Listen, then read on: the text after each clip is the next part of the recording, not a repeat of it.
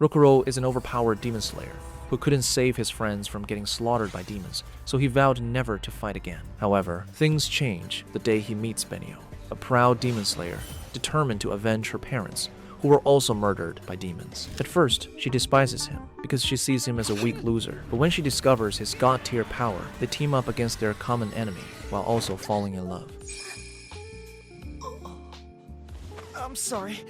It's okay. Today we're getting into twin star Exorcists. Lock in and enjoy this action romance. It all started when a catastrophic event occurred in Japan that wiped out a huge number of people, including those closest to Rokuro. 2 years later, Rokuro is all grown and is desperately trying to get laid by shooting his shot at every girl in his school, but they keep shutting him down because he's a certified gooner with zero social skills. After eating yet another brutal rejection, he bolts out of sheer embarrassment and crashes straight into Mayu and her very bouncy assets. Roku asks Mayu whether he stands any realistic chance of ever getting laid, but Mayu, being his ride or die, keeps it completely real and tells him the Pope himself has a more active dating life than he does. Meanwhile, a blue-haired girl named Benyo is sitting on a train, minding her business, when the lights start cutting out one by one. The passengers have absolutely no clue what's going on until a swarm of tiny demons starts launching themselves at the windows, sending everyone into a full meltdown, while Benyo just sits there completely unbothered. Onlookers stare at the train getting swallowed whole by darkness,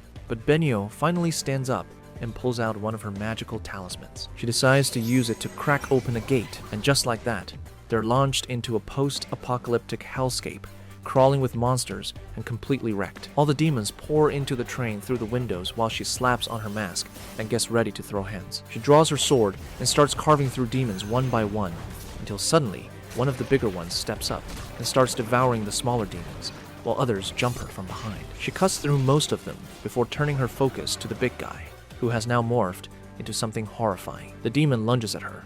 She dodges and deliberately bails off the bridge, then whips out another talisman to stop herself from splitting. Before she can land safely though, the monster snatches her clean out of the air and flies off with her while her armor starts crumbling apart. She rips out a talisman fast and uses it to break free from the demon's grip before pulling out another one and launching herself straight through the beast and ending it. However, she blacks out midair. Meanwhile, Rokuro has been posted on the bridge, having a whole existential moment when out of nowhere the portal above him cracks open and Benyo drops right through it. His instincts take over, and he quickly leaps off the bridge and catches her before they both plunge into the water. Luckily, he drags both of them out of the water, catches his breath, then spots Benyo already wringing herself dry like nothing even happened. She then pulls out a piece of paper, walks over to Rokuro, and shoves it into his hands. He looks at the paper and realizes it's a barely legible hand-drawn map with a star scribbled on it. He asks if she wants to head to the star, and after she confirms,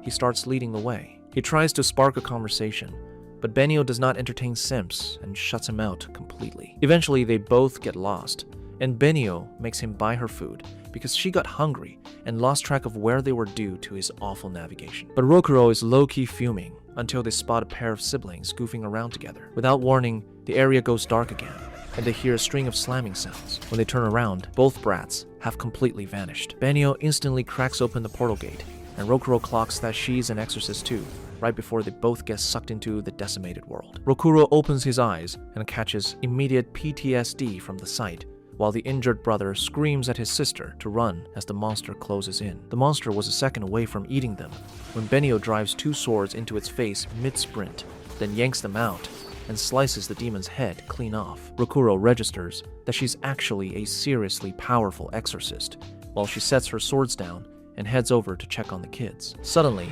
a demon bursts out of the ground behind her, and just like that, they're completely surrounded by these things called kegare. Rokuro watches frozen as his hands start trembling from the terror and rage tied to what went down 2 years ago. Meanwhile, Benio looks completely unbothered and calmly pulls out a stack of talismans and starts buffing herself up for speed and strength. As she sticks the talismans to her body, they light up, so she grabs her sword again and fires off one of her deadliest moves. She tears through every demon around them at lightning speed, cutting them down back to back without pausing once, while Roku watches completely gobsmacked, shaken that women can genuinely be this powerful. She keeps slashing, and before long, every single one of them gets ripped apart and wiped out. After that, she walks over to the injured boy on the ground, tells his sister to relax, pulls out another talisman from her pocket, and hits him with a healing spell. The boy comes to and thanks Benio, while Roku strolls over and starts hyping her up for her insane fighting skills and energy. She asks why the hell he's even here,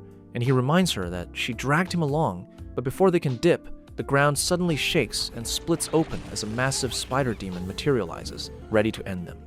Benio tells Roku to grab the kids and get out while she handles the spider situation, and Roku scoops the kids up and bounces immediately. Benio gets ready and launches at the spider, but the second she goes for its head, she gets blasted straight into the ground. Roku rushes over to check on her, and she quickly figures out they need a distraction if the kids are going to make it out. She hands Roku one of her talismans and tells him to grab the siblings and get back to the real world while the spider inches closer. He asks what her plan is, and she says she will take down the spider monster no matter what. Roku tells her to just run with him, but she says she's nothing like him because she's an exorcist whose whole purpose is wiping these things out. As she marches toward the monster, she primes her sword for the strike and launches off the ground straight at his head. Unfortunately, the monster is built like a tank, so the hit barely does anything. She crashes back down and switches to her special move, going absolutely berserk from every angle, while Roku watches from above, knowing she can't keep that pace forever. Her armor starts cracking apart as she keeps clashing with the demon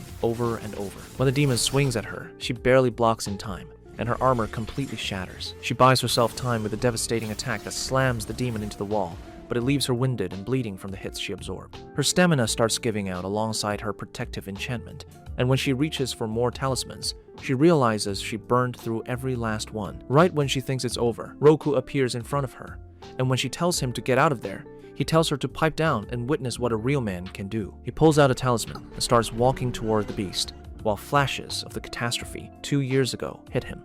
The one where he couldn't save a single person. He finally squares off against reality and activates the talisman on his hand, which starts glowing and then erupts into flames, and he channels its energy, shaping it into a massive red gauntlet. Witnessing this, Benio cannot wrap her head around the fact that this guy is an exorcist, packing this level of raw energy. As Roku plants his feet, he calls out the demon before launching off the ground and throwing a punch that would have Mike Tyson nodding in respect. That single hit obliterates the demon entirely, as Benio stands there completely unable to process that this man just one-shot the spider monster. She walks up to him and says she's never witnessed anything like that, but Roku looks somber and says it's not a power, it's a curse. She stares at him, completely speechless, while he looks away and tells her to forget everything she saw here because he has zero interest in the garbage job of being an exorcist. She gets heated and stomps on his foot before pulling out another talisman and cracking the portal back to the real world. After coming through, they stand around bickering as Benio tells him she never needed his help and could have handled that demon alone because she is that girl. Roku doesn't think women belong outside the kitchen and tells her she would have been cooked without his interference. He gets heated and starts walking off when Benio calls out that they'll probably cross paths again, and then dips. Rokuro is cutting through dark alleyways when it hits him that his bag went underwater when he jumped in to save Benio. He tries to cool down with a drink, but his wallet is also wiped out from the food he bought her while shooting his shot, which cranks his frustration up even more. Later that night, he drags himself back to the dorm, only to find Benio inside getting pampered and hand-fed by his master and seniors. He immediately loses it, but his senior drops on him that Benio has joined them as an exorcist and will be living there with them going forward. They lock eyes in a death stare when, out of nowhere, a tiny flaming creature pops up and lands on Rokuro, telling him to back down. It introduces itself as Kenna, Benio's familiar. Rokuro tells them all to get lost and retreats to his room to sleep. The next morning, Benio wakes him up by stuffing tissue up his nose and clamping his mouth shut. He's horrified to see her in his room and demands to know what she could possibly want this early. She says the power she witnessed yesterday was insane and wants him to come into the portal to settle who's actually stronger. Rokuro shuts it down instantly, saying he is never stepping inside a portal again. She gets in his face and threatens to remove him from the gene pool, but he still refuses and boots her and Kana out of the room while yelling that yesterday was a fluke and he is done with exorcism for good. She's standing in the hallway when she spots her senior and asks whether a Kegure has shown up. Soon, all four of them step through the portal and spot a massive monster in the distance. The seniors immediately fold, but Benio is running on pure adrenaline as she sprints straight at the monster, slapping on her mask and weaving through its attacks while pulling out talismans and throwing her enchanted armor on. She leaps up, dodging strikes, draws her ethereal swords, and is a second away from finishing it when the demon tries to swat her down. She blocks it just in time and hacks through the arm while the seniors watch with their jaws on the floor. She starts carving the demon apart piece by piece, but notices this thing is way flimsier than the Australian spider Roku dropped in one hit. She thinks back to the promise she made her brother about becoming the greatest exorcist alive, and then pictures Roku standing there, already beyond anything she thought possible. She lands the final blow and reduces the demon to scraps all by herself. Afterwards, they return to the real world, where the senior asks if Roku fought a demon in front of her, and she confirms that he took out one of the nastiest kegare she's ever laid eyes on. They pile into a car, and the senior fills her in that Roku showed up at the dorm about 2 years back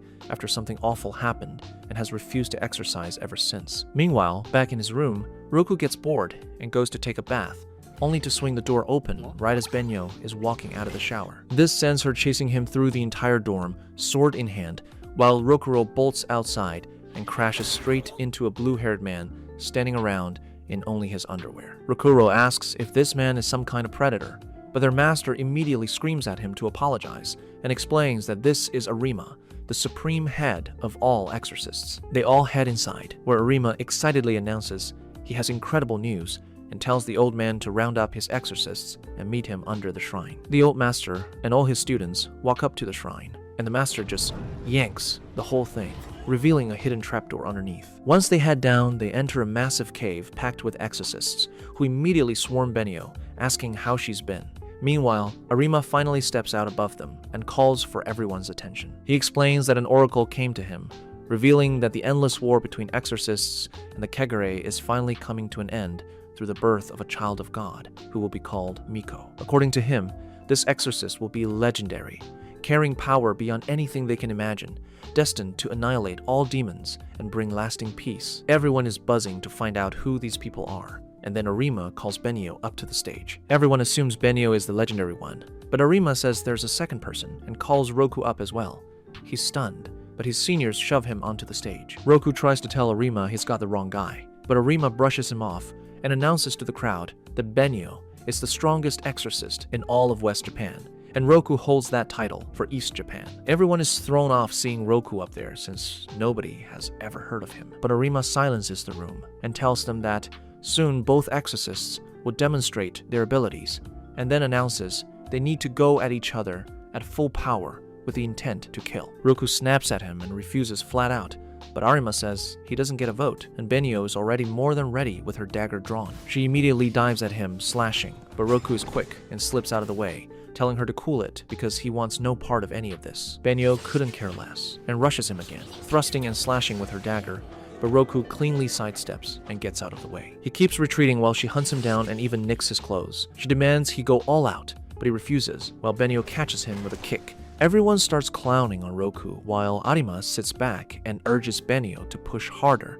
then twists the knife by telling Roku that his friends died because he was weak. He drags his fallen friends who grew up alongside him and disrespects their memory by calling them failures, and that is the last straw as Roku pulls out a talisman and turns his hand into a flaming gauntlet. Roku charges at Arima with a furious roar, but Benio cuts him off and sends him stumbling back. She then loads up more talismans and enchants her blade before attacking. But Roku is built differently and simply punches her sword clean, sending her crashing into the pillars. She drops to one knee while Roku sets his sights on Arima, but she tells him to stop and says she will be the one to defeat him. He tells her to be quiet, but she keeps going, which sets him off, and he unloads a barrage of fireballs at her that she barely manages to deflect and block with her swords. Roku sees his opening and rushes in to close it out, but Benio dumps all her remaining energy into one burst that knocks him back before she launches into the air and brings down a massive strike that drops him. He gets back up, but Benio is back on him at blinding speed,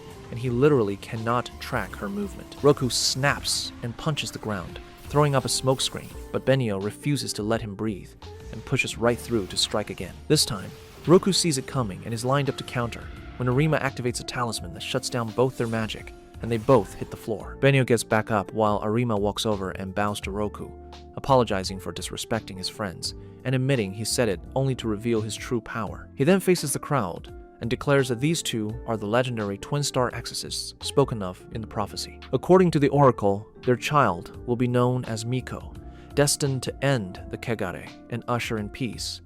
In plain terms, he tells them to get married and have a baby. Things have been unbearably awkward since the fight, and Roku can barely even glance in Benio's direction. Suddenly, his seniors, Shin and Atsuki, stroll into the kitchen and start poking fun at them, but Benio shuts it down, says she is absolutely not marrying someone who doesn't even want to be an exorcist, and moves out. Meanwhile, Shin and Atsuki are hyping Roku up about yesterday, when Ryo shows up and tells them they have an exorcism to handle, and asks Roku to look after Benio since she'll be starting at the same school today. He gets to school and settles into his seat next to Mayu when the teacher announces a new transfer student, and Benio walks in. Roku immediately clocks that Arima is behind this, and silently seethes while the teacher points her to the seat between Roku and Mayu. Back on the other end, the three seniors step through the portal and find a crowd of Kegare waiting for them. Ryo draws his dagger, enchants it, and they all start cutting through the demons back to back, ready to put down every Kegare that steps toward them. Meanwhile, back at school, Mayu asks Roku if he's seen Benio and sends him off to track her down. Benio, on the other hand, is posted on the rooftop, eating by herself, when she suddenly picks up the presence of an extremely powerful Kegare. Ryo tells Atsuki and Shin that they're handling this themselves, because he refuses to drag Roku or Benio into danger. Benio, meanwhile, packs up her stuff and is about to head out when Roku cuts her off. She tells him a powerful Kegare has surfaced in the city and that the seniors could be in serious trouble. Roku refuses to move, but Benio walks right past him and goes to help them anyway. Inside the portal, the seniors are getting absolutely cooked as both Atsuki and Shin are running on empty, and Ryo barely has enough juice left to keep them alive. Thankfully, Benio drops in on top of a building and tells them to fall back while she throws on her mask and gets locked in. She gets her armor on and uses her last talismans to enchant her swords before squaring up. The seniors are floored watching her stack that many spells simultaneously while Benio crouches and propels herself straight at the giant demon. She rips through the demon like it's made of paper at a speed that leaves everyone speechless. But the Kegare is no joke and shoves her back while another Kegare pops up behind her. Ryo handles it immediately and tells her they'll mop up the small fries while she stays locked on the big one. The massive Kegare proves way too strong for her and tears open a small portal that wrecks one of the rides at an amusement park. Luckily, Roku happens to be nearby and sprints in to pull the kids out. Meanwhile, Benio fires off one of her signature moves, landing a rapid chain of hits to force the demon back before launching into the air and unleashing her special technique to carve straight through the demon top to bottom. This splits it clean in half and wipes it out completely as the seniors watch the whole thing go down. Back in the real world, Roku scales the ride and walks toward the kids, telling them to grab onto him before the whole thing collapses. One brat latches on and makes it to safety, but the other freezes up in fear as the ride starts tipping over. Rokuro thinks of his friends and tells the brat to trust him and jump, catching the boy's hand just as the ride crashes down. After pulling the brats out, he heads back to the dorm, where he finds Benio and the seniors already there waiting. Benio spots the dirt all over Rokuro's clothes and questions him about it, but Rokuro brushes it off and asks how the exorcism went. Benio says it went great, and then they all head inside for a well-earned rest. The next morning, Ryo calls everyone together and announces that the seniors will head out to file their exorcism reports and then handle more exorcisms. He asks what Benio's plan is, and she says she'll clean her blades and study for exams, while Rokuro says he'll just relax. Ryo tells him to put more effort into his studies, which irritates Rokuro, and he steps outside to get some air. Meanwhile, Ryo and the others head into the city, file their reports, and then make their way to an old house they've been called to exorcise. He digs into the place's background and discovers that the original owners passed away, after which their son rented it out. Since then, roughly 11 people have disappeared from inside and never turned up again. Ryo tells everyone to spread out and check every single room while staying sharp. They head in and split up, but can't pick up any trace of a Kegare anywhere. Still, just to be safe, they go ahead and purify every room. Finally, they reach the last room and instantly feel something rotten lurking inside. They draw their weapons and cautiously scan the area, when all of a sudden an intense wave of dread hits them, and their bodies lock up and start trembling. They tell Ryo they want out immediately, but Ryo tells them to toughen up and opens the portal. They come face to face with a massive two-headed Kegare that instantly hurls itself at Shin and Atsuki. By the time they shake it off and look around, Ryo and the monster have already vanished. They both race back home and run into Rokuro, who had just returned. They fill him in on how Ryo got dragged into the portal by a Kegare that seemed like it had been lying in wait for them. This absolutely wrecks Roku, who bolts straight to Benio's room, where she was sorting through her talismans. He asks for her help, but Benio doesn't respond. He snaps and yells her name, then drops to the floor and bows, begging her to help him bring Ryo back. Benio reads the room immediately and tells Roku to get up because an exorcist doesn't beg to go fight. He thanks her. While back on the other side,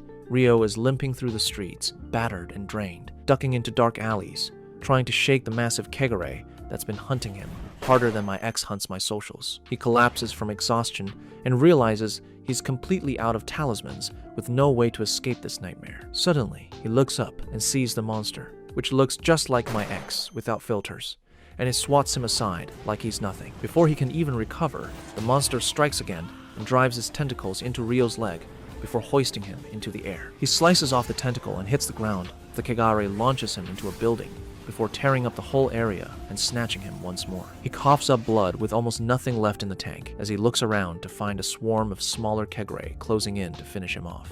Ryo accepts that there's no way out and that he's done for. He forces himself upright and lifts his sword, determined to take at least one down before he goes, but his enchantment fades out and leaves his sword about as useful as post-nut clarity. He looks like a man who's made peace with losing as the kegare moves in to end it, but right before the kill shot, Ryo scrapes together one last burst of energy and drives his drained sword straight into the monster's eye. The monster doesn't even flinch and grabs Ryo, about to finish him off, when Roku materializes out of nowhere and sucker punches the soul out of that demon. He rushes to check on Ryo, only to see he's in absolutely terrible shape.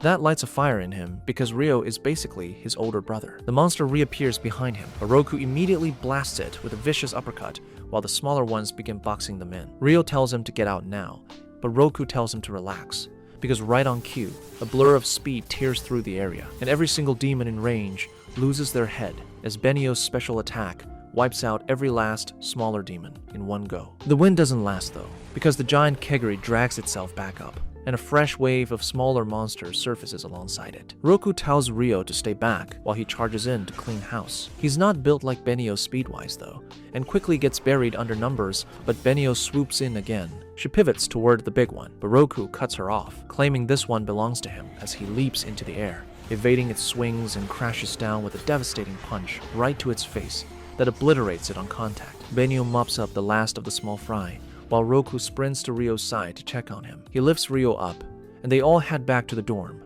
where Shin and Itsuki are beyond relieved to see them walk through the door. Later that evening, Benio returns to the haunted house and fully purifies it. She notices Roku sitting there by himself. She asks what he's doing there, and he immediately bows and thanks her for helping him get Ryo back. She tells him to stand up, then says he actually looks decent when he's fighting before immediately dunking on him for being a clueless, pixelless idiot, which kicks their bickering right back into gear. The next morning, Roku heads to the hospital to visit Ryo, who's been admitted until he recovers his strength. Roku drops off a pile of candy and snacks before stepping out and wondering to himself whether he really has what it takes to be an exorcist at all. When he gets home, he walks in to find everyone gathered around Benio, losing their minds watching her crank out talismans in her flawless handwriting. They all start clowning on Roku for his terrible penmanship, so he decides to shut them up himself, but ends up completely embarrassing himself when he can't produce a single functional talisman because his handwriting is that bad. They're still roasting him when the old master bursts into the room, screaming that a massive cluster of kegare has been detected inside the city. Shin and Atsuki panic because Ryo was their anchor and the heaviest hitter on the team, but Benio steps up and takes charge, organizing everything and even asking Roku if he wants in. They all pile into the van, including Roku, who insists he's only there to observe and has zero plans to throw hands. Shin turns around and hands Roku a talisman holder, saying he built it himself and wanted Roku to have it in case he ever stepped into the portal again. Roku takes it grinning when they suddenly pull up to the location and realize it's an elementary school. They rush inside and find a frantic teacher, saying the entire group of brats just vanished into thin air. Benio doesn't hesitate and immediately cracks open the portal before diving in with everyone else. Inside, the brats are being hunted by kegare, and finally get cornered as one of them gets snatched up and nearly devoured before Roku dives in with a tackle that saves the kid's life. However, before he can confirm everyone's safe, another kegare grabs another kid and is about to delete him, but Benio locks in and no-scopes the demon clean out of existence. She then goes full rampage mode. Even after all that, a massive chunk of kegare still stands. Roku tells Benio to fall back, scoops up a handful of pebbles, and chucks them in the air, trying to blast them like bullets, but bricks it completely because he forgot to load his talisman. Stupid! He slaps the talisman on, snatches the rocks again, and sends them flying like bullets, mowing down a line of Kegare like an absolute menace. Shin and Atsuki round up all the kids, but an enormous wave of Kegare starts charging straight at them. Benyo then fires up her spin mode again and starts shredding through the horde, while Roku goes back to his pebble sniper technique and blasts a stack of monsters into the ground. Shin and Atsuki pull out their talismans to reopen the portal, but out of nowhere, a demon bursts up from the ground and blindsides Shin before turning on Atsuki and injuring them both. Rokuro's mind goes straight to the kids as memories of his old friends flash through him. Atsuki refuses to stay down though, and pulls himself up before driving his lance through the demon in front of him, while Shin finally gets the portal open again. The kids barrel through to safety. Then, suddenly, a Kegare snatches him from behind and squeezes him, about to take a bite. Out of nowhere, a devastatingly powerful beam connects with the monster and forces it to drop Rokuro before it gets blasted into the wall. Through the smoke, a figure steps out, with red hair radiating absurd levels of power. He instantly gets surrounded by a pack of Kegare, but calmly pulls out a dagger, runs his talisman through it to ignite it into a flaming sword, and drives it straight into the ground. The Kegare charge in, but he drops a single spell that erupts into a massive fire hurricane around him, incinerating every single Kegare the instant they make contact. Rokuro and crew are completely dumbstruck by the sheer output, while the guy casually sheathes the blade back into his bag and hops over to them. Rokuro immediately starts butting heads with him. Benyo walks up and asks what on earth he's doing here. Turns out the guy's name is Shimon, and he's one of the 12 Guardians, elite exorcists who have fully mastered magic, combat, strategy, and critical thinking. Shin and Atsuki are both stunned to be standing in front of an actual guardian, while Shimon looks over at them and asks who Rokuro is. They point him toward Rokuro, but he looks completely let down and clocks him straight in the face. He then steps up to him and says he lost focus mid-fight, which could have gotten him killed and put everyone on his team at risk. He turns to Benyo and says that having a deadweight like Rokuro as her twin star must be exhausting, and she agrees, calling him a lazy idiot. Before anyone can say another word, a massive Kegare bursts out of the ground and swallows a bunch of smaller demons to bulk himself up into a giant gorilla. He slams the ground, sending a shockwave straight at our crew. Shin and Atsuki eat the hit and get sent crashing to the ground, unconscious. Rokuro's blood runs cold seeing them go down, and he snaps, locking eyes with the monster with pure rage. Shimon figures Rokuro is just dead weight and moves to handle the Kegare himself, but Benyo cuts him off, warning that he'll get wrecked if he steps into Rokuro's lane. Rokuro marches up to the demon, pulls out his talisman, and locks his gauntlet into place. He floods it with magic, and when the Kegare swings at him, Rokuro swings back and meets the punch head-on. There's a brief clash, but Rokuro bulldozes through the resistance and one-shots the beast into nothing. Shimon can't hide his shock at how much raw power the seemingly dense kid is packing, while Rokuro hunches over, trying to catch his breath. While all this was going down, a shady figure had been clocking the whole thing from a rooftop, but the second Shimon picked up on the presence, they vanish. Before he can go digging into it, he gets a call from Arima ordering him back to headquarters immediately, and even though he pushes back, Arima yanks him home through a portal. Rokuro dives through after him, wanting to know more about this guy, but his body completely gives out from burning so much power in one shot, and he faceplants on the ground. Then he looks up and realizes the whole team of kids and their coach are standing right there, thanking him for pulling them out of that. Later that night, they all head back to the dorm for a solid dinner, while Shin and Atsuki can't stop gassing up about how insane Shimon was. Rokuro is visibly stewing over his strength, and spins around to ask Benyo when exactly Shimon made Guardian, and she tells him it was 2 years ago, when he was just 14. Rokuro shoots to his feet in disbelief, because he himself is 14 right now, which means Shimon was already lapping him 2 years ago. That lights a fire in him, and he starts grinning, thinking about the day he finally surpasses him. The next morning, both Benyo and Rokuro head to school, but during lunch, Benyo notices a Kegare nearby, and immediately excuses herself, slipping out early. Rokuro watches her go, but holds himself back from following, while Mayu pries into why he can't stop staring at her. Meanwhile, Atsuki and Shin are getting absolutely buried,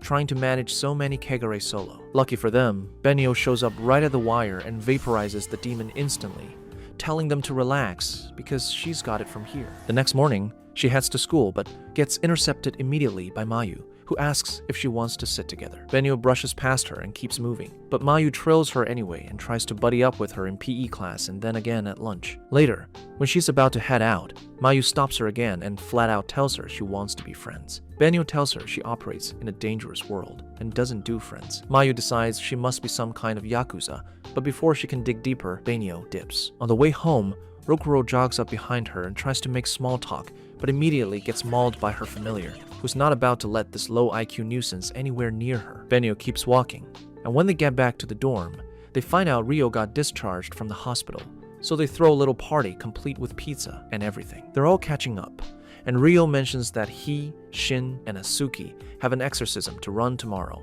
and Benio immediately volunteers to tag along. Everyone's vibing and riding the good energy when Rokuro opens his mouth and says he wants to come too, since Ryo might still be running on fumes from the last fight. Dead silence falls over the room, and the awkwardness hits so hard he backpedals and claims he's just bored. Ryo immediately tackle hugs him, saying he would absolutely love to have Rokuro out there with them tomorrow. The next morning, Benio is up and prepping for training, while the 3 seniors are already kitted up and ready. Suddenly, Rokuro comes screaming down, telling them to wait because he slept through his alarm. They tell him not to sweat it, and they all head out shortly after. Benio goes for a jog and recalls Ryo quietly asking her to let Rokuro take point on this one, because he wants to gauge how serious the brat actually is. Mid-run, Mayu pops up again claiming she's jogging to shed some weight, when out of nowhere, Benio's stomach lets out a violent growl, so Mayu scoops her up and takes her somewhere to eat. Meanwhile, Roku is already neck-deep in the action, firing off his talisman to charge up rocks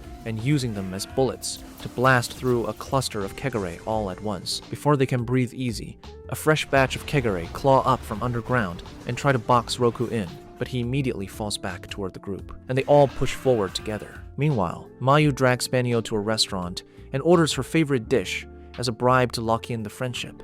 But mid-conversation, the whole building shudders, and the lights cut out as Benio senses something very wrong. Inside the portal, a massive kegare is tearing through everything, and when Ryo tries to go at it, the demon just bats him aside like a dying fly. Shinosuke scrambles to throw up a barrier to cage the monster, but it swipes straight through the talisman like it's tissue paper and comes right back at them. Benio boats out of the restaurant and sees a rift splitting the real world from the portal, and when she glances back inside, she spots the chef getting swarmed by a pack of kegare. She rips out a talisman and dives through the portal, leaving Mayu standing there alone. Meanwhile, the kegare lunges at Roku, but Ryo throws himself in the way and eats the full hit, dropping hard to the ground. Roku scans the area and sees his whole crew down, which flips a switch in him. He strides toward a kegare, pulls out his special talisman, channels his magic, and ignites his flaming gauntlet. The kegare throws a punch, but Roku vaults clean over it before driving a devastating punch into its face, instantly obliterating it. On the other side, Benio rips through the kegare and pulls the chef out before heading back through the portal. The second she steps back into the real world, Mayu throws her arms around her and breaks down crying, saying she was terrified for her. Benio doesn't quite know what to do with all these emotions, but slowly wraps her arms around her back and finally lets the friendship in. As they walk back, Mayu mentions that she actually knows about exorcists because her grandfather is a senior master at one of the dorms.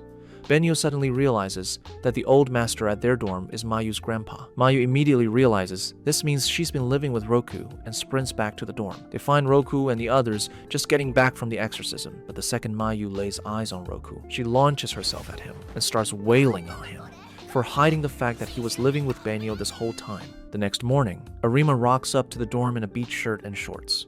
He tells Benio and Roku he has a special trial lined up for the two of them, and shoves them into his car before peeling off. Roku is completely in the dark about where this man is taking them, as they seem to be heading further into the residential side of town. He tells them to shut up, because they clearly know nothing about real training. He then pulls up in front of a massive mansion, parks the car, and strolls in. He tells them this used to be his personal holiday spot, where he allegedly smashed on a very consistent basis, then walks them through the sprawling grounds, a gorgeous pool, a sauna, and finally, a fully loaded home gym. Benio's eyes light up at the gym, but Roku keeps feeling like something sketchy is about to drop. His instincts prove right as Arima leads them into a private room with mood lighting, draped walls, and a lavish clamshell bed. He bounces on it, giving them a full rundown of everything he got up to in this room, before announcing to Roku that this mansion now belongs to both him and Benio because they need to learn to coexist and fall for each other so they can hurry up and produce. Baby Miko, Roku loses it with embarrassment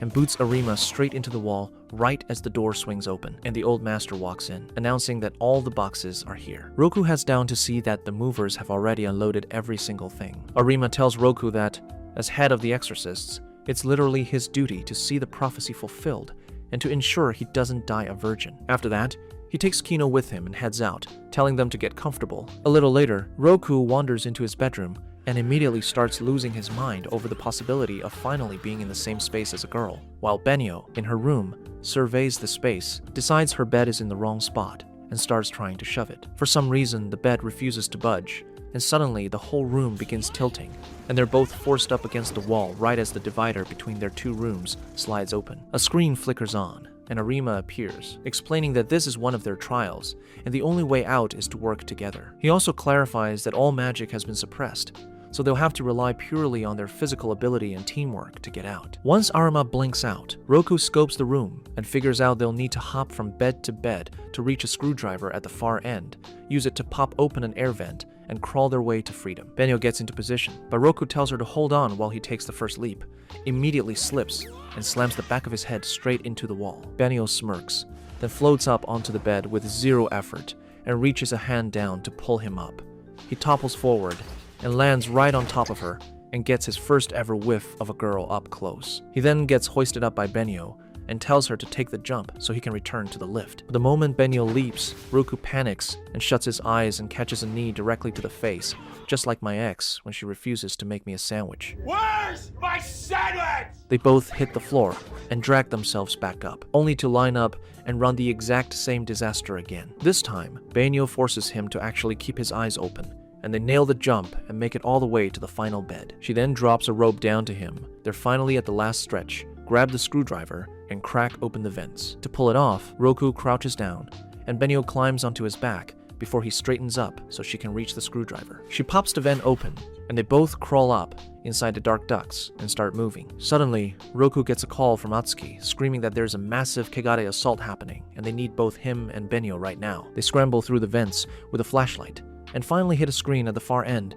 that tells them they have to answer a question correctly to proceed or get reset to the start. Rokuro is fuming at Arima, but Benio tells him to lock in and focus. They think it through together, and Rokuro actually manages to fire up his brain and lands the right answer, triggering a trapdoor under them that drops them right out. Benio immediately whips out her talisman, ready to back up the seniors. Meanwhile, the seniors are getting absolutely cooked by the Mantis Kegare, who has them completely cornered and is about to end them, but Rokuro shows up just in time and sends it flying with his flaming gauntlet. The Kegare gets heated and swings to slash him, but Benio arrives right on cue and drives both blades deep into the demon's back. The Kegare starts thrashing around, trying to shake her off, so Rokuro scales a nearby building and tells her to clear out before launching himself down and delivering a ground-shaking punch that sends the monster skidding back before it shatters apart. Everyone's riding high when Rokuro notices one of Benio's hair ties is missing. She immediately spirals and says her brother gave it to her, and it means everything to her. She starts digging through the debris, convinced she lost it during the fight, but Rokuro grabs her and hauls her back to the mansion, where he dives straight into the vent and retrieves the hair tie. This gets Benio more flustered than she's ever been in her life. Later, they sit down for dinner together, and Benio was about to head to bed when Rokuro asked about her brother. She settles in and tells him they were twins, and she always looked up to him because he was better than her at absolutely everything. He got her those hair ties at a festival, but after their parents split, the two of them got separated as well, until one day the news reached her that her brother had died protecting his friends during an exorcism. Rokuro sits with her in it and opens up that he doesn't even have parents and only became an exorcist because the people who raised him from his earliest memory were exorcists. That cracks something open between them, and their bond locks in stronger than ever before as they both head off to sleep in separate beds, obviously. The next morning, Mayu shows up at the mansion to confront Rokuro after hearing he's basically there to get together with Benio and nothing else. He quickly sets the record straight, saying he wants absolutely nothing to do with any of this, and that they're being shoved into it by head exorcist Arima. Mayu then rounds on Rokuro and asks why he's letting himself get pulled into exorcism again after everything, only for Rokuro to tell her he's already made the call and gone back in. She starts raising her voice, saying she can't stand watching him go through that pain again because it tears her apart even more than he knows. Then Benio cuts in and says Rokuro carries an insane amount of power, and that power has already saved countless people, including herself, who would very likely be dead right now if not for him. Mayu holds her ground, asking what the point is if he ends up dying in the process. Then Rokuro speaks up and thanks her for caring before telling her that he stepped back into exorcism, fully aware of what it could cost him. But if there's even a single life he can protect along the way, it's worth every bit of it. Mayu breaks down crying and walks out of the house, trudging quietly back home, while memories flood back of the day she found him sitting alone by the river, sobbing and torching every last talisman he owned because he couldn't save his friends. As she's walking, she suddenly catches the reflection of a girl in a mirror, but when she spins around, there's no one there. Back at the mansion, Kinu brings lunch in for Benyo and happens to notice a green charm on the table, which Rokuro says is Mayu's, and that she's had it since she was a little brat. Benyo immediately clocks that it's a talisman and tells Rokuro he needs to get it back to her immediately because it's been masking her magic from the Kegare and keeping her off their radar. Rokuro's stomach drops, and he sprints out the door after her. While Mayu was walking, she suddenly feels something grab her and whips around to see nothing, then catches a glance in a nearby mirror and sees a grimy-looking girl latched onto her. She's completely frozen in shock when the girl breaks into the most unsettling grin imaginable and yanks her into another world. She comes to in a totally alien place, swallowed up by a red wasteland. She looks around and sees the little girl, cackling like she's lost it completely, before powering up and transforming into a massive half-octopus Kegare. It immediately coils its tentacles around Mayu, which genuinely reminded me of certain late-night videos I've seen, and drags her in close to its chest, where a fresh batch of Kegare are lined up, waiting to devour her. She's sobbing and begging for someone to come when the Kegare is about to swallow her whole, and out of nowhere, Roku explodes onto the scene with a Superman punch driven by pure, unfiltered rage. The hit forces the demon to release her, and he catches her on the way down, immediately asking if she's okay. He tells her not to be scared because he's going to get her out of this, and she passes out cold from pure exhaustion. He sets her down gently and turns to face the monster, ready to make it pay. Then Benyo shows up out of nowhere, telling him to stay with Mayu while she handles the Kegare, but he shuts that down immediately because this one is personal. They both go in swinging as Roku unloads heavy punches while Benyo works to carve it apart with her blades,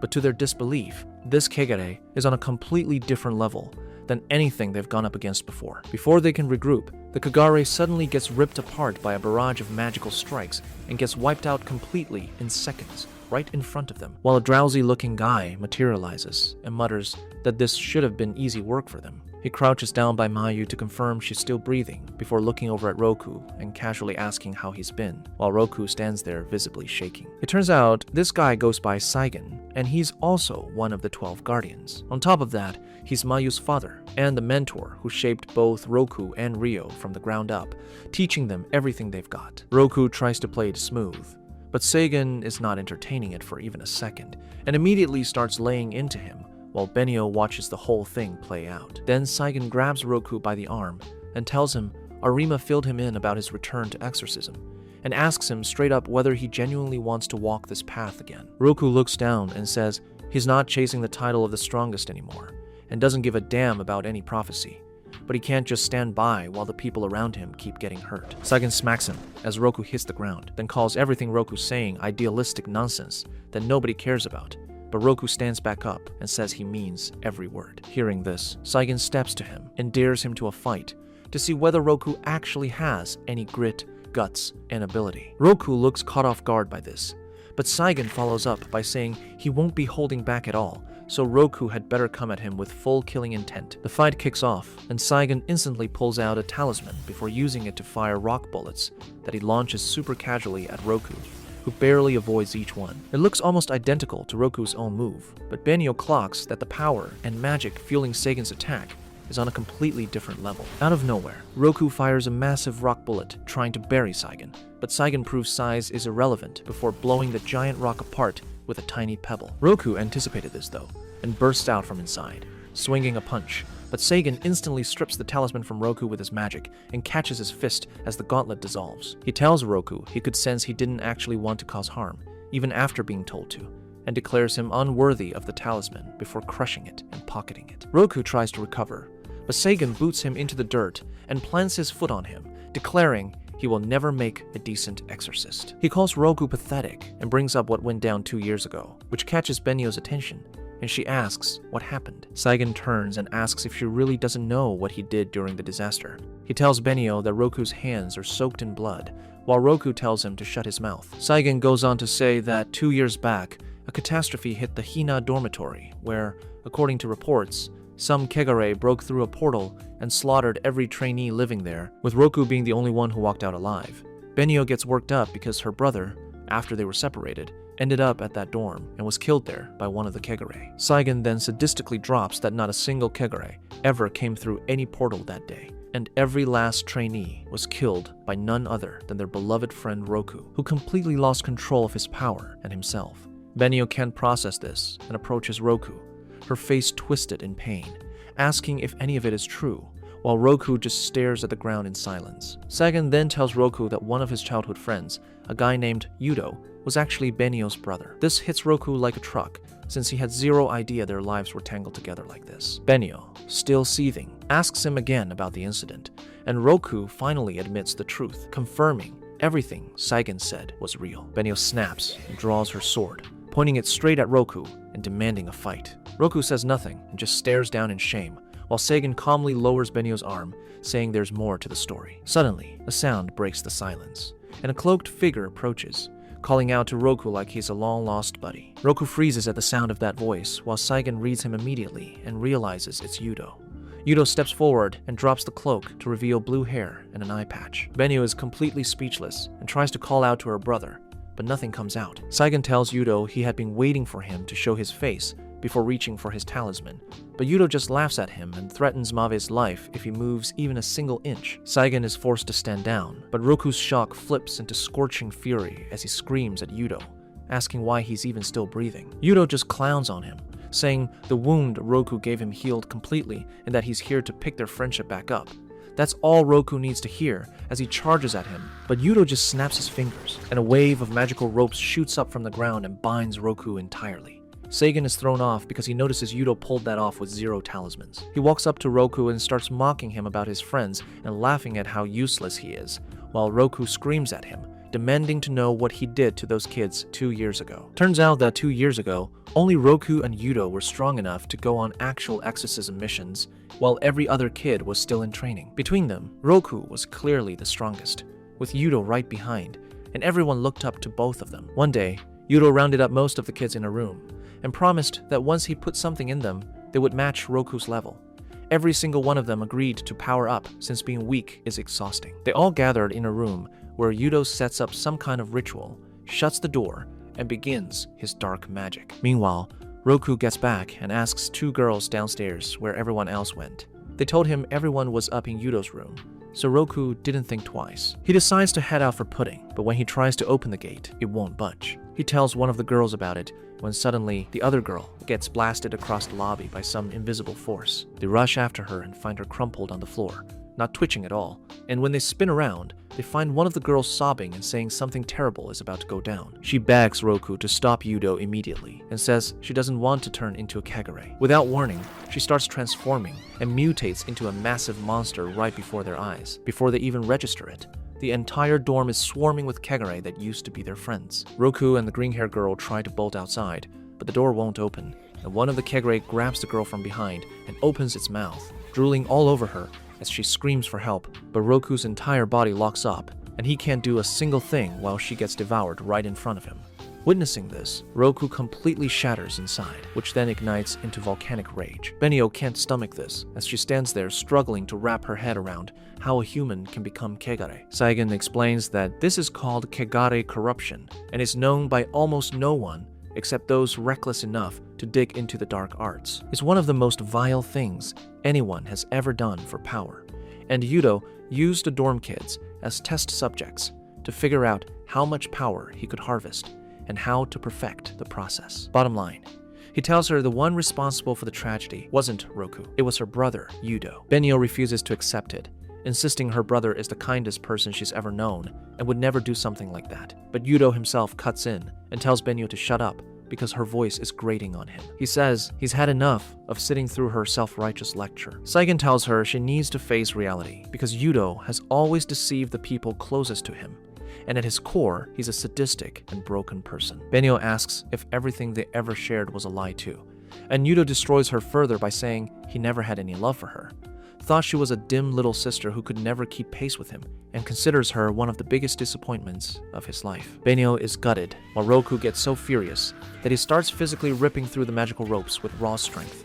closing in on Yudo and telling him that no matter what happens now, even if he dies, he will never forgive him for what he did. He tears through the last rope and launches at Yudo when suddenly both fists morph into the flaming gauntlets on their own, taking on a darker form as he throws the punch. But Yudo sidesteps and backs away, while Seigen is stunned. Watching Roku do that without any talisman, the smoke clears, and Seigen sees that Roku has completely lost it again as rage swallows him whole as he storms at Yudo. The attack gets effortlessly stopped by Yudo, completely unbothered, telling Roku that he has fully mastered the art with total control unlike him, before casually flicking him into the wall. Roku gets back up and charges again, but gets launched across the room again. Roku figures 3rd time's a charm and goes for it again, but gets batted away again just the same. Yudo starts treating it like a game of tennis, and it keeps swatting him away over and over as Roku keeps charging with zero regard for his own body. Benio watches from a distance, unable to comprehend how her brother sadistically keeps throwing around Roku,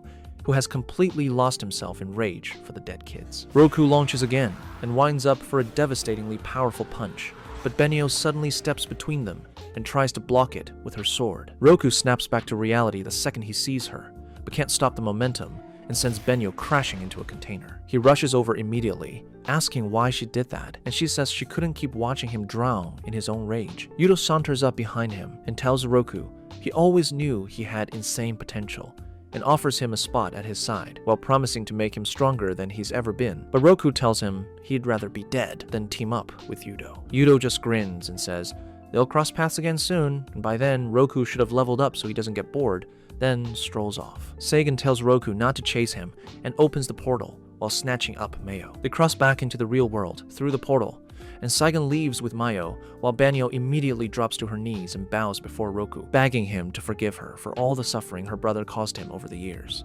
Roku tells her to lift her head because none of this was her fault, and that he carries blame too. He says he lived alongside Yudo for years and should have seen through him sooner. The way he sees it, if he had stopped Yudo 2 years ago, none of this ever would have happened. He goes on to say he's finally realized something. He's been dodging fights because the memories of 2 years ago tear him apart inside, but because of that, he hasn't grown at all and is stuck at the exact same level he was back then. He stands up and swears he'll grow strong enough to take Yudo down, while Benio also rises and says she wants to get stronger alongside him so she can bring her brother to justice herself. A few days pass as Roku stands at the mirror, recalling how they both went to Seigen and asked him to train them, but he said he didn't have the time before handing Roku's talisman back and leaving. Suddenly, Benio barges into the bathroom and tells him to get out because she needs to use it. Later, he walks into the living room and finds a gorgeous MILF on the couch, surrounded by flowers. Benio comes down, immediately recognizes her, and greets her.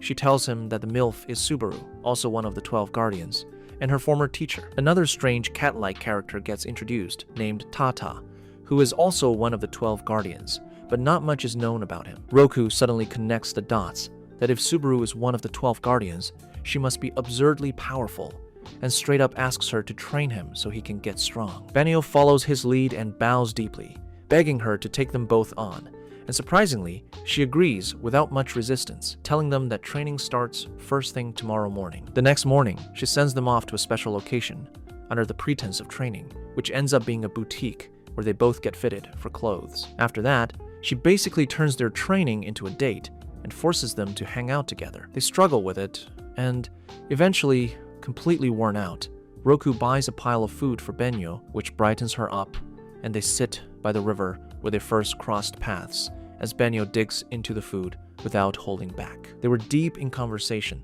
when out of nowhere, Kegare show up and catch them completely off guard. Benyo instantly cracks open the portal and they both dive in, only to find a ridiculous number of Kegare already waiting inside. Roku immediately pulls out his talisman and activates his flaming gauntlet, while Benio charges her enchantments and braces to cut down anything heading her way. Out of nowhere though, she notices Roku struggling to keep his arm under control, and when Benio moves in to help, he loses it and swings at her. She keeps dodging while Roku fights to pull himself back together and screams at Benio to get out of there. Benio refuses to bail and slaps one of her tranquility talismans on him, which drains a serious chunk of her energy, but settles him down just enough for him to reclaim control of his arm. He's stunned that Benio actually pulled that off, but her energy tanks completely, and she collapses to her knees. They steel themselves to face the Kegare, and Roku charges forward, tearing through a wave of them, but Benio is running on empty and crumbles again, wide open to attack. A swarm of Kegare descends on her, but Roku bolts in to cover her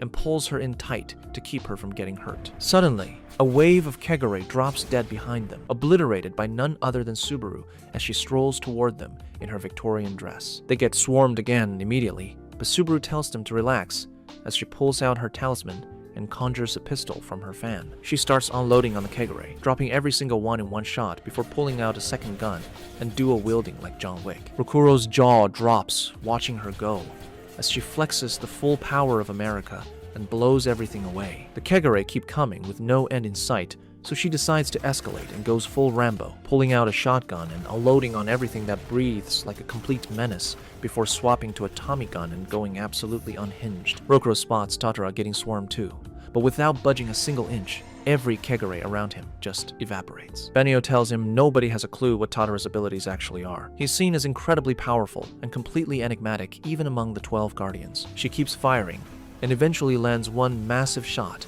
that wipes out every remaining Kegare around them. Both Rokuro and Benio are floored by her stamina and magical output, as she doesn't even break a sweat before they all make their way back out of the portal. Later that evening, Rokuro and Benio come home from their little date to find the whole house gutted and rebuilt, looking like an actual palace. He's visibly confused when he suddenly spots Subaru being an absolute MILF, and his blood pressure spikes as his magic wand starts getting enchanted. Benio catches it and boots him away, calling him a creep. The next morning, Rokuro gets assigned to do embroidery alongside Benio, which he completely botches and starts ranting that Subaru is just exploiting them. Benio tells him she must have a reason for it, and then it clicks that she's doing it to sharpen their focus, since Rokuro keeps losing control of his right arm over and over. Later, he makes tea for Subaru, who has been lounging around, bossing him around all day. He brings her tea, but she makes a little scene before accepting it, while Benio sprints over with something to eat as well. She then tells Rokuro to give her a shoulder massage, but Rokuro hits his limit and starts yelling at her to quit jerking them around as he reminds himself how much he's been slipping lately, losing control repeatedly, with Benio having to bail him out every single time. Subaru just laughs and tells them any training they do is pointless if they can't even think on the same wavelength. She says that as a unit, they need to read each other's non-verbal cues effortlessly to handle anything thrown at them, but they are absolutely terrible at understanding one another. Benio insists she understands Roku just fine, but Subaru laughs it off and proposes a game of hide and seek. She tells them if they can track her down together, she'll start taking them seriously and actually put them through real training. They jump at it immediately since Roku figures there's no way someone like her in a dress that massive could possibly hide anywhere. She starts a countdown which throws Roku off since she's standing right there in the open, but the second it hits 0, she simply vanishes into thin air. They tear through the entire house searching, but come up empty since there isn't a single spot she could realistically fit. Benio calls out to Roku, who rushes over only to find her in his room holding a magazine he claims is his girlfriend. Benio gets on his case about it when they spot a note tucked inside from Subaru saying everything was a decoy and she's headed outside. He bolts out the door with Benio right behind him, but after a while he stops dead and realizes he has absolutely no idea where he's even going. Benio calls him an idiot before they accidentally overhear a couple of girls chatting about a stunning woman in a fancy dress. Roku immediately asks them where they spotted her, and they point him toward a cafe. They get to the cafe but find nothing, though Benio notices a teacup with lipstick on the rim and figures she must have been there recently. Roku asks the waitress where the woman went, and she says she headed to a clothing store. They immediately dash to the nearest clothing store, where the owner tells them they just missed her since she already left for an antique shop. They sprint to the antique shop, only to find out she got hungry and went to a restaurant, forcing them to drag themselves over there. Inside the restaurant, the waiter asks if they're Subaru's friends and starts making small talk. But Roku snaps and tells him to get to the point, and the waiter reveals she ate a mountain of food and told them her friends would be coming to foot the bill. They stumble back outside completely drained, with every last coin of Roku's money gone. Roku's ready to throw in the towel and call it a loss, but Benio refuses and tells them they need to actually think like she would think in order to track her down. Benio figures she might hit a fitness class since she mentioned wanting to diet, and Roku backs her on it. They both haul ass to a Zumba class where they finally spot what they think is Subaru from behind, but it turns out to be Tato in a wig. She hands them a note saying their guess was solid but completely wrong. They drag themselves out of the building when the whole area suddenly goes red and they realize a Kegare must be close. Benio instantly opens the portal and they both jump through and get into position. Out of nowhere, 2 massive tentacles lash out at them, but they both dodge clean. The Kegare reveals itself as a giant octopus that has made many appearances in my late-night viewing. Roku wants nothing to do with the ugly freak genre, so he grabs some rocks, charges them up, and fires at the monster. But its jiggly body just bounces every attack off without a single mark. Benio whips out her swords and launches her special blade dance to shred the thing apart, but nothing lands on the rubbery octopus body. Then the octopus blasts a massive smokescreen that swallows the whole area and splits Benio and Roku apart.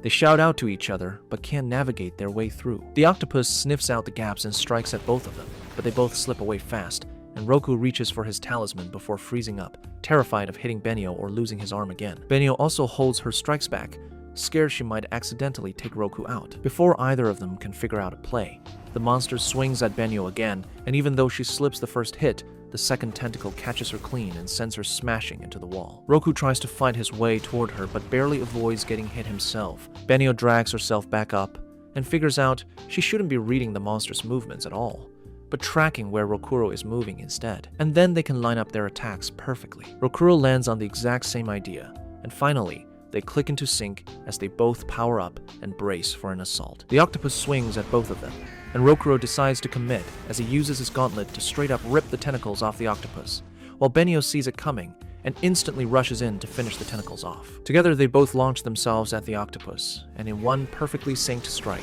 blow a clean hole straight through the monster and delete it entirely. Suddenly, they hear clapping and spin around to find Subaru perched on top of the building next to Tata. She gives them props for their teamwork, saying they've come a long way and that this time Rokuro was actually thinking instead of just going feral, which let him keep his arm completely under control. They both soak in the win before turning to Subaru and pointing out the game still isn't finished, meaning they won since they found her. Subaru just sighs and disappears, handing them the W. Suddenly, a note slips towards Benio, who reads it and immediately looks heated before storming into Rokuro's room, finding another nature magazine, and launching every single one into the trash. A couple of days roll by without anything going down while Rokuro grinds his training relentlessly, putting in as many hours as he possibly can. He notices his power has jumped up significantly as he uses a single punch to snuff out a cluster of flames while thinking about how he lost control and how he never wants to come close to hurting Benio again. He then decides to test reining in the excess,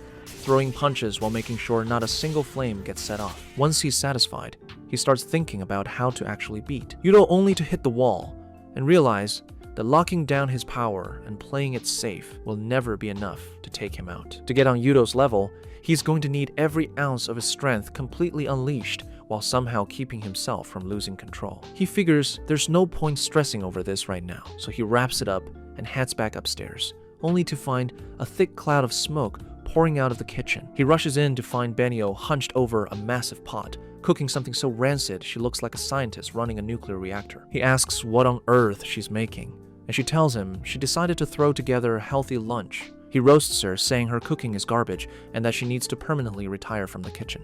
Benio ignores him completely and announces the dish is finished. Rokuro flat out refuses to touch any of it, so she pulls out a glass of Chernobyl juice she apparently whips up and downs every single day to stay healthy. She proudly mentions she made a glass for him too, very considerate of her, but Rokuro still wants absolutely no part of it. Benio demonstrates the proper technique by chugging the whole thing like it's pumpkin juice, and then proceeds to call Rokuro a beta male. Rokuro obviously cannot let that slide, so he instantly chugs his too, but it tastes so absolutely vile that he ends up rolling across the floor in agony, screaming obscenities at her. He drags himself up and tells her she's an absolute disaster of a human being who needs to stay out of the kitchen permanently or Gordon Ramsay might actually drop dead. She gets heated and demands to know if he can even cook, and naturally he fires back that he's actually excellent at it. She gives him a deadpan look and tells him to prove it then. He accepts the challenge and lays down a new policy where she handles lunch and he handles dinner on rotation. But if his cooking turns out clearly superior, then Benio is banned from cooking entirely. She accepts the terms before telling him she's heading out for an evening jog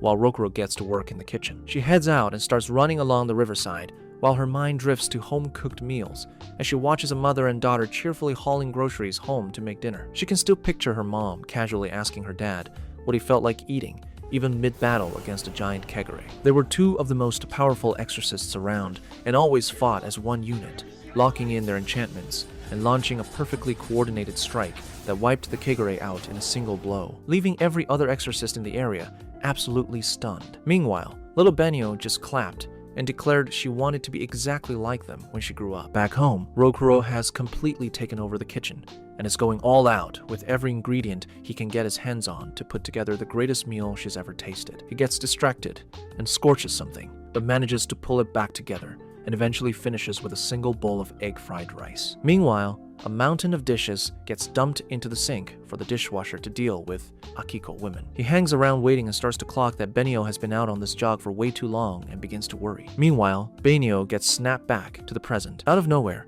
something feels deeply wrong, and she stops cold while Keima starts shaking and tells her he's sensing a kegare extremely close by, and this one is enormous too. A little while later, Rokuro shows up at the spot, jogging with the food packed up since he figured it would go cold. He scans around, trying to work out where she could have gone running. Inside the portal, Benio is standing there gripping both swords, while even Keima looks visibly terrified at the absurdly massive monsters towering in front of her. She doesn't even flinch, and the moment the colossal beast swings at her, she leaps off it and decides to end this in one clean strike. But to her shock, the kegare just explodes open, and someone comes bursting out from inside, kicking her straight back into the ground. The man asks if she's an exorcist as he approaches her. She looks up, and he appears to be some freakish human kegare hybrid with a golden eye. The guy asks if she knows where to find the Twin Star Exorcists, and tells her to answer fast because he's got no time to waste. He tells her that if she has no idea, or if she knows and refuses to say, he will kill her. If she talks, however, he might consider letting her walk. He lays out all the options and tells her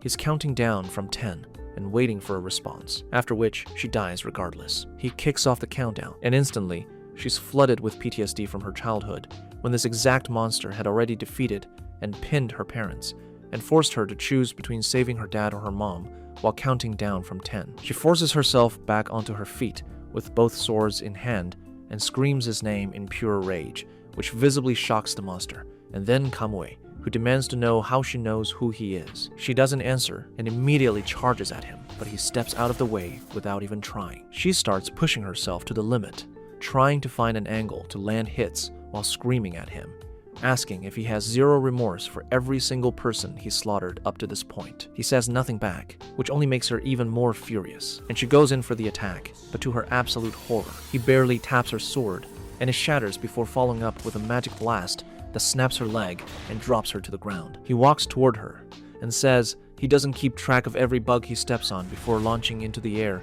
and driving a brutal kick into her face that cracks her face armor and sends her flying. He approaches her as she lies completely limp on the ground and asks whether she's been dragging herself through life fueled entirely by the desire to avenge her parents' deaths. And if that's what it was, this was an embarrassingly weak showing from her. He steps up and plants his foot on her head before asking how she'd prefer to go out. He gives her two choices.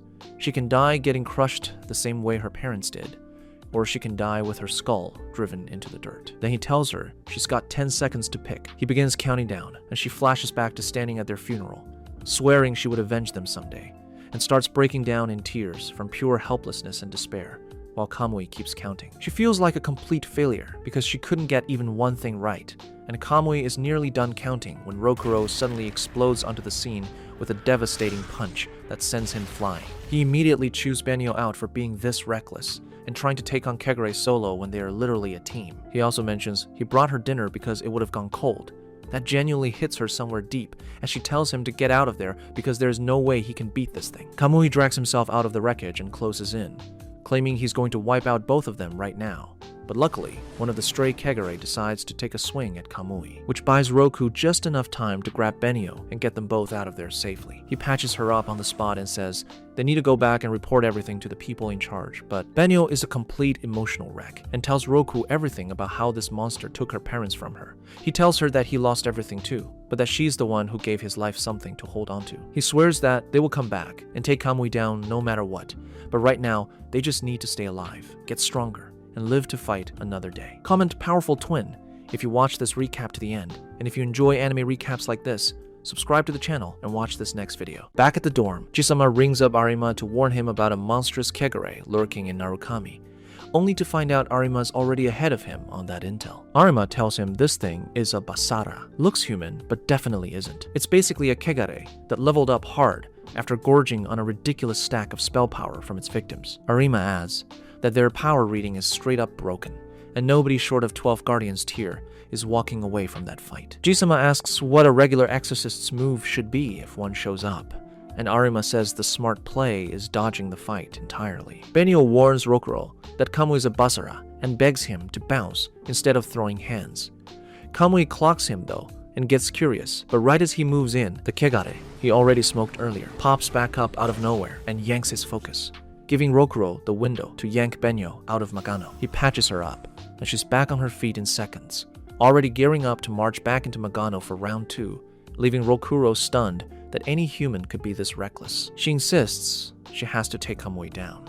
And when Rokuro presses her for the backstory, she admits Kamui isekai'd her parents 6 years back, and she's been hunting him this whole time, so bailing now that she's finally cornered him isn't an option, even if it kills her. Rokuro tells her dying accomplishes nothing, and calls out that her whole body's shaking from fear. He says she'd have to be brain dead to think she can take Kamui like this. He tells her to sit with that thought, but she breaks down crying instead, saying she's lost on what to do since she's been chasing this exact moment for 6 years straight, and turning tail now leaves her with zero reason to keep going. That's when it clicks for Rokuro that she's basically his mirror, so he tells her to eat something and snap out of it. Worst case, she won't die on an empty stomach. He offers to hold Kamui off while she finishes eating so they can take him down as a team, but she shuts that down, saying this fight belongs to her alone and he's got no business jumping in. He counters that helping is literally the Exorcist job description, and reminds her she's the one who showed him his cursed power. The one he spent forever running from could actually protect people, catching her off guard. Without wasting a second, he heads back into Magano to find Kamui and throws down a challenge.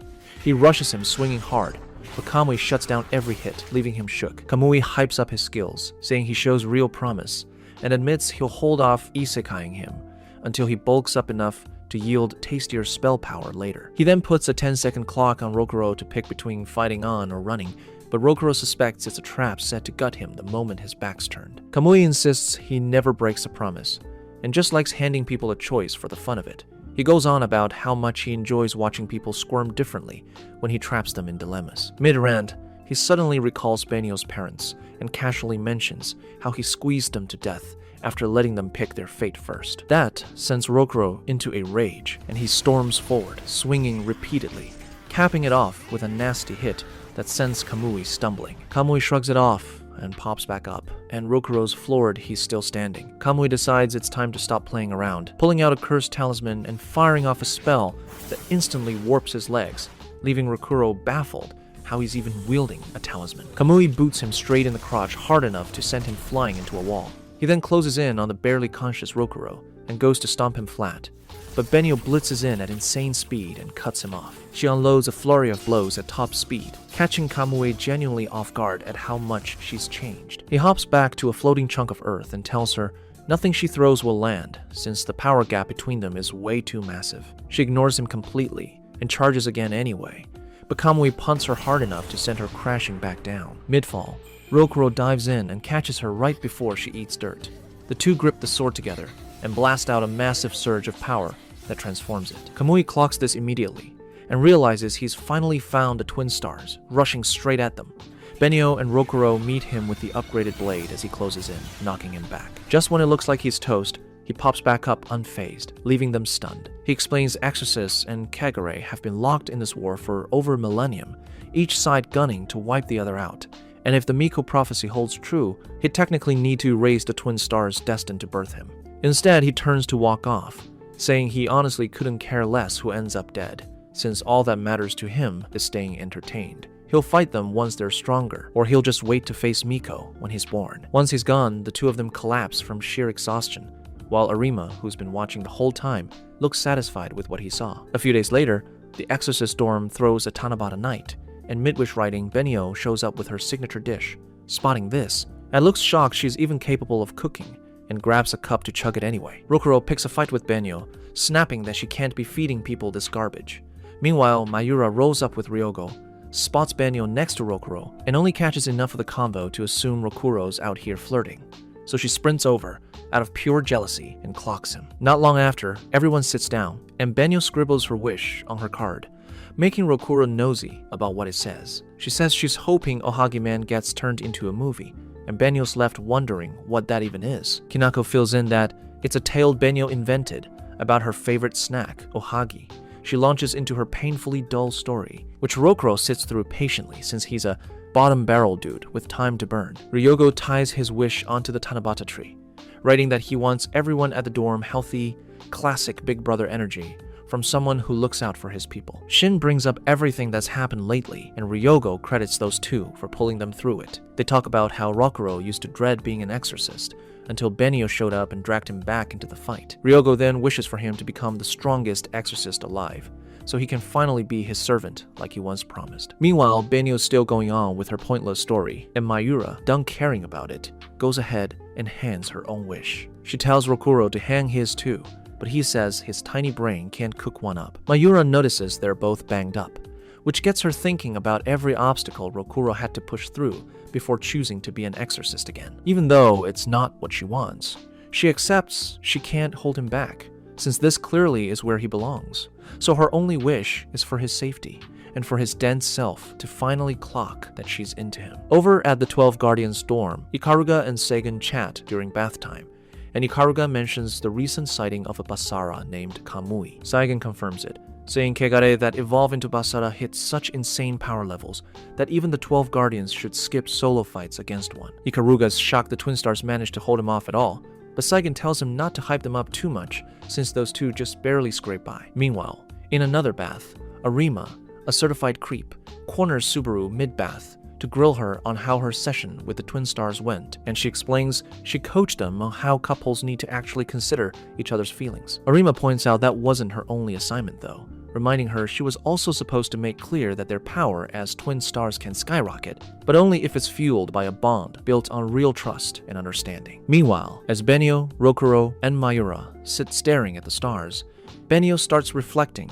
and journaling about the twisted fate that linked her to Rokuro and the tragedy her brother put him through. Even so, he chose to stay strong and fight as an exorcist again, a choice that ended up saving her and giving her strength. She locks in on getting stronger so she can take down Kamui and stop her brother, who's gone and stained his hands with dark magic. A few days later, Benio and Rokuro swing by the dorm, and the moment they step in, they spot Seigen strolling right past them without a single word. Rokuro clocks that Ryogo's missing and asks around, and Jisama tells him he got called over to the Ayame dorm. Ryogo meets with Fushihara, who explains he called him over to set him up with Kaibara since he's broke and single. Fushihara bounces shortly after to handle his daycare gig, leaving the guy with zero game and instantly awkward around her, seeing as this is his first time ever kicking it with a girl. She asks if he's into art, and the two end up at an art gallery, even though he knows absolutely nothing about the subject. Once the gallery visit wraps up, Ryogo says sorry for being so lame, but she calls him cute and asks when they're linking up again so she can get a taste of him.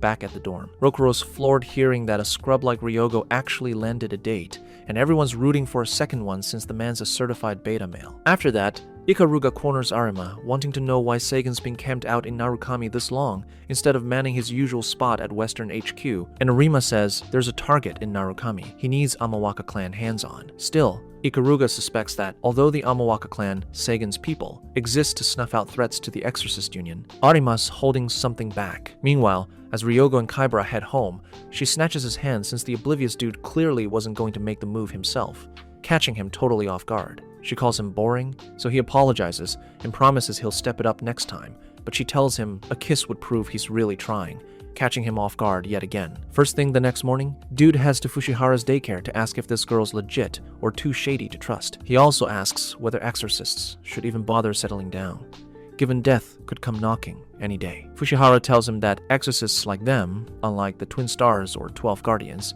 can't shield the whole world, but they can still protect smaller things. Family, partners, friends, and that's its own beautiful kind of joy. He adds that anyone who can't grasp that joy has no business risking their neck over it. Ryogo thanks him and heads out. Later at the dorm, mid-conversation with Rokuro and Benyo, At and Shin burst in with grim news that Fushihara turned up dead in Magano, leaving him stunned. After reading the death report, he rushes straight to Kaibara's. Rokuro presses Jisama on whether he's been keeping secrets, since everything lately feels off and unable to dodge it anymore. Jisama admits Kegare corruptions have been popping up non-stop around Narukami's stretch of Magano, leaving them shaken. Ryogo shows up at Kaibara's in the pouring rain, and she runs out sobbing to meet him, but he tells her they should head inside so she doesn't get soaked. Later, as Benyo and Rokuro walk home, He says he'll never forgive her brother, and as she admits she feels the same way, Kinako suddenly warns them about a powerful kegare nearby. Once they reach Magano, they find the kegare came from a corruption, marked by green streaks on its body instead of the usual white. Rokuro thinks of his friends as he gears up, and Benyo strikes first, only to get blasted by light shooting from the creature's body, leaving them shaken. She goes in again and dodges a few hits, but eats another blast, leaving her drained. Rokuro loses it and swings a fang-powered punch, but it does nothing to the kegare. Meanwhile, Seigen watches quietly from the sidelines, sizing up what the two can actually do. With the kegare clearly out of their league, he tells Benio to pull the same move they used against the Basara, so they link up and unleash a massive surge of power, transforming the sword just like before, catching Seigen off guard. But as the two rush in to strike the beast, the sword's power suddenly fizzles out, and they get zapped before landing a single hit. Seigen looks unimpressed and whips out a beast claw arm, wiping out the kegare as effortlessly as swatting a fly. He tears into the two for going all out and still coming up empty. He then rips open a portal and tells them to get lost for good since they clearly don't have what it takes to be exorcists, leaving them walking away humiliated. Once they're gone, Seigen says this kind of job should be his burden alone. Turns out, he's actually trying to shield Benyo and Rokuro from it. Meanwhile, as he studies what's left of the kegare, he spots the locket Fushihara always kept on him. After their brutal reality check, Rokuro and Benyo are left humbled, realizing they can barely handle the C-tier trash mobs, let alone anything with actual main character energy. Meanwhile, Seigen crosses paths with Jisama, who worries that his former pupil has been saddled with the world's most thankless babysitting gig. Seigen just shrugs it off, saying someone has to mop up after his idiot student's mess. When Jisama asks how he rates Rokuro and Benyo now that they're finally waking up to how dangerous their job actually is, Seigen doesn't hold back, calling them a pair of glorified NPCs who'd be better off flipping burgers than swinging a blade. Later, as he heads out of the dorm, Seigen bumps into Mayura, and the two decide to grab a bite together like a normal family for once. She keeps calling him dad, which he immediately shuts down, telling her to forget she ever had one, since he's just the deadbeat who bailed to chase his own agenda. However, Mayura drops a bombshell, revealing that she and her mom have always known he risks his life out there, and that's exactly why he left in the first place, so neither of them would get caught in the crossfire. This leaves Seigen stunned into silence. She then switches gears, pointing out how Rokuro and Benyo have been acting like a couple of kick puppies lately, and asks if he's behind it. Seigen plays dumb, but Mayura isn't buying it for a second. She calls him out for putting them through the same soul-crushing training regimen he used to run her through. Suspecting she's still crushing on Rokuro, Seigen stands up to leave, but not before warning her to keep her distance from him. Back at the dorm, Rokuro and Benyo are still spiraling, and when Kinako tells them to ignore whatever nonsense the eyebag man has said, Benyo insists she isn't even upset about his comments. Turns out, what's actually eating her alive is the gut-punch realization of just how weak they both are. Right on cue, the doorbell rings, and Mayura barges in with a bucket of KFC, catching them completely off guard. She dishes out their food, but neither of them touches it, which sets her off. She tells Benio to quit acting like a wimp and stop moping next to the human L sitting beside her. She adds that even though she's not an exorcist and can't do much on the battlefield, she still wants to be there for them no matter what. That's all it takes. The two immediately dig in. After a while, Mayura heads out, and Rokuro walks her to the door. On the way, he thanks her for always managing to cheer him up whenever he's down, admitting he feels ashamed over how weak he's become. Mayura shuts that down instantly, launching into a full motivational speech that somehow makes him feel like $1,000,000, even though, statistically speaking, he's still trash tier. Just as he walks ahead of her, Mayura suddenly collapses. Her eyes go pitch black, and creepy green markings crawl across her skin, sending Rokuro into full panic mode as he realizes this has to be Kegare corruption. Benyo gets the alert and rushes to the scene, and while the two try to process what the hell is happening, Mayura levitates and fully transforms into a Kegare with, of all things, an unhinged obsession with Barbie. As Rokuro stands frozen trying to make sense of it, Mayura lunges at him, but Benyo dives in and saves him just in time. Mayura strikes again, wearing them both down, and Rokuro starts wondering in horror if they're going to have to exorcise her too. Just when Mayura winds up for another charge, Seigen steps in and blocks the attack.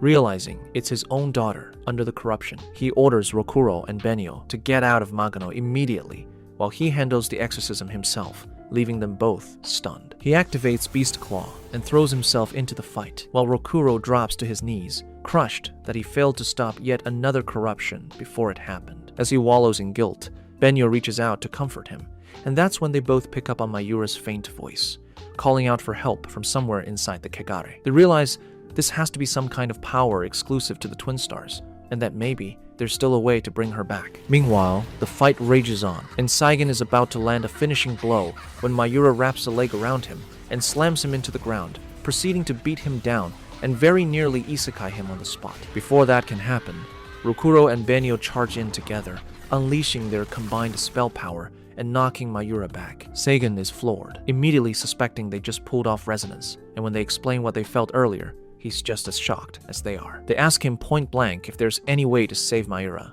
and he tells them about the Furu no Koto, a legendary cleansing spell so demanding that no one has ever managed to actually pull it off. He then reveals that the Twin Stars possess a unique ability to explosively spike their spell power through resonance, a technique locked exclusively behind their bond, though there's zero guarantee it'll actually work. With nothing to lose, Rokuro and Benyo go for it anyway, clasping hands and chanting in unison as resonance surges through them. When Mayura charges in for another attack, she collides head-on with their combined power, instantly shattering the Kegare shell and ejecting her real body free. Overwhelmed, Rokuro breaks down crying, wishing he'd had access to this kind of power back during the Hinatsuki incident, convinced that if he had, he might have been able to save everyone he lost. However, Saigen isn't done yet, telling them the fight is far from over, and right on cue, Yuto shows up. The second Rokuro spots him, his rage meter maxes out, and he charges in, but Saigen yanks him back, telling him to sit this one out, since he and Benyo just torched what little spell power they had left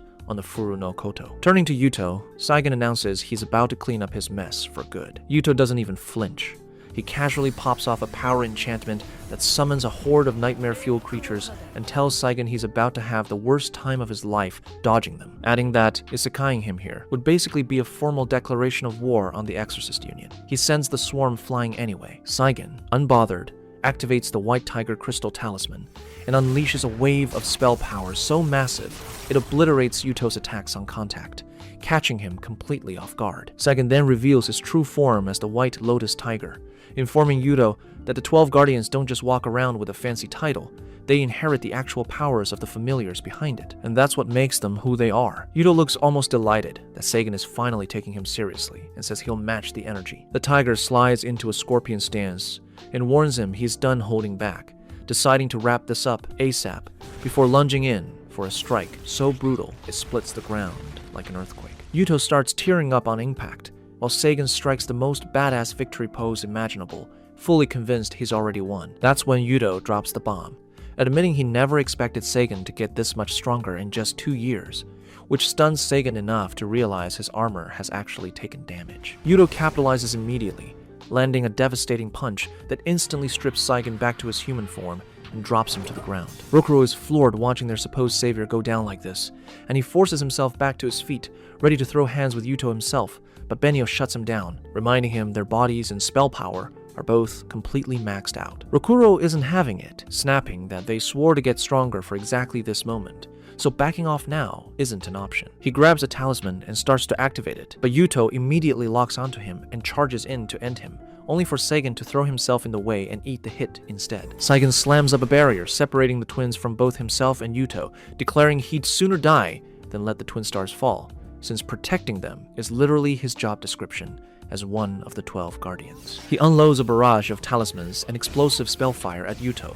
then orders Rokuro and Benyo to grab Mayura and bail out of Magano immediately, since the barrier won't hold. Rokuro refuses to leave without him, but Saigen fires back that someone has to take Yuto down, or the world's looking at a tragedy way uglier than Hinatsuki. He tells Rokuro to go collect something he left with Jisama, and when Rokuro starts screaming at him not to do whatever suicidal thing he's clearly about to do, Saigen just says it's an honor for a 12 Guardian to die, protecting the parents of the Miko destined to end the Kegare War. He thanks them for saving Mayura and charges Yuto again, this time with even more power behind him, quietly reflecting mid-sprint on how hard he'd been on Rokuro and wishing he'd gotten to watch him grow up as an exorcist a little longer. He connects, triggering a massive explosion, but Yuto walks out without a scratch. Rokuro manages to bust through the barrier in time to drag Saigen to safety, then turns around and charges Yuto himself, landing a furious punch that does absolutely nothing to him. Yuto actually compliments him for managing to land a hit at all,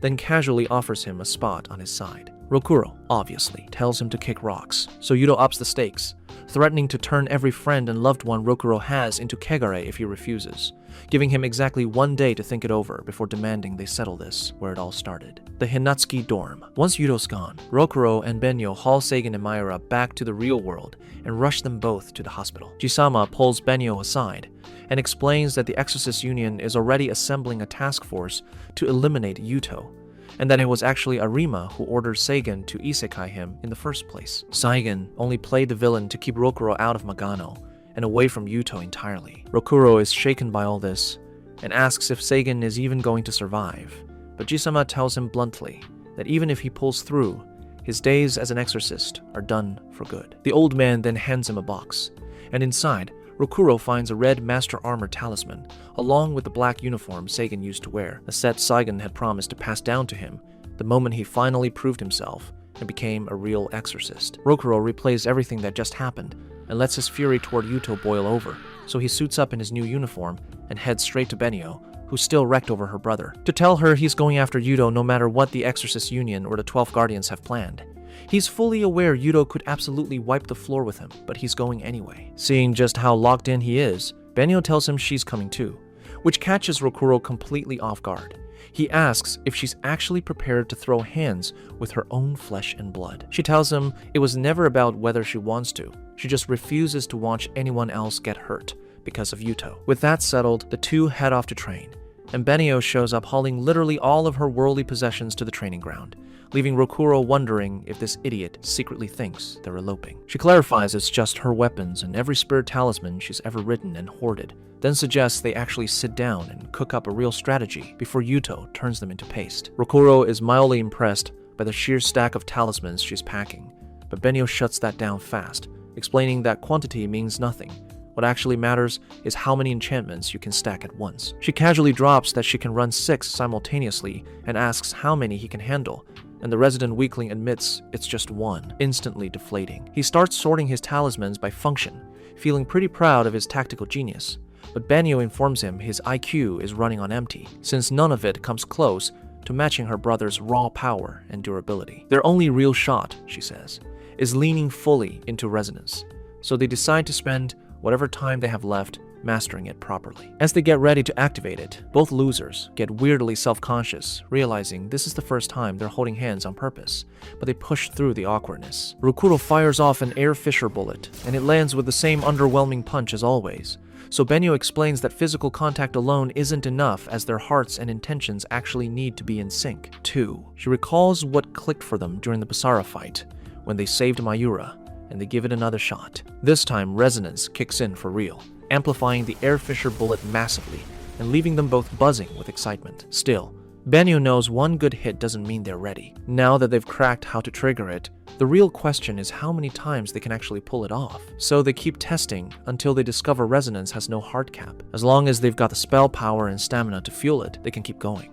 The catch is that stronger attacks drain way more power, meaning careless spamming could leave them completely gassed. Rokuro, of course, wants to push it further, insisting he's got one more thing to test, but Benio shuts him down, reminding him they already torched most of their reserves on the Furu no Koto. He ignores her anyway, and keeps training solo while she heads off to bathe. That night, Benio gets hit with a nightmare of her own brother literally devouring her, and she jolts awake in a cold sweat, sprinting straight to her granny. She admits she has no idea what to do, and the old hag tells her it's completely fine to just run away, which stuns Benio. Granny adds that no one would blame her for bailing, but whatever she ends up choosing, it needs to be something she can live with. Benio decides that even though she's terrified, walking away and leaving Rokuro to fight alone is the one thing she'd never forgive herself for. As she's about to head out, Granny stops her with a parting gift, telling her she's clearly changed a lot since Rokuro entered her life. Back home, Benio finds him passed out mid-nap,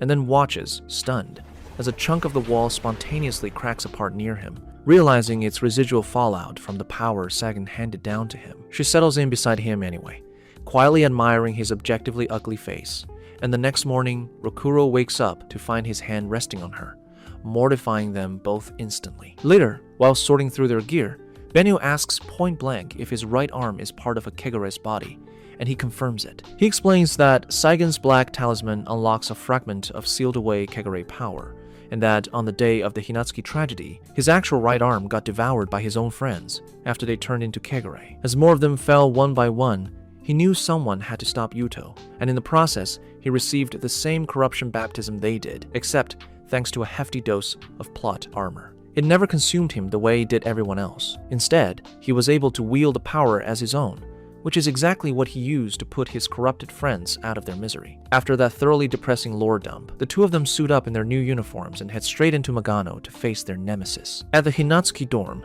Yuto sets the scene by laying out a flower on every table, one for each friend who died that night, and tells Rokuro the last flower in his hand belongs to him if he just joins up. There will be no need for it. Rokuro, absolutely seething at this point, tells him he'd sooner hit subscribe on this channel than ever team up with him. He and Benio announce they're here to exorcise him instead, which honestly just disappoints Yuto, who can't believe they're still talking big despite being nowhere near his level. He tells them he doesn't even need them alive and might as well toss them to the Kegare as a snack, then blitzes forward at insane speed and clocks Rokuro before he even registers movement.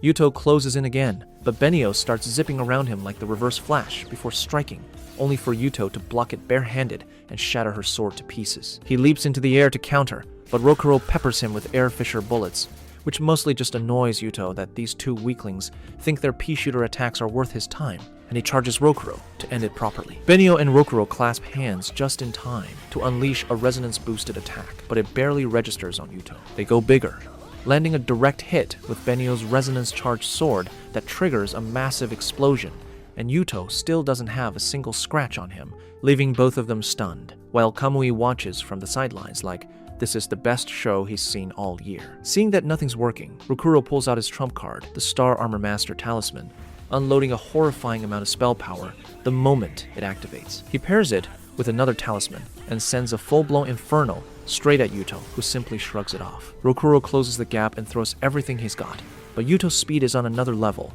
blocking every single hit without breaking a sweat. Just as Yuto starts posturing like the certified final boss he is, Benio grabs Rokuro's hand and triggers resonance again, amplifying the next punch, enough to actually send Yuto flying. For a second, they think that's game over, until Yuto stands right back up, now in his full Kegare form, and casually reveals he would have taken real damage if he'd kept holding back this whole time, which floors Rokuro. Mid-gloat about how ridiculous his spell power is, Yuto suddenly coughs up blood and drops to one knee, a delayed reaction from that earlier punch. Rokuro clocks that their attacks are actually landing, and rushes in for another hit, only for Yuto to catch his fist mid-swing and go, "Psych, it's a prank, look at the camera," before mangling his arm on the spot. Furious, Benio charges in, but Yuto blocks her too, launching her airborne before snapping her knee in a blink, permanently killing her speed advantage. Rokuro tries to retaliate, but gets shoved into a wall with a single push. Yuto then mocks Benio and abandons her to the Kegare swarm to be picked apart, but just as they close in, Kamui suddenly wipes them all out and plants himself in front of her, stunning her. Meanwhile, Yuto extends his offer to Rokuro one final time, and for a moment, Rokuro actually considers it, remembering Yuto's earlier promise to spare his friends from corruption if he agrees. But Yuto casually reveals that promise was also a prank, admitting what he really needs is the combined spell power of literally everyone in the country to reach max strength, which sends Rokuro into a whole new level of rage. At the same time, Kamui asks Benio if she wants power to keep fighting, and when she looks confused, he calls her dumb for not catching on, explaining he can replace her broken legs with Kegare power, the same way Rokuro got his arm. She asks what's in it for him, and he says it's purely for the thrill, since he only lets promising fighters power up so he can enjoy crushing them again later, adding that, as strong as Yuto is, his showboating gets on his nerves too. Kamui then gives her a 10-second countdown to decide.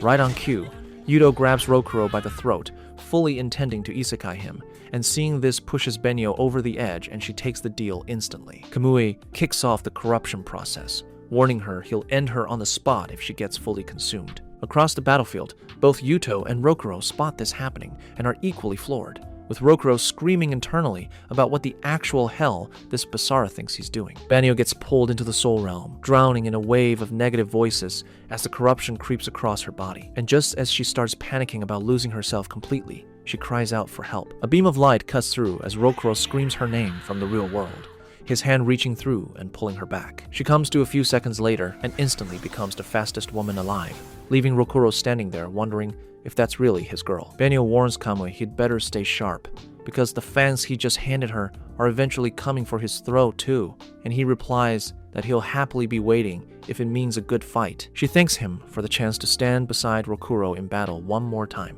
then turns on Yuto and blitzes him at insane speed, chaining kick after kick and completely overwhelming him, which is enough for Kamui to realize Yuto was full-on capping earlier when he faked being hurt. Yuto fires back with a brutal counterpunch, but Benio absorbs it like it's nothing and keeps swinging, kicking him off and leaving him genuinely rattled at the idea of losing to his own little sister. She keeps stacking hits, but the borrowed Kegare power suddenly runs dry, and she's dumped right back into being the same underpowered loser she's always been. Yuto lights up at this, slipping right back into his Adolf Hitler cosplay and returning every bit of pain she just dished out. He grabs her, winding up for the finishing blow, but Rokuro catches his arm and calls him an absolute piece of garbage for getting off on beating up his own sister. Mid-rant, Yuto punches straight through his stomach and rips his hand back out, leaving Rokuro gasping through the pain and still somehow finding the energy to spit motivational one-liners just to look tough in front of Benyo. Suddenly, a blinding light erupts from his body,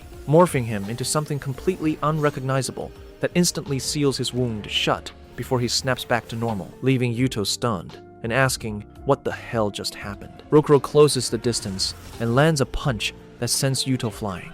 And when Yuto retaliates with his warping bullets, Rokuro just torches them with a full inferno blast that also chars part of Yuto's face, leaving him baffled at how he's even capable of this. Yuto drops into his full Kegare form, and the two square up for the real showdown, Yuto versus Fangboy. It's an all-out brawl from there, fists flying non-stop. Rokuro thinks of everyone he's lost and hits harder because of it, but Yuto tags him with a follow-up uppercut that nearly puts him out cold. Right as he hits the ground, the spirits of his dead friends break loose from the afterlife just long enough to pull him back up. The two collide one final time, with everything they've got left, and Rokuro's fist actually cracks through Yuto's defense, launching him backward into an explosion big enough to level the area. Yuto plummets into a massive crater while Rokuro collapses unconscious on the ground. Benio crawls over to check if he's still breathing and nearly cries with relief when she confirms he hasn't caught the express train to Nirvana. Cue the obligatory soft, lovey-dovey moment that every single and bitter viewer in the comments is going to skip through anyway. Rokuro wakes up the next day to find Benyo parked beside his bed on her brand new glide machine, right before the two old geezers walk in. The height-challenged one informs them Arima wants a word the moment their exams wrap up. Cut to the Exorcist dorm, where Arima welcomes them in, only for one permanently squint-eyed member of the 12 Guardians to immediately demand a full battle report so they can properly discharge and discipline the pair. Rokuro is blindsided that punishment is even on the table, and the guy asks him why he was dumb enough to charge Yuto solo instead of waiting for backup, a decision that left one of them permanently injured and let the target slip away entirely. Rokuro tries to defend himself, but Ikaruga pins the blame on them for interfering recklessly, warning it could have gotten more people killed, and demands to know how they plan to take responsibility. Benio jumps in, explaining Yuto threatened to corrupt their friends if they didn't show up, and says she'll accept whatever punishment comes her way, but she's certain the death toll would have been far worse if they sat on their hands. Subaru chimes in that none of this would have happened if Saigen hadn't botched his job, and Rokuro drops to his knees, begging her to tell him the moment she has any lead on Yuto's location, so he can finish him off himself. Arima tells him to cut the fantasy, and reminds him he already had his shot and blew it, then drops the real solution: marry Benio, and produce the prophesied Miko, destined to end the war outright. He adds that they shouldn't even bother fighting anymore, since they're clearly too weak,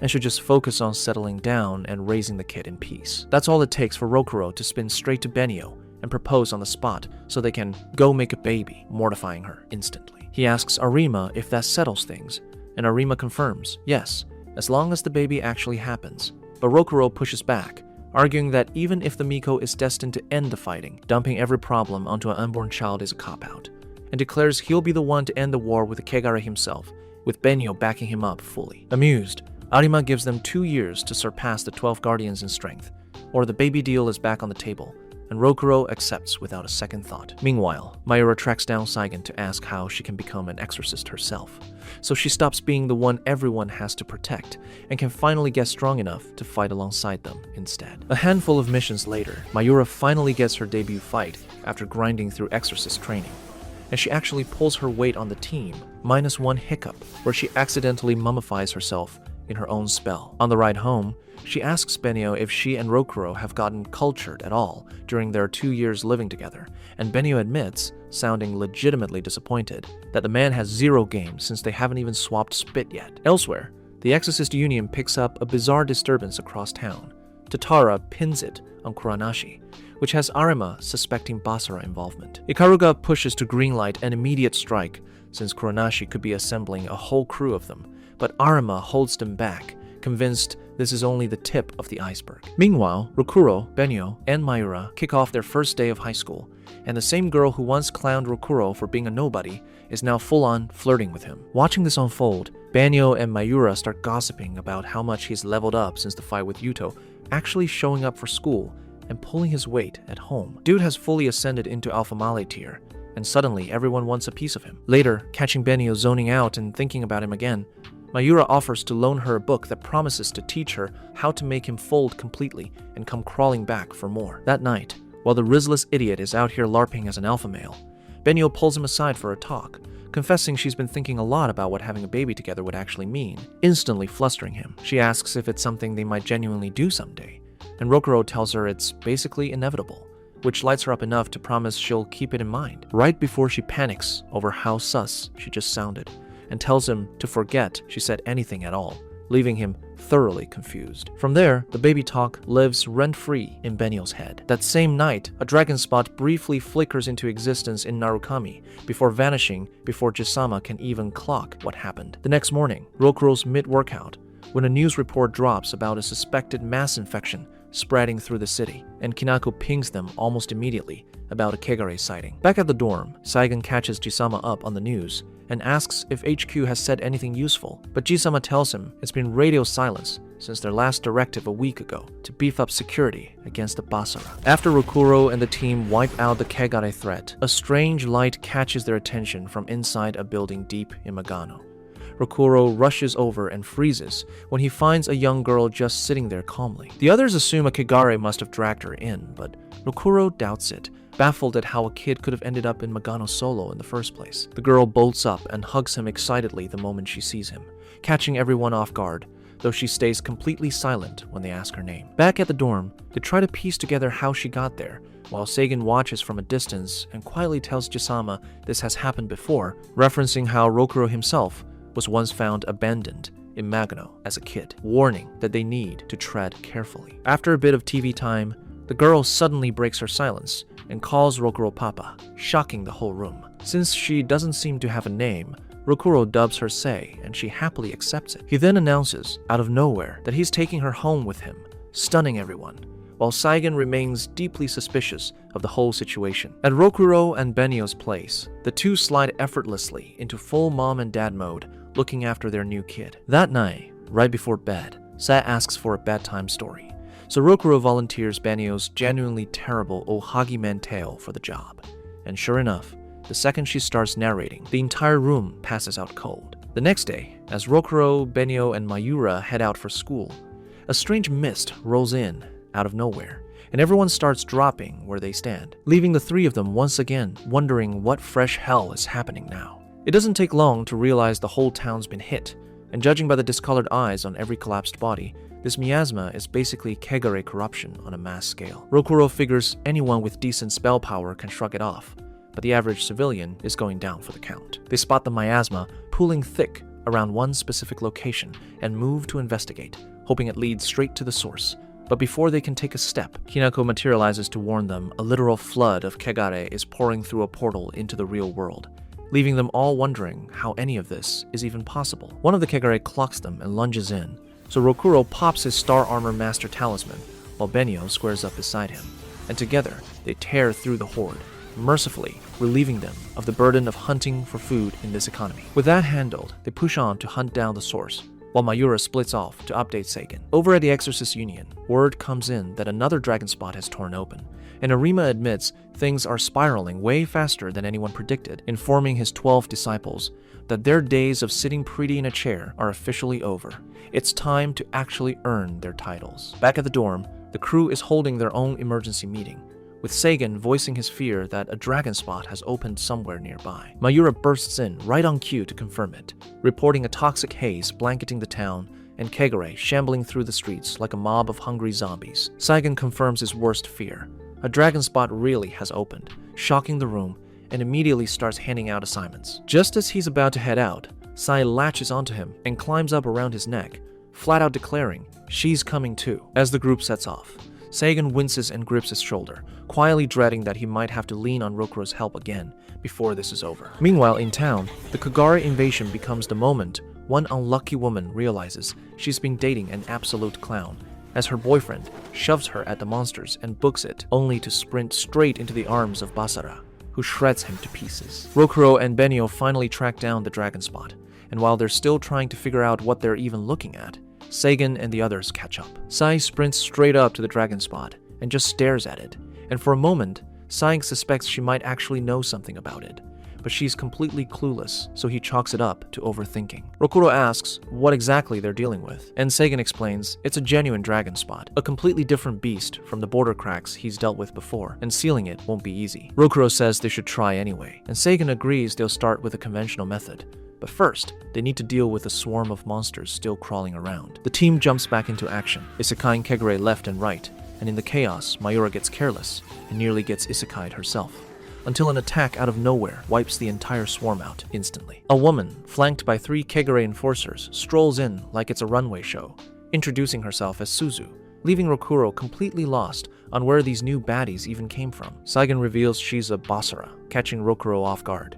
Suzu immediately zeroes in on Sai, claiming she'd love to keep an eye on her since she's giving off a uniquely interesting scent, then says the exact same thing about Rokuro and Benio before sauntering off with a promise they'll cross paths again. With the monsters cleared, Saigen casts his sealing spell on the dragon spot, but it refuses to budge, so the rest of the group pitches in, only to realize their combined spell power still isn't cutting it. Rokuro and Benio clasp hands and slam into resonance, instantly amplifying their power enough to seal the dragon spot on the spot. Saigen warns that more of these could be popping up elsewhere in the city, and given that Basara is now openly involved, this is about to become a serious problem. Without hesitation, the two of them volunteer to be the ones handling every dragon spot that opens from here on out. The next day, a fresh report hits the dorm. Another dragon spot has torn open in a completely different part of Japan. Saigen lays it out for Rokuro and Benio. Regular exorcists can patch people up after they've been hit by Magano's miasma, but the two of them are the only ones who can actually seal the holes shut. So they start packing, and while everyone stands around wondering how exactly 2 people without a single driving license between them are supposed to get there, a self-driving van rolls up out of nowhere, and it turns out Kinako has straight up possessed a vehicle to chauffeur them personally. And so the journey begins. Rokuro fully locked in and ready to cork some holes. Along the way, they pass a hospital already packed with patients, wrecked by the spreading miasma, which only lights a fire under them to seal this thing as fast as humanly possible. Once they finally arrive, they meet up with the local exorcist unit that requested backup, and one cocky, permanently unpleasant guy named Kumashiro immediately refuses to treat Benio like an actual twin star, since her brother is officially the biggest traitor in Exorcist history, and in his mind, the betrayal probably runs in the family. A woman steps forward and introduces herself as Kiyomi, captain of the special unit, clearly starstruck to finally be meeting the legendary twin stars in person. She proudly shows off pictures of her family and offers to read Rokuro and Benio's palms, joking she'll find out if they're destined for a happy marriage, or if Rokuro should start budgeting for child support. Mid-reading, she casually announces it looks like they already have a kid, and right on cue, Saya wanders in, leaving Kiyomi stunned. If fully convinced, these two must have gotten cultured way earlier than expected to already have a child this old. Benio quickly shuts that theory down. That night, while Benio's busy writing talismans, Sei tries to join in, but Benio snaps at her not to interrupt, sending the kid off to find comfort with Kiyomi instead, who happily lets her draw whatever she wants. A moment that leaves Benio feeling like garbage once she catches wind of it. The next day, the team maps out their plan and heads out immediately. While the rest of the unit handles crowd control on the monsters, Kiyomi tells Benio not to waste energy on Kumashiro's attitude, since this is his first real mission and he's clearly overcompensating, so nobody clocks him as the incompetent rookie he actually is. Rokuro jumps into the fight to show off a little, and after a solid stretch of combat, they stumble across a pile of stone-turned corpses lining the road. A massive monster, capable of petrifying humans on contact, appears and immediately attacks, but Rokuro and Benio dodge it clean while the rest of the unit unloads on it. Benio finishes with her signature high-speed technique, and Rokuro follows through with a punch brutal enough to split the thing wide open, revealing a Basara named Moro hiding inside,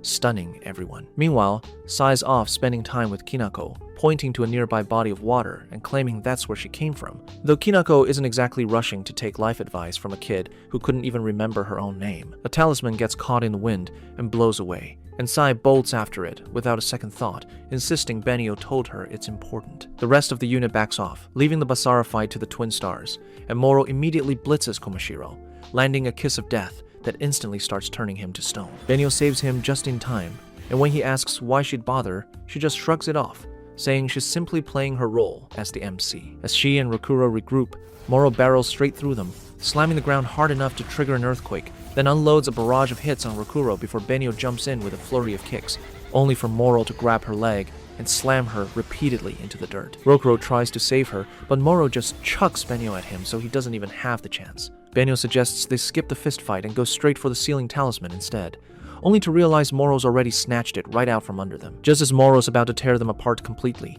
Kinako shows up right on time with Sai in tow, who innocently hands Benio the exact talisman she needs, because apparently the MC is contractually required to win. Rokuro charges Moro but drops into a defensive stance instead of attacking, which Moro dismisses as pure stupidity, right up until he grabs her arm and links hands with Benio to slam into resonance instantly. Moro's caught completely off guard, and by the time she tries to break free, the rest of the unit has already boxed her in. Rokuro and Benio finish the spell together, sealing the dragon spot shut and sending Moro straight back to Magano in the process. Following this, Arima's patience wears thin, watching more dragon spots pop up no matter how many they close, so he assigns one of the guardians to dig into the actual root cause. The rest of the 12 guardians fan out across the country to help with sealing duty, while Rokuro and Benio keep grinding their way from city to city in their RV. On one of these drives, Sai suddenly gets crafty, folding intricate paper shapes out of nowhere and leaving Rokuro convinced he's raising a literal Einstein. Checking Google Maps for their next stop, he spots an amusement park sitting right next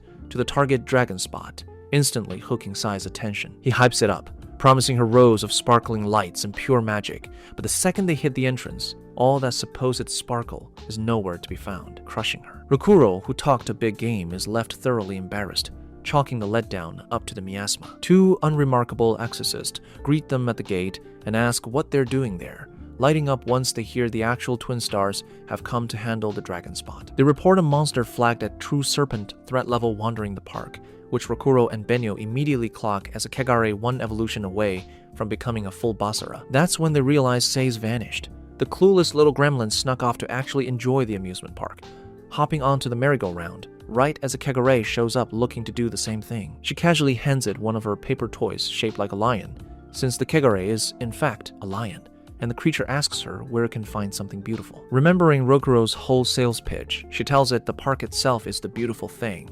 But just as it leans in to talk with her, Rokuro comes in swinging. Benio yanks Sai into the RV and joins the fight, but nothing they throw lands a scratch. The lion begs them to just leave it alone, but Rokuro isn't buying that for a second and keeps attacking. Sei bolts out to intervene, gets caught in the shockwave of their own attack, and it's the Kegare who ends up saving her, sweeping her up and fleeing the scene with her in tow. Across the park, the lion asks Sai why the Ferris wheel isn't spinning, since this is supposed to be the real world, not Magano, and he'd always heard the human side was full of beauty, way better than snacking on people. That's exactly why he crossed over, hoping for something better, and instead, he's found nothing but disappointment. Sai takes his paw and suggests they go find the sparkle together, informing him it's an adult's job to get the machines running, just like she's seen on TV. Realizing he needs an actual human to operate it, the lion sets off to find one, but not before Sai makes him pinky swear he won't fight Rokuro and Benio. While he's off hunting for some unlucky volunteer, the Twin Stars finally track Sei down, only for her to refuse to leave, insisting she promised to wait right there for him. Meanwhile, the Kegare surge leads him past a beauty shop glowing with flickering lights, and he's so mesmerized staring at it that he stumbles backward and levels the whole storefront by accident, leaving him devastated all over again. Rokuro and Benio, still baffled about what this thing is even after, cross paths with it moments later. Rokuro immediately pops his red talisman and charges in, only to pull back the second he realizes the monster is sobbing. Stunned to see a Kegare actually crying, they listen as it admits it's finally accepted it doesn't belong in this world. It only ever wanted to see something beautiful. Right as tears roll down its face, the park lights flicker on all at once, everything bursting into sparkle, and the creature's face lights up, finally content that it found what it was looking for. Right before a spear runs straight through its chest, two guardians, Sakura and Miku, drop in and call the Twin Stars idiots for wasting sympathy on a kegare, revealing they were the ones who flipped the park's lights on specifically to lure the thing out of hiding. The kegare dies, looking genuinely at peace anyway. Later, once the dragon spot is finally sealed, Sei runs out thrilled to see the park glowing exactly the way it was always supposed to, until she spots her little paper lion lying abandoned on the ground. And it finally hits her that the creature must have been exorcised after all, no matter how gently Rokuro and Benyo tried to spin it as him simply going home in peace. While Rokuro's little makeshift family keeps grinding through their nationwide sealing tour, Sai falls down a full YouTube rabbit hole, and after a detour through an anime recap from Anikuro, she stumbles onto a baseball channel gushing over a player named Kawase. Meanwhile, in a different corner of the same town, the actual Kawase is standing on the pitch, feeling like a total has-been, convinced he's way past his prime and destined to disappoint every fan next season. Right on cue, a dragon spot rips open above the dome, unleashing miasma across the whole city. Kegare starts swarming in from every direction, and a basara named Yamato drops some kind of corrosive fluid over the town that engulfs the monsters and starts feeding on them directly. Rokuro and Benyo try to punch through it, but nothing works, leaving them stunned. Yamato tries to swallow them too, only for Narumi, one of the 12 guardians, to slam up a barrier just in time, telling them to fall back since there's no clean path to the dragon spot yet. Cordelia, another guardian, joins in, and when Yamato tries spreading his fluid across more of the town, Narumi boxes it in with barriers before the whole group pulls back to regroup. While they're strategizing their next move, Kawase shows up carrying a kid who got caught in the miasma. Sei immediately loses it, recognizing him on sight from her YouTube binge. After Narumi patches the kid up, both Sei and the kid start fanboying all over Kawase, gassing him up as their favorite player. But the guy has clearly given up on himself, mumbling that he feels like a total loser ever since he stopped listening to Andrew Tate. He walks off just as a massive kegare surfaces, one that Yamato's been stitching together out of a bunch of smaller ones. As Narumi and Cordelia move to engage it, he tells Rokuro and Benyo to sit this one out. This fight belongs to the Guardians, and the two of them need to be figuring out their own next move instead. Narumi throws up the walls of Jericho around the monster to box it in, while Cordelia pulls out a look straight out of the Transformers franchise and dives into the fight. After a few brutal exchanges, the kegare starts absorbing every smaller kegare nearby and ballooning in size, eventually beating Cordelia down hard. Narumi steps in and slices it clean in half with his glass spell, but the thing instantly regenerates and gets even bigger by absorbing more monsters, stunning him. That's when Rokuro and Benyo piece it together. Yamato is farming these kegare to fuel an endless power loop as long as the dragon spot stays open, meaning the only real fix is sealing it directly, no matter how suicidal that sounds with a small army of kegare in the way. Kawase tries to talk them out of it, but they tell him this is simply what they're built for. A line that unexpectedly reminds him of an old motivational quote from back before he became this washed-up shell of himself. Something clicks, and he decides to tag along, offering to guide them through an underground subway shortcut that skips the worst of the kegare entirely, getting them straight to the dome. Rokuro and Benyo hop out and order Sai and Kawase to stay put in the van while they go handle the seal. As they lock into resonance and start channeling their combined spell power into the dragon spot, a wave of kegare closes in to stop them, and one gets dangerously close before Kawase bolts out of the van and busts out an actual baseball swing to knock it back. A heroic moment that immediately gets him tagged by the miasma for his trouble. The dragon spot starts shrinking, and the giant kegare fighting Cordelia begins shriveling right along with it, leaving Yamato stunned as he watches his whole plan collapse in real time. Cordelia capitalizes instantly, landing a devastating hit before isekaiing it clean with a full Naruto Rasengan. The Twin Stars finish the job, sealing the hole for good and forcibly shipping Yamato back to wherever he crawled out of. Narumi praises them on the way out, but not before warning that their power is going to be needed again soon. There are still plenty more dragon spots waiting to open across the country. Elsewhere in Magno, two Basara, Momochi and Chijiwa, are picking off small fry kegare like it's a snack run, clearly bored out of their minds with such weak sauce prey. Mid-conversation, Kuranashi rose up, wearing a Halloween mask that looks suspiciously like it came from the exact same store as Benio's, and drops the news that the Twin Star Exorcists have been steamrolling dragon spots across the country using some overpowered technique called resonance, catching both of them off guard. He informs them the Twin Stars are about to pass right through their territory and tasks the pair with erasing them, a request they find absolutely hilarious. Meanwhile, Rokuro, Benyo, and Sae are just vibing on their road trip, while, across town, 3 unnervingly calm guardians are quietly sealing dragon spots on the side while keeping an eye out for Kuranashi. Without warning, the Twin Stars van rolls straight into Magano, leaving them baffled about how they even got there. Kegare immediately swarm into attack, and Kinako floors it trying to weave them clear, right as the 2 Basara fire sticky white threads at the vehicle, yanking it clean off the ground and dumping them out. Momochi and Chijiwa greet them with mock enthusiasm, and the Twin Stars are visibly rattled, realizing they're staring down 2 actual Basara. The pair announce they'll be happy to feast on them, so Rokuro powers up his arm while Benio squares her stance. Rokuro charges Momochi with a full Inferno blast, only for it to get casually deflected right back with a knock to the skull.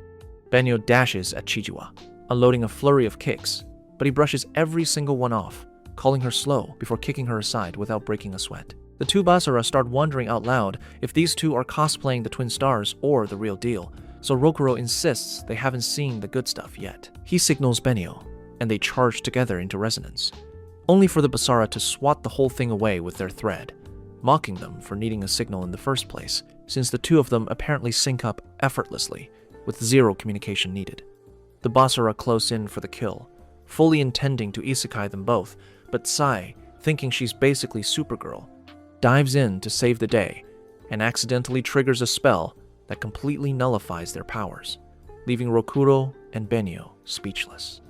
Momochi and Chijiwa are floored, immediately deciding her spell power is way more interesting than the 2 so-called Twin Stars, and pivot to feast on her instead, right as the 3 guardians from earlier swoop in and intercept the attack, saving her just in time. One of them cracks open the real-world gate, yanking everyone back out of Magano and into reality, stunning the Basara. Kinako's relieved to have backup, but the stubborn, ego-driven duo insists they don't need help and can handle this themselves, so the guardians step back and let them cook.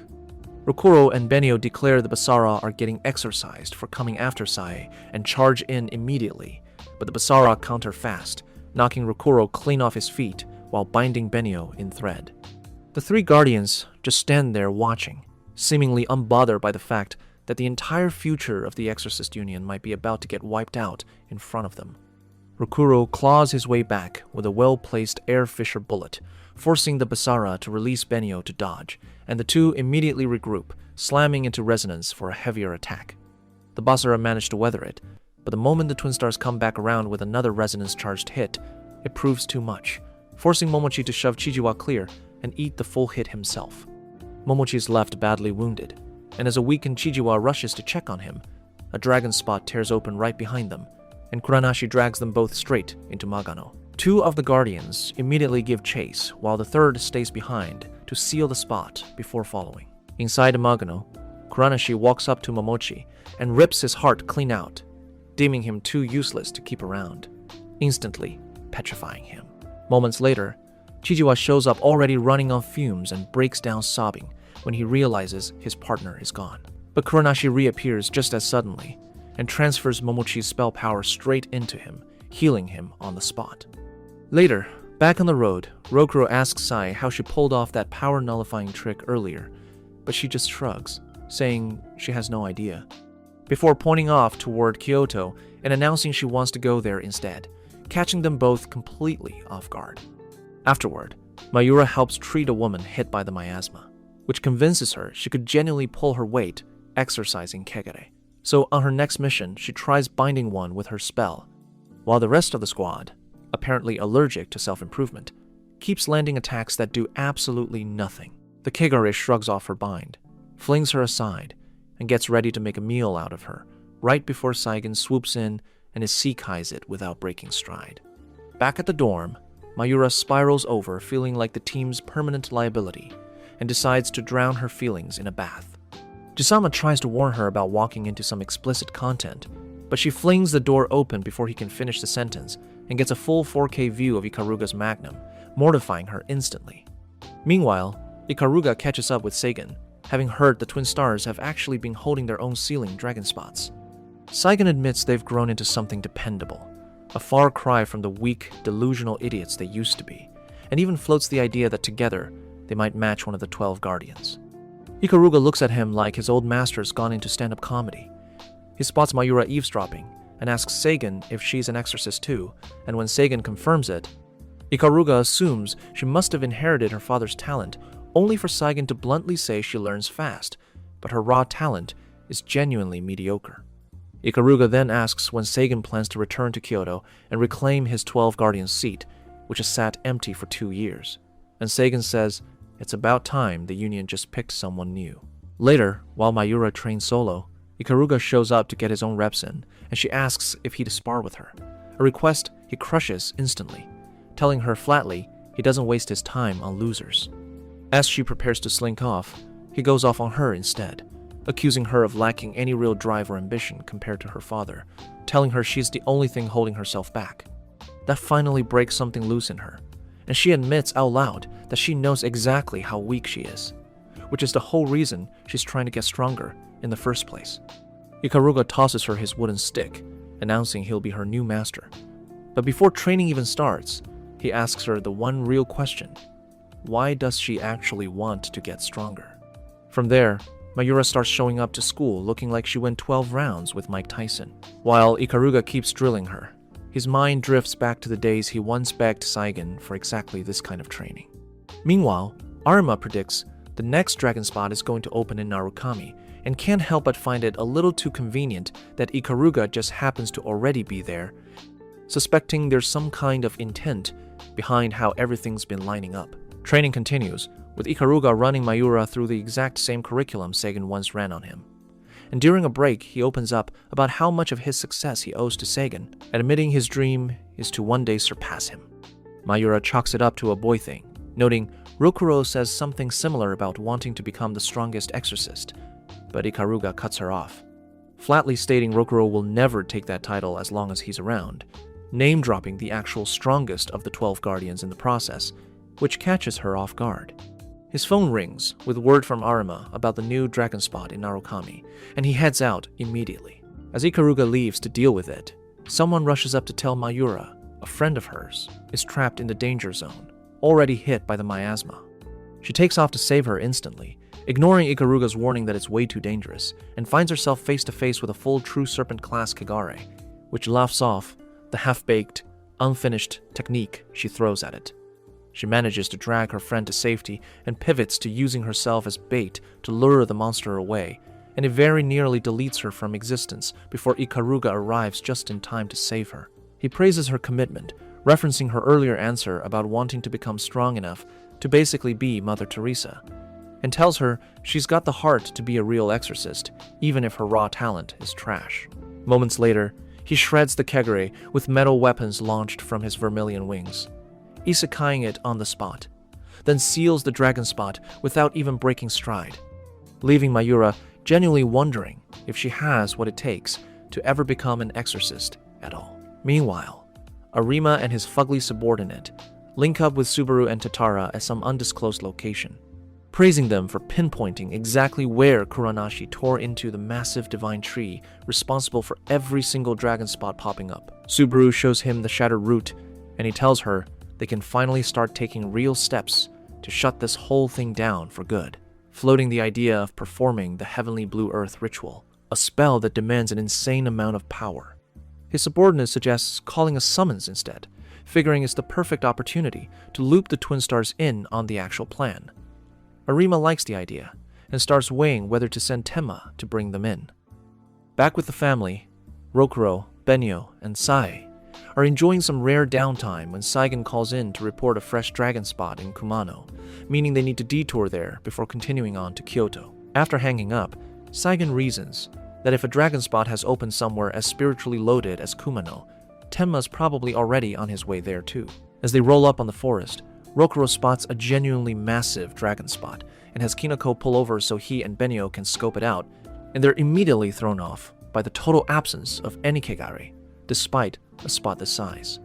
Rokuro gets the creeping sense they're being watched, and sure enough, an unseen attacker opens fire, forcing them to dodge shots that they quickly realize are all missing on purpose. Tracking the source, they find a Basara named Kinasa, who casually informs them he already cleared out every Kegare in the area while waiting for them to show up, offering to be their gracious host for today's festivities. Reading him as someone who won't fight up close since he's keeping his distance, Rokuro and Benio activate their talismans and move in. Meanwhile, Sei senses something off, hops out of the van, and sprints toward the fight. Benio moves first to pull Kinasa's focus, and while he's locked on her, Rokuro closes the gap and lands a direct hit that triggers a full explosion. Assuming they've softened him up enough to finish with resonance, they're stunned to see Kinasa step out completely unscathed, informing them he was only being polite earlier, and it's time to show them what he's actually working with. Mid-monologue, Rokuro throws his signature punch, but it does nothing, and Kinasa promptly puts him in his place. Benio charges in next and gets exactly the same treatment. Realizing they're outmatched, the twin stars pull the trigger on resonance, fully expecting Kinasa to be booking a one-way ticket to Nirvana. Instead, he reappears without a single mark on him.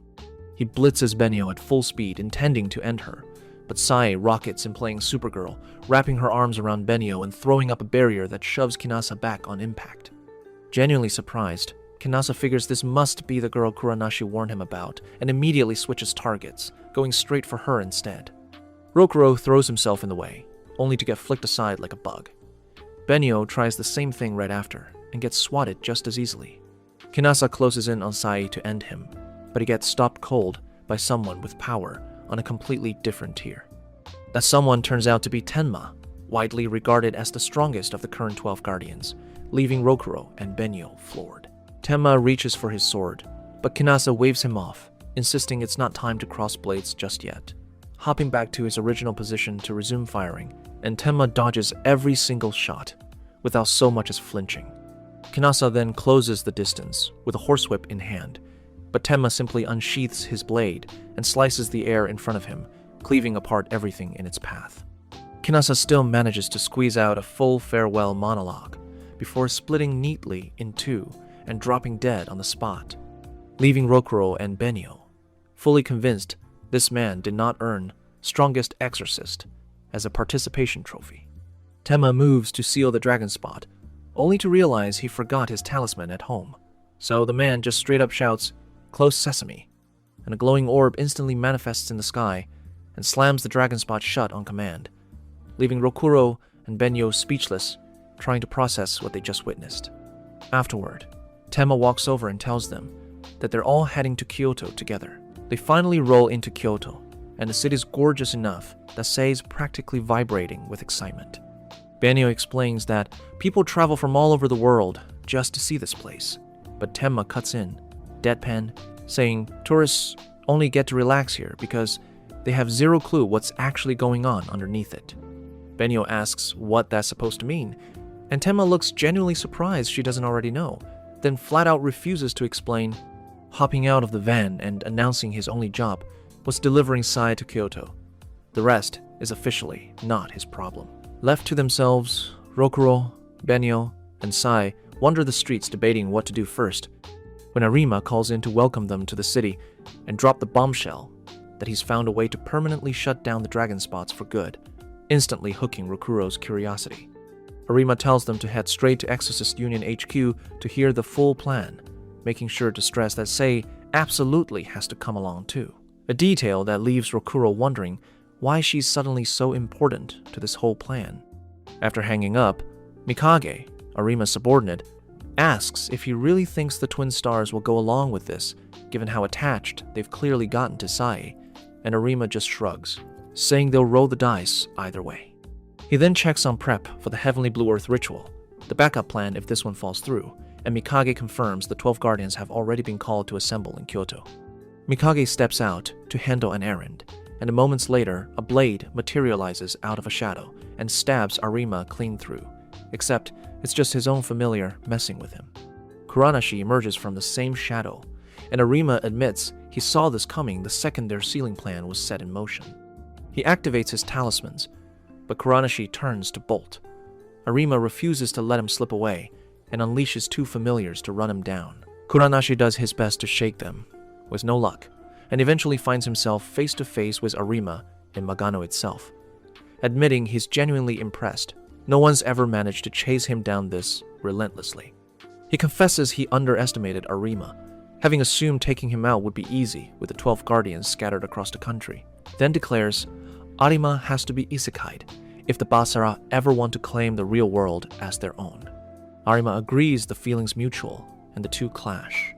After a brutal back and forth, Kuranashi lands a hit hard enough to send Arima crashing straight into a pack of Kegare.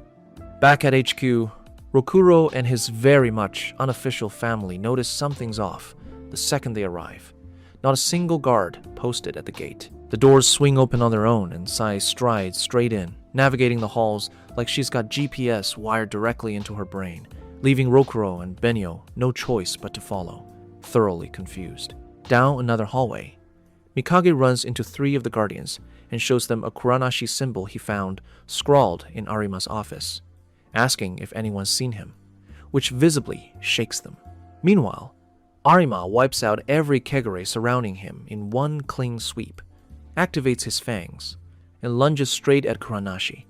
The attack lands hard enough to crack his mask clean off, and while Arima gloats, Kuranashi springs his real trap, a Semon spell activating right beneath Arima's feet, instantly draining his spell power as he starts sinking into it. Arima realizes too late he walked right into it. Kuranashi promises the real world is about to be swallowed in darkness, but Arima, unshaken, replies that the deeper the dark gets, the brighter the stars shine. Right before he's pulled completely under, elsewhere, Sai leads Rokuro and Benyo straight to the divine tree, leaving them both baffled at how she even knows this place exists. Subaru and Tatara appear, and the second Subaru lays eyes on Sai. She greets her with, "Welcome home," leaving Rokuro demanding an explanation. Subaru lays it out. The divine tree, forged by Abe no Seimei, the single most powerful exorcist to ever live, holds up the barrier separating the real world from Magano, and a Basara snapped off one of its branches, which is exactly what's been tearing dragon spots open across the country. Once the branch is restored, she says, the whole crisis resolves itself, which just leaves Rokuro annoyed they didn't just do this from the start. Benyo asks where the branch actually is, and Subaru answers plainly, it's Sai. Rokuro immediately objects, but Subaru points out they must have already picked up on the strange things about her, adding that Sei found this exact location without a single hint from anyone.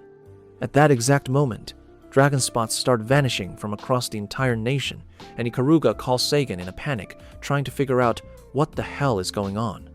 Then, Kuranashi unleashes the full extent of his darkness, ripping open a monstrous new dragon spot that swallows the whole town in shadow as an army of Kegare pours into the real world.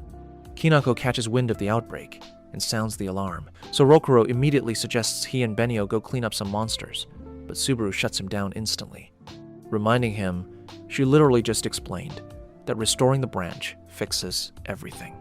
He asks what happens to Sai if that goes through, and Subaru answers plainly.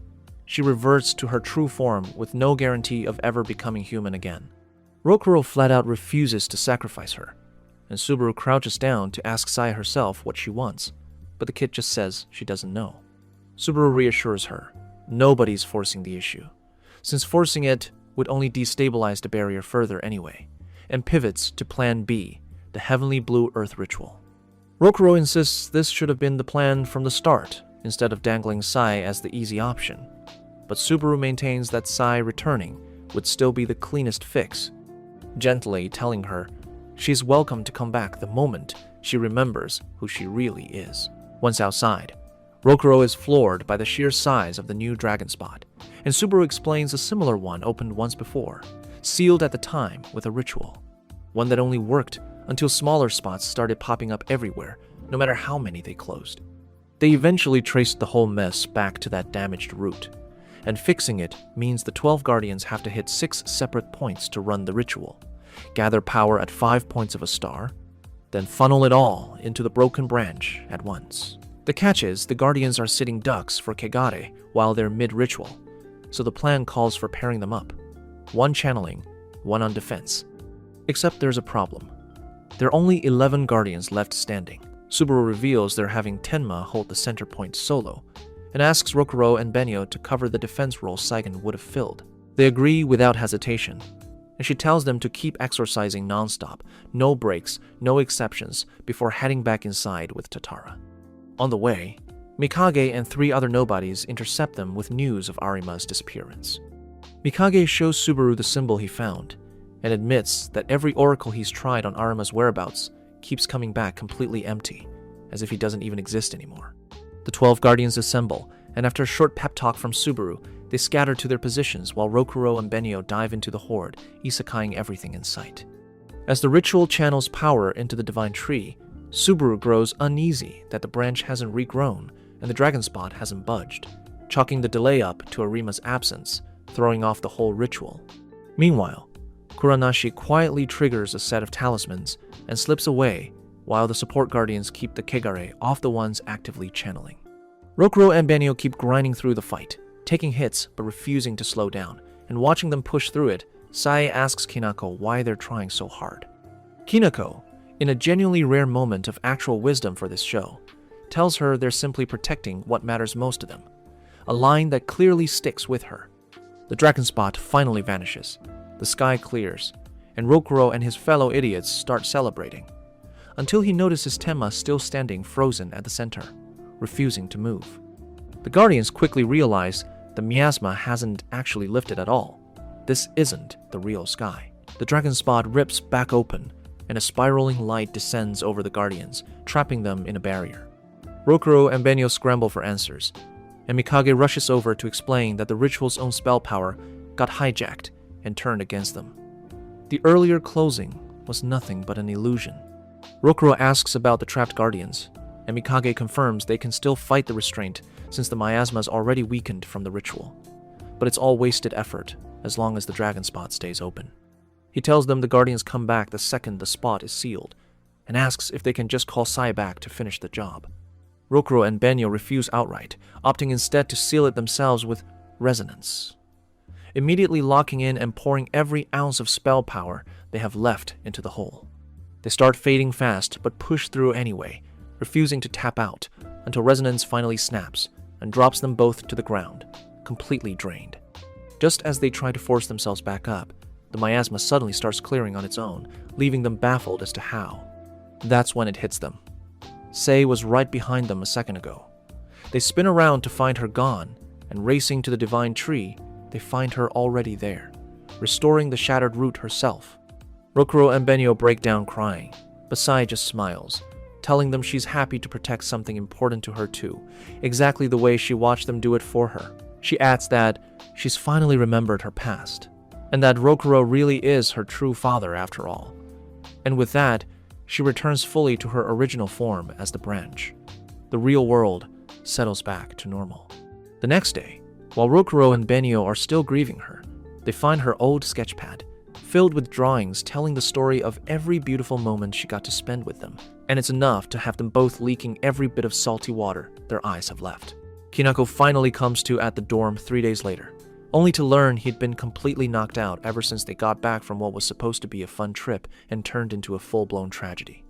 The second she's up, Kinako remembers Benyo's probably drowning in grief right now and needs someone in her corner, so she rushes straight to the villa, only to find it empty. Spotting one of Sai's old drawings of the 3 of them together, her mind drifts back to when Benyo was just a lonely, broken brat who couldn't even enjoy being alive after watching her own parents get isekai'd right in front of her.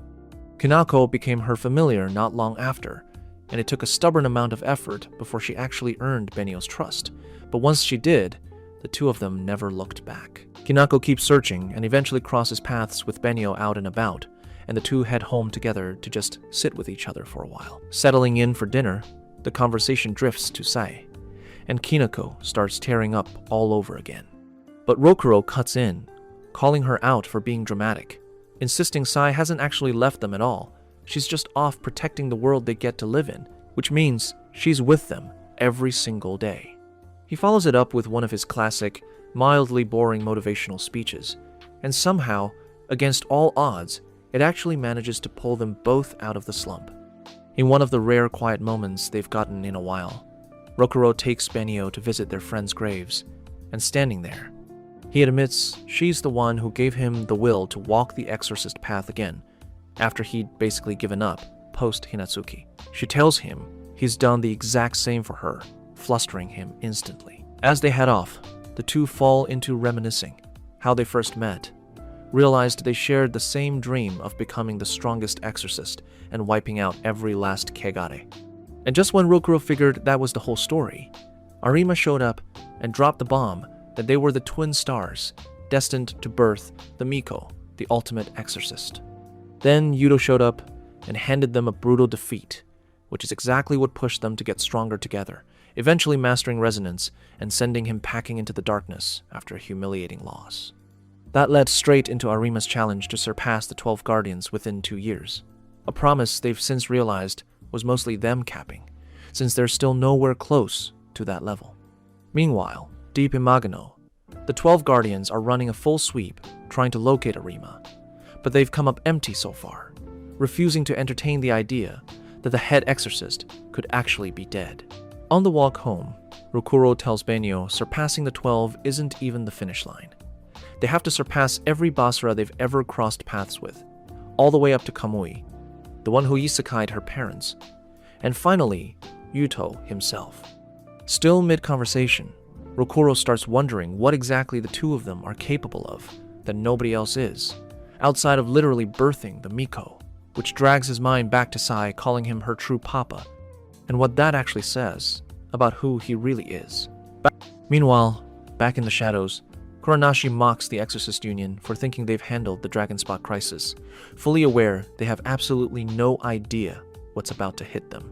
Rokuro and Benio head back to the exact spot in Magano where Saigon originally found him, hoping something might jog his memory, but nothing comes. Back at the dorm, Rokuro corners Seigen and Jisama, demanding answers about his origins and where he was before ever setting foot in the Hinatsuki dorm. Saigen decides it's finally time to come clean and reveals he's the one who found him wandering Magano as a kid. As Rokuro and Benio sit with this, admitting they'd already suspected as much but still want to know what he actually is, Kinako suddenly pings them about a powerful kegare nearby, sending them straight into Magano to investigate, only to find absolutely nothing there, leaving Kinako mortified that his whole reputation as a top-tier Shikigami is now on the line. While they keep searching, Suzu shows up with her kegare entourage in tow, casually revealing she already cleared out every kegare in the area because she got bored waiting for them. Rokuro flies off the handle, yelling like an idiot, until Benio tells him to shut it and asks Suzu straight up what she's actually after. Suzu explains she just came to check on them, half expecting them to be a mess after losing Sai, and is genuinely surprised to find them holding it together. Caught off guard that she even knows about Sai and the Divine Tree, Rokuro presses her on what the Basara actually want, whether they're trying to tear down the barrier, wipe out humanity, and turn the whole world into Magano. Suzu just shrugs, saying, Basara come in all kinds, and some might genuinely be into that. Annoyed by the non-answer, he demands to know what she wants from them specifically, and she admits she has no idea either, which only frustrates him more. She flips the question back on him, asking what he plans to do next, and he goes completely silent, prompting her to point out he doesn't have a clue either. From there, she launches into her own little TED Talk, then breaks into a full performance, inviting Rokuro to dance along with her. Benio, of all people, catches the vibe and starts moving too, forcing an equally stunned Rokuro to unleash his genuinely awful dance moves alongside them. Once the number wraps up, Suzu says her goodbyes and heads off with her crew, leaving Rokuro to tell Benio that even if they don't know their next move yet, they need to find the one thing only the two of them can actually pull off. Meanwhile, back at Union HQ, Mikage receives an oracle regarding Arima, so unsettling, he immediately calls for an emergency meeting of all 12 Guardians. Word reaches Kuranashi that the Guardians have been summoned back to Kyoto, prompting him to gloat that they should enjoy their little reunion while they can, since a full-blown catastrophe is right around the corner. As the Guardians filter back in from across the country, Miku catches sight of an old photo of herself and Sakura's father, quietly missing the days when he used to be just as loud and obnoxious as his daughter currently is. Once everyone's assembled, Mikage delivers the news about the oracle, essentially confirming Arima is dead, stunning the room as it sinks in that Kuranashi may have genuinely isekai'd him. Meanwhile, in his own chamber, Kuranashi meets with Moro, another Basara whose hunger for spell power borders on bottomless. He spent years fattening her up on exorcists, and she still wants more, driven by some warped plan to eventually repay him by literally offering him her own body. He tells her to feast on as many exorcists as she wants, since that was the entire point of cracking open the dragon spots in the first place. He then finally reveals the actual endgame. Every exorcist who thought they were purifying miasma has actually just been quietly stockpiling it inside their own bodies this whole time, meaning they'll eventually become nothing more than puppets under his control. After the Guardian meeting wraps, Mikage pleads with everyone to avenge Arima, then pulls Ikaruga aside for a separate assignment before the rest disperse. The next day, Rokuro, Benio, and Mayura head back to school, still trying to figure out what excuse to give for their extended absence, when they notice a crowd of gawking students cluster together and get curious. Turns out the commotion is all about Ikaruga, leaving the trio baffled as to why he's even at their school. Up on the rooftop, Mayura brings up something suspiciously specific, catching Rokuro off guard, and admits Ikaruga's been giving her private one-on-one lessons in the dorm basement. Rokuro asks what he's actually doing at their school, and Ikaruga explains the 12 Guardians are hunting a Basara, citing an abnormal spike in spell power in the area strong enough to only make sense as Basara activity. He mentions Subaru and Tatara will be joining him shortly, and Rokuro immediately volunteers to fight alongside them, only for Ikaruga to shut him down flat, telling him the Twin Stars would just be dead weight in their current state. Rokuro takes the hit, accepting he and Benyo are still basically useless to the Union, and begs Ikaruga to train him properly. Benyo and Mayura pile on with the same request, but he refuses again, saying he doesn't have time to babysit weaklings. Elsewhere in Magano, Sakura and the grown woman who still carries around a doll, Miku, are on the hunt, with Sakura fuming, desperate to find Kuranashi and settle the score for Arima. She calls the two of them the greatest duo the 12 Guardians have ever had, though Miku privately thinks most mismatched is a bit more accurate. Sakura grabs her and tells her flat out she trusts her completely to watch her back, a line that immediately drags Miku's mind back to Sakura's father. Years ago, Miku turned down suitors from some of the most prominent families out there because her heart was already set on him, even handcrafting a doll for him as a quiet declaration of her feelings, only to have him announce, right as she was about to give it to him, that he was marrying someone else entirely. She congratulated him anyway, heartbreak and all. Catching her blushing out of nowhere, Sakura wonders if she's lost her mind. That's when a Basara riding a Kegare appears out of nowhere, and Miku instantly recognizes her as Moro, the very Basara who isekai'd Sakura's father, the man Miku secretly loved her whole life. The instant Sakura realizes this is the Basara who erased her father from existence, rage takes over completely, and she charges in recklessly. Sakura's been chasing this exact moment of vengeance since she was a brat, and it's what drove her to promise Miku she'd train until she was strong enough to earn a seat among the 12 Guardians. Miku, it turns out, has her own score to settle over the same man, so the two of them made a pact to see it through together. Sakura goes straight for the kill, charging Moro with everything she's got, and Moro just mocks her, asking why she's taking this so personally. When Sakura asks if they've crossed paths before, she reveals Moro isekai'd her father 20 years ago, and that his killer's name has been burned into her memory ever since, though Moro genuinely can't place it, having sent way too many people to Nirvana over the years to keep track. Moro bulks up and starts unloading a barrage of hits, forcing Sakura onto full defense just to survive the exchange. She charges back in with her madak, but Moro answers with a punch, brutal enough to send her flying straight into an abandoned building. As Moro closes in, licking her lips, ready to savor the moment, Miku steps in and counters with an attack from her army of plushies, then walks over to check on Sakura, calling her an idiot for letting raw emotion take the wheel.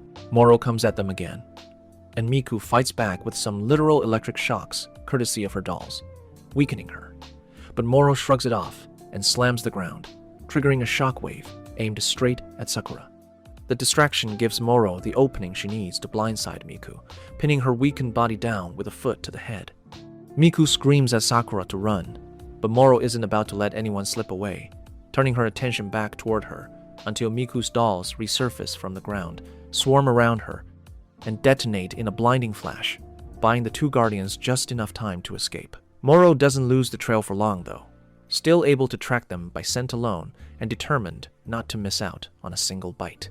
Meanwhile, Miku and Sakura find somewhere to catch their breath, but the moment they hear Moro's footsteps closing in, Sakura grabs her mattock, ready to go another round, despite Miku urging her to retreat to the real world if she can't hold her own. Sakura refuses to run now that she's finally standing face to face with the woman she's spent her whole life hunting. Miku warns her she can't keep fighting on pure emotion the way she did earlier, and Sakura agrees to follow whatever strategy she comes up with instead. Moro tracks them down moments later, but only Miku steps forward to meet her. When Moro asks where the other one went, Miku tells her she's handling this alone, activating a talisman that wraps her entirely in a massive doll costume. Moro laughs her off as a clown for trying to fight dressed as a mascot, right up until Miku starts whipping her around like it's nothing, leaving Moro genuinely stunned, trying to figure out where this strength is even coming from. Moro shifts into her true form and overpowers her, tearing into the costume and grabbing hold of her, ready to finish it, but Miku holds her in place and screams for Sakura to strike, who slices clean through Moro's stomach, while Miku follows up with a kick that drops her flat. Moro claws her way back up for one last attack, but Miku traps her inside a ring of dolls and sets her ablaze, while Sakura delivers the finishing slash that isekais her for good. Sakura is overwhelmed with relief, finally getting the vengeance she's chased her whole life, and once they're both back in the real world, Kuranashi appears at Moro's side in Magano to be with her in her final moments, promising vengeance of his own, and she offers him her body one last time so he can absorb her power and grow even stronger. Back in the real world, Benyo and Rokuro spend some downtime reading up on Abe no Seimei, the undisputed GOAT of exorcists, thoroughly inspired by his legacy and swearing to build the same kind of better world he envisioned, even if, realistically, they're currently running more like losers. That night, a string of exorcists suddenly fall under some kind of trance, shuffling silently into Magano like sheep walking straight to the slaughter. The next day at school, Ikaruga is introduced as a new transfer student, flooring Rokuro and the girls, who immediately corner him, demanding to know why he's suddenly enrolled in their class. He explains that while his official assignment is hunting the Basara, his real priority is guarding the Twin Stars personally, a comment that stings hard, driving home just how far out of their depth they still are if they need a babysitter to survive. Rokuro swallows his pride anyway, and asks him to train him now that they're technically classmates, but Ikaruga just bruises his ego one more time and walks off. As he leaves, he catches a strange, unsettling feeling, sensing something dangerous closing in, right as a mysterious figure drifts silently past the classroom window. Not long after, news breaks nationwide about exorcists going missing en masse, leaving everyone scrambling to figure out what the hell is going on. Meanwhile, back in Magano, Chijiwa is fully in denial about Momochi's death and refuses to just let the guy rest in peace, so he builds a doll to stand in for him. When the doll predictably doesn't hit him back with the usual banter, he spirals into frustration, replaying the Twin Stars isekaiing his boy and simmering in rage over it. Right on cue, Kuranashi swoops in and hands him a talisman cooked up by a batch of hypnotized exorcists, one that lets a Kegare roam free in the real world once activated. Chijiwa wastes zero time popping it on, gets wrapped head to toe in miasma, and basically unlocks real-world cheat codes to move around like he's still in Magano. Buzzing off the power spike, he gets his final assignment when Kuranashi cracks open a dragon spot and tells him to go get his revenge for Momochi. The next day, Rokuro tries to catch Ikaruga at school, and Ikaruga shuts him down with a flat no, before Rokuro's even asked for anything. Rokuro explains he's working on a brand new technique and wants advice, but Ikaruga still isn't giving a single ounce of energy to some weakling's homebrew move. Later at the dorm, Ikaruga briefs Sagan on his mission and mentions picking up on Abasara's presence somewhere at school, though nothing's felt off since. That night, Rokuro's up grinding on the new technique, driven purely by not wanting to lose anyone else ever again, aiming to build something that can protect people both up close and from a distance. Meanwhile, Ikaruga's posted up on a rooftop at school, scanning for anything weird. Nothing turns up, so he gets up to bounce, and the second he does, a dragon spot rips open behind him. The next day, the group's all together when some rando girl reports finding a doll nailed to a tree on campus. Ikaruga bolts immediately to check it out, and everyone else tags along. Walking through the corridors, Mayura catches her foot on a string and nearly eats it, though nobody clocks what actually just happened. Moments later, Rokuro senses movement behind them, so he and Benyo spin around to investigate, and the second they step into a classroom, a dragon spot opens straight under their feet, dropping them into a different room entirely. Chijiwa appears out of nowhere, and the two are stunned he can even exist here in the real world until they connect the dots. It's the miasma enchantment, letting him camp out here as long as he wants. Rokuro and Benyo pop their talismans and square up. Rokuro charges Chijiwa swinging fists, and somehow the two just end up fist bumping like they're homies, not enemies. Rokuro throws another attack, but Chijiwa deflects it like it's nothing, and the twin stars immediately clock that he's leveled up hard since their last encounter. They go for resonance, but Chijiwa's already 3 steps ahead. He snaps his strings out before their hands can even connect and pins them straight to the wall. That's when Ikaruga crashes in, shredding the strings and freeing them, then informing Chijiwa he'll have to go through him first if he wants to isekai, the twin stars. Weapon activated, Ikaruga throws down with Chijiwa, while Rokuro and Benyo watch, stunned. Ikaruga's overwhelming him hard enough that Chijiwa's forced to bail, and Ikaruga answers by popping his vermilion wing and taking to the sky. He spots him, unleashes the metal weapons off his wings, and chases Chijiwa down until one finally skewers straight through his chest, dropping him to the ground. Feeling like an absolute unit, Ikaruga strolls up to the downed Basara, only to realize way too late that he just got played.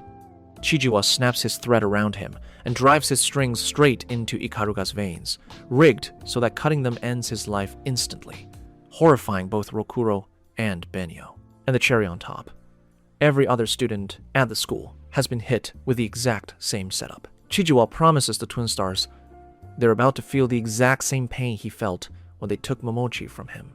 Back in the fight, Chijiwa's fully committed to torturing Ikaruga with the strings, while simultaneously puppeting a batch of students, like literal marionettes, which has Rokuro and Benyo seething. He drops the bomb that he's already shortened the students' lifespans in the process, and the animated Momochi doll chimes in helpfully to explain that anyone with weak spell power takes real damage just from being wrapped in the strings.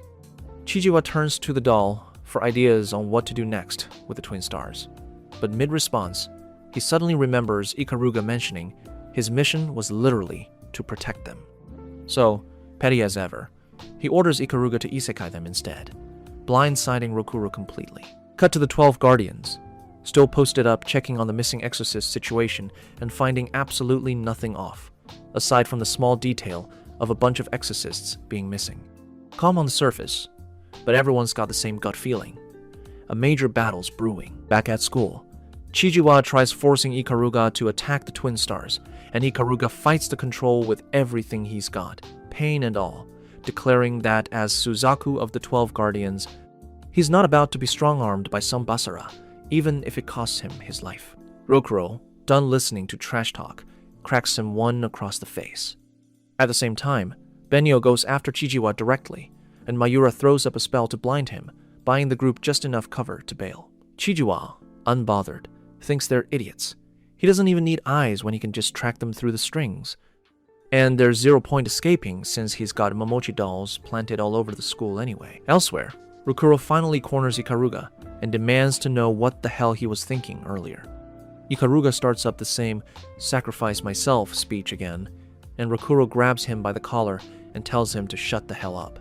Before it escalates, Benyo steps between them and slices the strings binding Ikaruga clean off, while Mayura instantly casts a spell that saves him without a shred of pain. Karuga's stunned, asking how they even pulled that off, and Benyo credits the whole plan to Mayura, and Mayura, riding an Einstein-level high, happily breaks down the mechanics for everyone. Chijiwa clocks that they've cracked how to slip the strings, but he's still fully convinced none of them are walking out of this alive. The group huddles up, trying to figure out how to save everyone without anyone having to martyr themselves for it. Mayura, apparently having one of her rare fully online brain days, pitches a real strategy. Rokuro and Ikaruga stand a real shot if they fight together instead of splitting up, while she and Benio focus on freeing as many puppeted students as possible. Everyone hands over their talismans to arm her for the job. Kinako asks Ikaruga how exactly he plans on taking down a Basara without getting dismembered going at him head-on, and Ikaruga confirms that's precisely what his trump card is for. He and Rokuro step back in front of Chijiwa and announce they're exorcising him this round, which Chijiwa just laughs off as the funniest thing he's heard all day. Meanwhile, off to the side, Benio and Mayura get to work freeing the puppeted students one by one. Chijiwa activates a spell that morphs him into a full-on standing octopus and comes at both fighters at once. He snags Ikaruga in his threads and slings him off, then pivots to Rokuro, who immediately dumps every ounce of his spell power into pure defense, effectively going full iron body and shrugging off the brutal hits. As Chijiwa keeps swinging, Rokuro catches his fist and gives Ikaruga the signal. Ikaruga pops Divine Enchantment, a spell power multiplier over tenfold, but with a hard 5-minute limit before he's completely useless for hours afterward, and switches straight into Vermilion Wing, catching even Rokuro off guard. With the clock already running, he goes all in on Chijiwa. His whole body starts going numb halfway through, but he mentally digs up some motivational podcast energy about pushing past your limits. He charges in, yelling like an absolute lunatic, and lands the finishing blow, stabbing straight through the Basara's chest before dropping back out of his transformed state. Even bleeding out, Chijiwa refuses to go quietly, announcing he's not dying alone. He summons every Momochi doll he'd planted around the school, revealing they're all tethered to him and set to detonate the second he dies, guaranteeing nobody survives the blast. Rokuro, flashing back to every friend he couldn't save before, refuses to let history repeat itself. He instantly triggers a seal spell across every doll simultaneously, unleashing a massive inferno on Chijiwa that torches all the linked dolls at once in the same blast. The others are floored by the new move, and Rokuro admits he pulled the inspiration straight from watching Ikaruga fight, embarrassing him on the spot. Meanwhile, far from the wreckage, Kuranash is just grateful Chijiwa bought him the extra time he needed to keep his real agenda moving, wiping out every exorcist in existence. Following the fight, Ikaruga gets pulled into an emergency meeting by the Exorcist Union, and once he's gone, Mayura feels genuinely bad he had to bounce so early, while Benio and Rokuro stick around to grind out more training. Rokuro remembers Saigen's earlier comment. If the Union isn't summoning them directly, it's not their problem yet, so he tells Benio they'll just keep stacking strength until the day they're actually needed. Back at school, Rokuro finds a mystery envelope waiting on his desk, and discovers it's a love letter from some girl asking him to meet her behind the school during break. Meanwhile, Ikaruga meets the rest of the Guardians somewhere completely different from the usual HQ setup, and immediately asks what's so urgent it pulled him away from actually having fun with his new friends for once. Subaru answers by whipping out her tech-enhanced hand fan, revealing 12 distinct points scattered across Narukami, each one a dense pocket of spell power.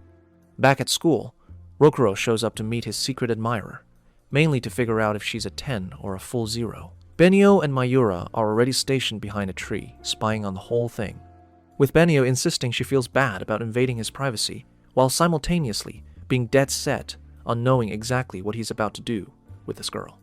The girl begs him to date her, mortifying him on the spot, and he reminds her that she flat out rejected him back when he was a certified simp. She apologizes, admitting it was because he used to be a loser, but now he's clearly ascended to top G status. That's more than enough to send him spiraling into rizzed-up territory, nearly losing it entirely before he reins himself in and tells her he can't go out with her. She immediately asks if that means there's someone else. The question catches him fully off guard, and right as he tries to answer, Benio, dying to hear it, leans in a little too far, trips over a stump, and goes down taking Mayura with her, blowing their cover instantly. Elsewhere, the 12 Guardians track down a talisman at one of the 12 points, and finally connect the dots. Everything that's happened up to now was just a distraction, dressed up as chaos. All engineered to keep them off Kuranashi's actual endgame. Right as they piece it together, Kuranashi triggers the ritual, and the entire city's network cuts out on the spot. Mikage steps in to explain the counter. They'll need the Rikujin Shinka ritual, a spell forged by Abe no Seimei to push the 12 Guardians' power to its absolute ceiling, and conveniently, the 12 spell power clusters sit in a perfect circle, matching exactly where each Guardian needs to stand. Ikaruga asks the obvious question: who covers for Saigen? Mikage volunteers without hesitation, fully aware it could cost him his life. Subaru fires a signal into the sky, broadcasting the ritual plan, and the Guardians scramble to their 12 points across Narukami and get started, only for Kegare to start spawning at every single point to sabotage them. Back at the ritual sites, the 12 Guardians are locked in with the monsters, but no matter how many times they land a hit, the things just regenerate. Yamato, the Basara pulling their strings, reveals why. The Kegare are being juiced up with spell power siphoned straight from the missing exorcists, all of it feeding directly into Kuranashi's ritual. Rokuro and Benyo head home after witnessing Ryogo's proposal and the shameless PDA that followed, Benyo still stewing in suspicion the whole walk. Meanwhile, her Rizalist partner just keeps rambling out useless commentary. Eventually, even he clocks that something's up with her, and the tension between them thickens, though Rokuro, ever the clueless idiot, just keeps walking like nothing's wrong. Benyo finally grabs him and demands to know what exactly he was about to say to the ugly lady who asked him out earlier. He takes her hand, opens his mouth to actually answer, and that's the exact moment Kuranashi unleashes his ritual in full, blasting out a massive surge of spell power from every Kegare across all 12 points at once. The ground rips open in a violent earthquake, and Narukami itself starts lifting off into the sky. Everyone's stunned, scrambling to figure out what's even happening, blissfully unaware that Kuranashi just took the idiom, "the sky's the limit," completely literal. It doesn't take long to realize their entire town is now, somehow, a floating tourist attraction, courtesy of one deranged Basara, and nobody can wrap their head around how this is even physically possible. Saigen drops the bad news. They're officially in deep trouble. Turns out the dragon spot Chaos had been eating at him for a while, so he went digging through the Exorcist Union's archives and found a match 600 years back. 7 villages in some kingdom got yanked straight up into the sky the exact same way. The 12 guardians of that era managed to handle it eventually, but every single person trapped in those floating villages had their spell power drained, dry, and died in the process. And take a wild guess who was behind it. Kuranashi. Of course it's Kuranashi. Meanwhile, the twin stars are sprinting back to the dorm when a beam of light hits them out of nowhere and a dragon spot rips open right in their path. Kuranashi steps out, though neither of them recognizes him at first, since they've never actually crossed paths. He pulls his mask off, revealing both eyes are completely normal, which throws them off until he explains. The more spell power a Basara racks up, the more human they start to look. When he finally introduces himself as Kuranashi, it clicks instantly. They remember Kinasa dropping that exact name before. They immediately go on the offensive, blaming him for everything that happened to Sai, but he waves it off as just a harmless little prank involving the divine tree, which only makes them angrier. They demand to know what prank he's cooking up this time, and he corrects them. This round isn't a prank, it's a game. With that, he casts a spell, and massive Kegare tentacles erupt from a tower and spread across the whole city, immediately going to work on the civilians. Kuranashi lays out the rules: nowhere to run, nowhere to hide, and a strict 2-hour countdown before the tentacles finish devouring every last drop of spell power in town. Miss the deadline, and everyone dies. Rokuro's practically vibrating with rage at this point, and Kuranashi twists the knife further by revealing the tentacles are all feeding an underground bulb that stores the harvested spell power.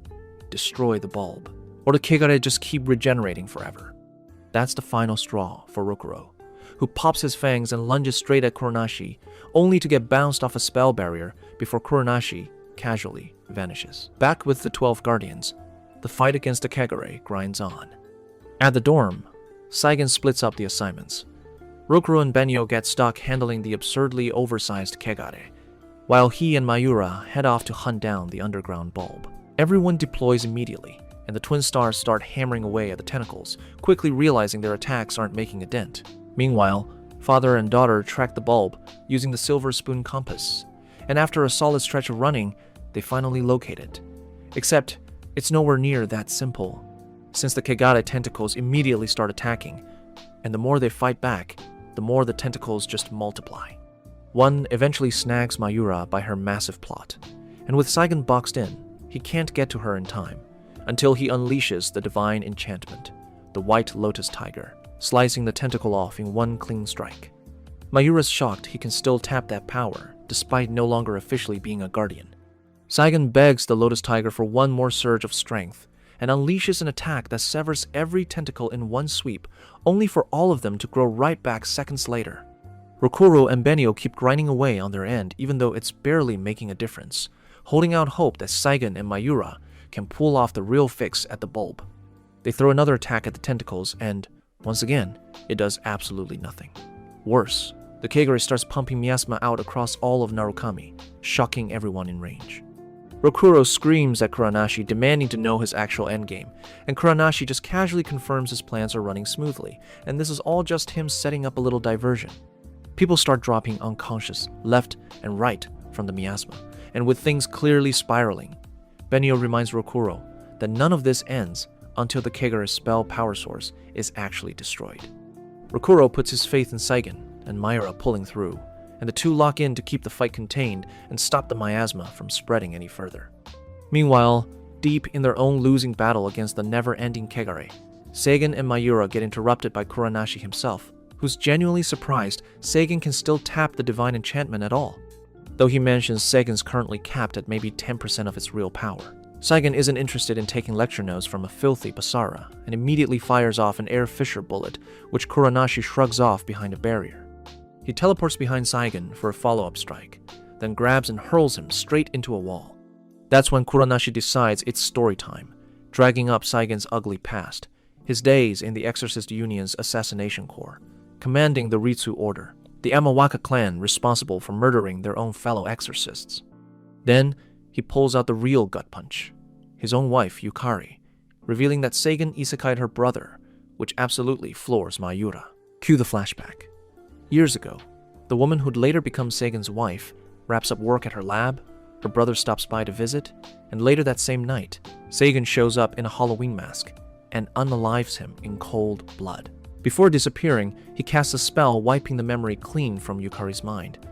But as she collapsed, she caught a glimpse of his face and couldn't shake the question of why his eyes looked so sad. Mayura, stunned by all this, still chooses to believe her dad must have had a reason and declares her unwavering faith in him right there, which visibly embarrasses him.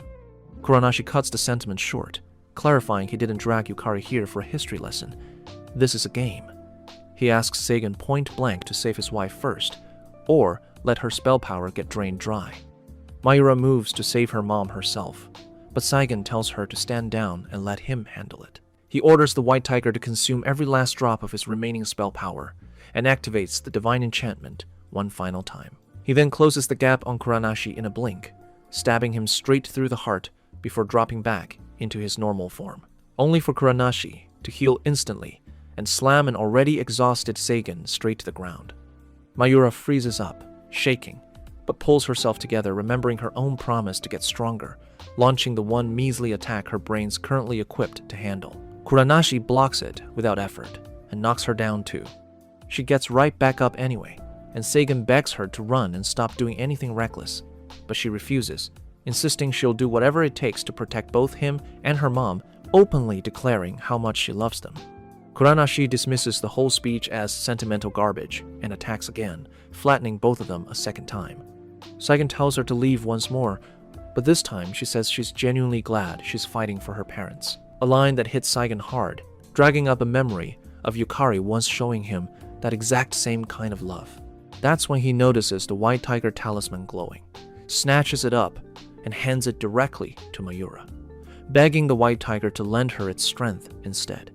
Mayura suddenly finds herself pulled into another realm entirely, face to face with Byakko, the White Lotus Tiger itself, who asks if she wants power. She answers instantly, Yes, enough power to protect the people she loves.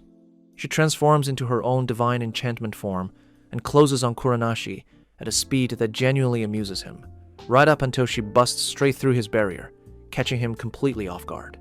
From there, she buries him in attack after attack, forcing him fully into defense before landing one final claw strike that carves through him and obliterates the underground bulb in the exact same motion.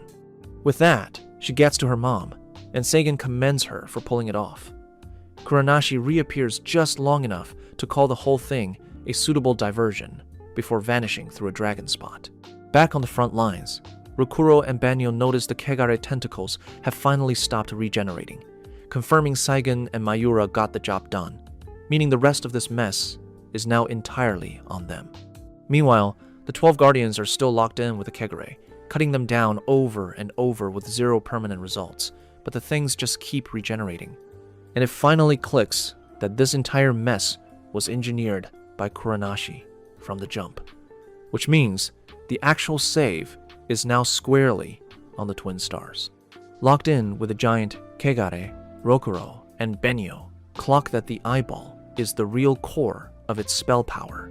Smash that, and the whole thing gets purified. The eyeball comes barreling back in, winding up for a blast, but Rokuro creates an opening for Benyo to zero in on its weak point.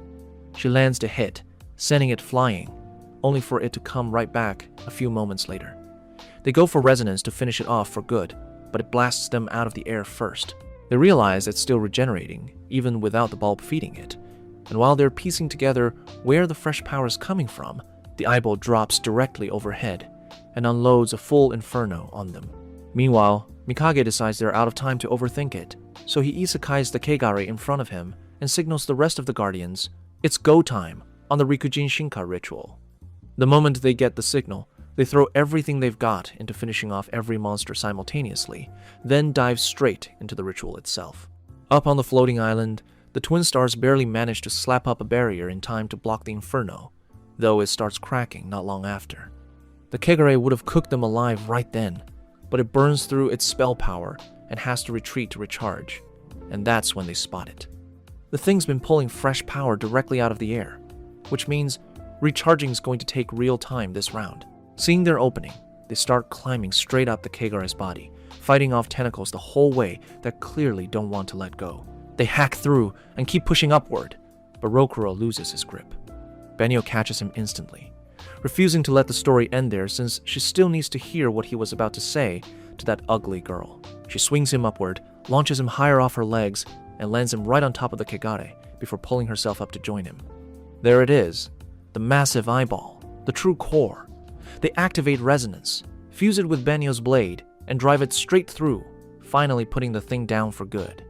Both of them collapse onto its body trying to catch their breath, right as the Kegare dissolves out from under them and they start plummeting from the sky. Rokuro grabs Benyo mid-fall and manages to stick the landing safely. Seigen rose up in the RV to commend the win and brief them on the bigger picture. They ask the obvious question, what happens to Narukami now? And he confirms it's about to fall, which understandably shocks them. Though he reassures them the rest of the 12 Guardians are already mid-ritual, working to bring the city down safely like none of this ever happened. Seigen heads off, and the Twin Stars go looking for anything else they can help with, and that's when they spot some idiot kid sprinting toward the edge of the collapsing city. Rokuro bolts after him, only to realize the kid's trying to play hero for his own dog, and manages to grab the dog just as Narukami settles safely back onto the ground. The whole city erupts in relief. The 12 Guardians all collapse from sheer exhaustion, and Rokuro finally works up the nerve to confess his feelings to Benyo, right as Kuranashi's spell kicks in without warning, and the entire 12 Guardians get yanked straight down into the ground. Seigen clocks what's happening, and tells Mayura they need to get to the Twin Stars immediately. Meanwhile, Kuranashi materializes in front of Rokuro and Benyo, and casually asks if they had fun, instantly pissing them both off as they brace for whatever he's got cooked up next. Benyo fires back that they already smashed the bulb and saved the city, so his little game should be over. But Kuranashi corrects her. It's not over. It's barely even started. He informs them their entire fight was just a diversion running cover, while his real scheme locked into place, then sincerely thanks them for the help before turning to walk away. Curious enough to be stupid, the twin stars follow him straight into the dragon spot he opens. Saigon's sprinting after them from a distance, trying to stop it in time, but he's already too late, and it dawns on him this was the plan from the start. Kuranashi drags the two gullible idiots into a room deep inside Magano, where they're horrified to find the entire 12 guardians held captive. They demand to know what he's planning, and he tells them plainly, this is where they meet their end, and where his own story truly begins. The guardians throw everything they've got into breaking free, only to realize their spell power has already been drained too low to fight back, as the Kegare roots binding them are actively sapping what's left. Rokuro pops his fangs and tries to force them loose, but the second he lands a punch on the root, a chunk of his own spell power drains straight out of him. One of the guardians asks how a Basara, creatures not exactly known for their brains, managed to orchestrate something this elaborate, and Kuranashi drops the name, Yuto, the one who fed him every piece of intel needed to make it work. Rokuro and Benio are floored. Kuranashi lays out the full con. The dragon spot trick and every exorcist sent out to cleanse miasma off affected civilians had actually been quietly stockpiling that miasma inside their own bodies without realizing it. A stash of loyal puppets waiting to be activated whenever he needed them. The revelation lands hard on the guardians, who bitterly admit they've apparently got all the muscle and none of the brains. They ask where the exorcists are now, and he confirms he's already siphoned off their spell power and pumped it into the Kegare, the exact fuel that wore the 12 guardians down in the first place. It finally clicks for them.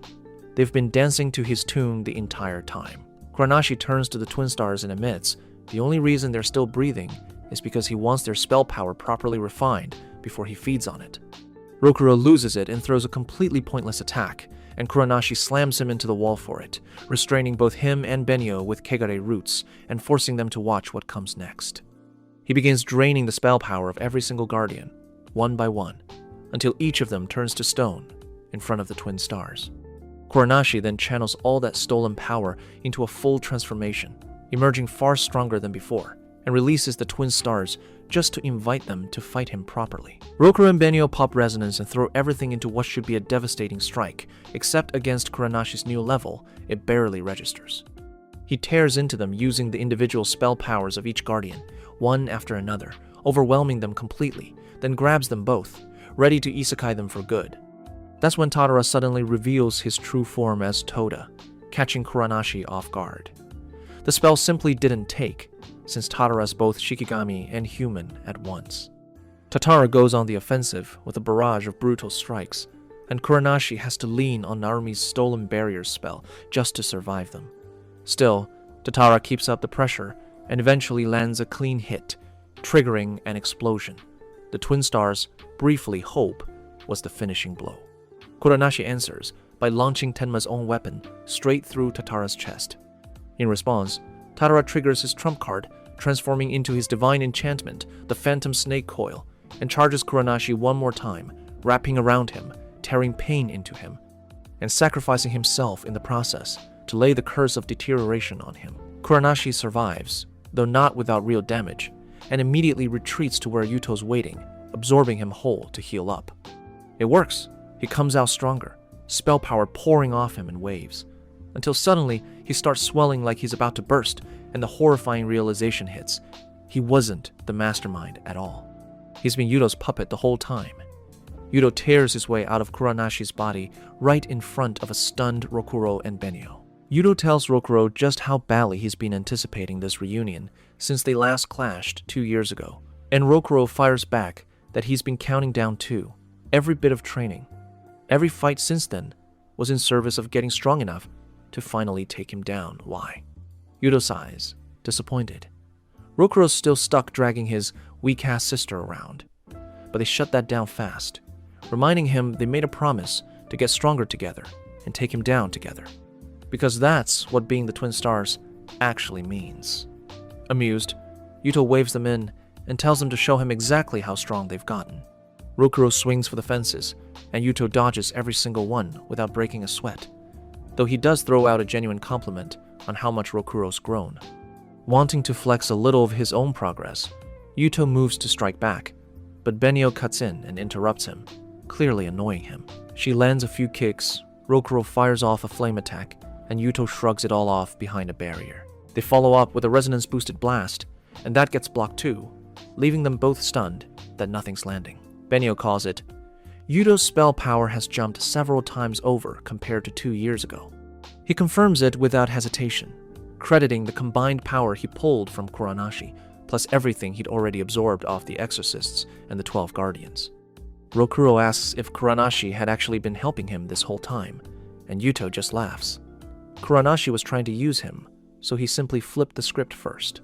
Furious at how deep the rot goes, Rokuro launches another attack, dodged with ease, and Yuto leaps straight into the Divine Tree's domain, with the two chasing right after him. Falling through, Benio realizes they're plummeting straight into disaster and tries to warn Rokuro. Too late, as they crash down onto a strange space marked with a yin-yang symbol, and the second they try standing, their own bodies feel crushingly heavy, leaving them baffled about where they've even landed. Yuto lays it out. They're in the Chamber of Darkness, buried beneath the 5th layer of existence, a name that visibly shakes Rokuro. Barely anyone even knows this place exists, and regular people couldn't stand here, let alone breathe. Only those packing serious spell power can survive it. Rokuro asks if they're in the real world or Magano, and Yuto corrects him, neither. This is the seam connecting the two. Confused how he's got all this insider knowledge, they get their answer. While healing inside the Divine Tree, Yuto managed to tap directly into Abe no Seime's consciousness, a revelation that shocks them since it means the legend's actually still alive. Yuto quickly corrects that too.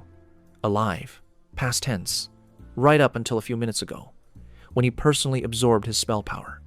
With Abe no Seime, the 12 Guardians, and Kuranashi's combined power now sitting in his own body, he declares himself the strongest exorcist to ever exist, and offers to demonstrate exactly what that feels like. He unleashes a third-grade Superman's freeze breath that sends them flying, then starts openly trolling Rokuro for turning into the exact threat he'd trained his whole life to defeat. He doesn't stop there. Either beyond Abe no Seime's raw power, he also inherited everything the man ever knew, including Rokuro's actual identity. Rokuro immediately wants answers, but Yuto refuses to hand them over, choosing to provoke him instead. Benio steps in to calm Rokuro down, which genuinely throws Yuto off, disappointed his rival's gotten soft, thanks to his useless sister. In response, he traps her instantly inside a barrier cage and starts torturing her right there. Watching Benio suffer sends Rokuro into a full panic, and Yuto rubs it in, reminding him this is the exact same helplessness he felt before, unable to save the people he cared about. Benio finally passes out under the torture, and Rokuro's rage boils over so hard he transforms into a full monster on the spot. Yuto keeps pushing, feeding the transformation for the show of it, and drops the real bombshell. Rokuro is a Kegare, after all, a reveal that stuns even Benio.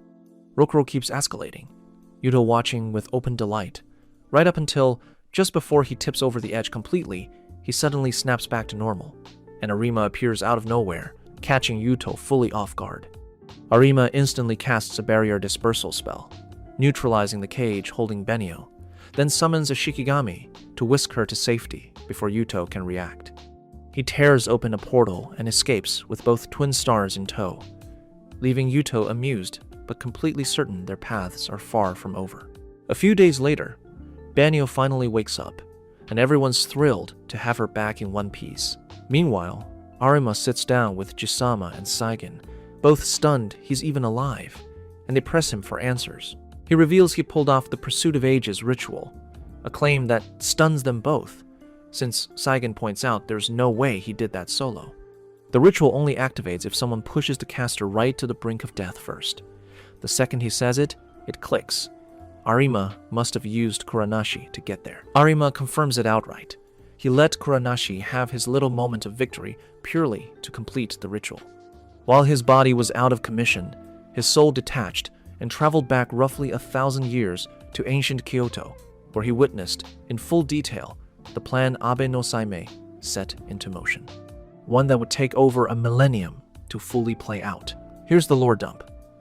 Abe no Seime spent his life casting spells to help humanity live in peace, but the deeper he looked, the more he noticed the evil festering in people's hearts.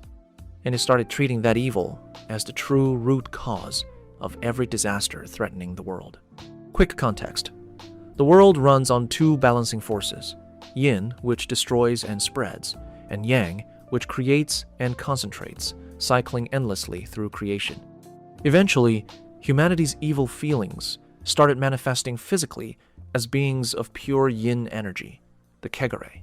As Saimei kept exercising them, he realized the sheer volume of yin energy people were generating had grown enough to throw the entire world out of balance.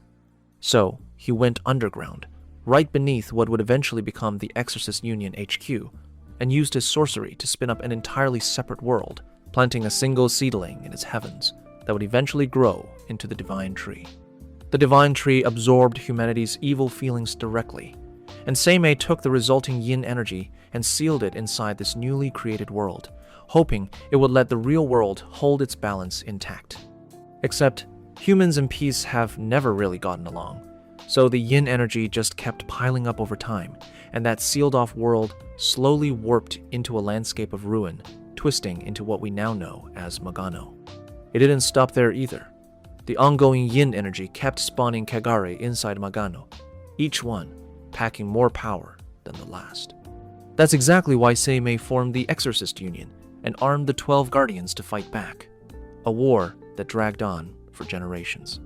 But even that eventually wasn't enough to keep up with the Kegare's growth, so Seimei cooked up one final strategy, engineering the birth of the Twin Star Exorcists themselves, designed to cleanse the Kegare and ultimately destroy Magano entirely by giving rise to the ultimate exorcist, the Miko.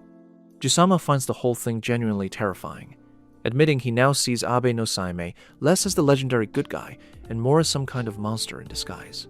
Arima warns him he hasn't even gotten to the juicy part yet, and it only gets worse from here.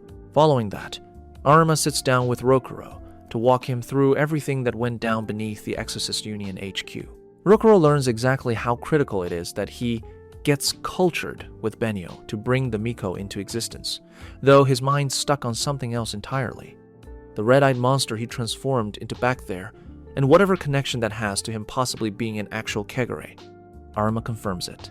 Yes, technically he is, which lands like a truck, but he clarifies Rokuro's fundamentally different from a normal Kegare, which only deepens the confusion. The full reveal follows. Once Saimei realized humanity itself was the true source of all that yin energy, he engineered the ultimate answer, a yin incarnate built specifically to cleanse all of humanity, dubbed the Cataclysm King. Rokuro's world tilts on its axis, learning that name applies to him. Now, sitting with the knowledge that he's essentially humanity's built-in doomsday device, he's left demanding to know what he's supposed to do with that. Arima's answer: clap Benio to produce the Miko, which might also purge the Cataclysm power out of him in the process. Rokuro shuts that down instantly, flatly refusing to let Benio spread her legs for a monster like himself, but Arima insists it's for the greater good, then takes his leave. Rokuro heads home, only to find Suzu already parked in his living room, acting as goofy as ever. He unloads on her, admitting his entire pathetic life has officially collapsed. He spent his whole life dreaming of exorcising every Kegare in existence, never once realizing he himself was engineered to wipe out all humanity. Suzu, unbothered, points out that being a monster changes nothing about his ability to protect people the same way he's always wanted, and reminds him that whatever path he ends up choosing, he needs to hold on to what actually matters most to him. Later that night, Rokuro walks out of a jewelry store with a gift bag, genuinely happy for once, until that mood evaporates the second Yudo shows up holding flowers, casually inviting him to embrace his destiny as the Cataclysm King so they can burn the world down together. The next day, while Benio dresses up, she spots the hair ties Rokuro once gave her and instantly recalls him in beast mode, which makes her stomach turn. She's served breakfast, but struggles to eat, unable to shake what happened in the chambers of darkness. Still, she refuses to accept that Rokuro is a Kegare and insists it must be one of Yuto's lies. Later, chatting with Kinako, she asks what a Kegare actually is, stunning Kinako, who wonders if her master's lost her memory or something. Meanwhile, the city of Narukami is slowly bouncing back, kids running around everywhere again. Rokuro and the other exorcists soak in the peace they fought to secure, and he vows he's never letting anyone take it from them again. Benio pulls up on her glide machine, and the second Rokuro spots her. He stands to leave, claiming he's got work to handle, stunning everyone. He storms off as fast as his frustration carries him, and after a bit, he pauses to look at the gift he'd planned to give Benyo. Arima shows up shortly after, and Rokuro tells him they need to talk, so they head to a fancy restaurant. Rokuro explains that with Yuto now monstrously powerful, he has to be the one to face him since the 12 guardians are gone. Arima agrees and asks if that's what he wants to discuss. Rokuro says no, he actually has a question for him. Meanwhile, Benio heads home with Mayura feeling down, blaming herself for chasing after Rokuro, but Mayura insists she did nothing wrong and that Rokuro's the one who deserves a smack. She asks if something happened between them, since Rokuro's been acting like a miserable wreck lately, but Benio brushes it off as nothing. Along the way, they pass the spot where Benio and Rokuro first met, and she reflects on how he's stuck by her side ever since. She calls herself foolish for losing sight of their precious memories together, and reminds herself Rokuro hasn't changed one bit. Back at the dorm, she immediately gets her uniform ready, determined to fight again despite not being fully healed. She tells Mayura and Kinako she needs to be at Rokuro's side, and Mayura asks why she's pushing so hard. She finally admits she's in love with Rokuro, and right as she says it, Rokuro walks in asking to speak with her. Mayura, assuming the two lovebirds want privacy, quickly excuses herself. But Rokuro, dead serious, suddenly announces it's time to end their partnership, stunning her. She demands to know where this is coming from as he turns to leave, and he explains that with Yuto's power on this level, ordinary strength won't cut it anymore. She insists that's exactly why she needs to fight beside him, but Rokuro snaps back that she can't handle it, that she'd end up helpless like before, and get beaten within an inch of her life before getting isekai'd. Still, she pushes to fight anyway, but he tells her she'll only slow him down and get in his way. He walks out, and Benyo collapses to her knees, devastated. Mayura later walks in to find her practically kissing the floor. After this, Rokuro heads to the Chambers of Darkness to face Yuto, and as he closes in on him, he recalls telling Arima to end his life if things go south in this fight against Yuto. Yuto's stunned that Rokuro actually showed up to fight him, and even more so that he came without Benyo. But Rokuro isn't here for chit-chat. He immediately triggers his red talisman, unleashing his fangs, while Yuto powers up his own spell energy, ready to throw down. Meanwhile, Benyo jolts awake from a nightmare where Rokuro's missing from her side as she tries activating resonance with him while Yuto closes in on her. She then sees him in his red-eyed beast form, telling her she'll only slow him down. She finds Mayura and asks where Rokuro is, but Mayura says nobody's seen or heard from him, that he never came home or showed up at the dorm, stunning Benyo as it dawns on her. He must have gone to fight Yuto solo. She tries rushing off to help, but Arima blocks her path and asks how exactly she plans to be useful in her weakened state. Benyo spouts some nonsense about the promises she and Rokuro made, but Arima tells her that going now would only make her a burden just like he already warned her, then knocks her out with some kind of scent. At the Chambers of Darkness, Rokuro and Yuto keep clashing, and no matter how many hits Rokuro throws, Yuto blocks every one. Yuto announces it's his turn to strike. He unleashes a massive blaze around himself that instantly warps Rokuro to the Hinatsuki dorm, then tries breaking him down with the ghosts of the friends he failed to save back then. Rokuro tells him to try harder next time, admitting he tortures himself over his friends every single day, which is exactly why he'll keep getting stronger so it never repeats. Yuto seems entertained by how mature he's become, and opens up about how he felt toward him back when they were kids. He used to despise everyone, yet somehow found himself drawn to Rokuro without understanding why. Eventually, he realized it's because Rokuro was the only person on Earth who mirrored him.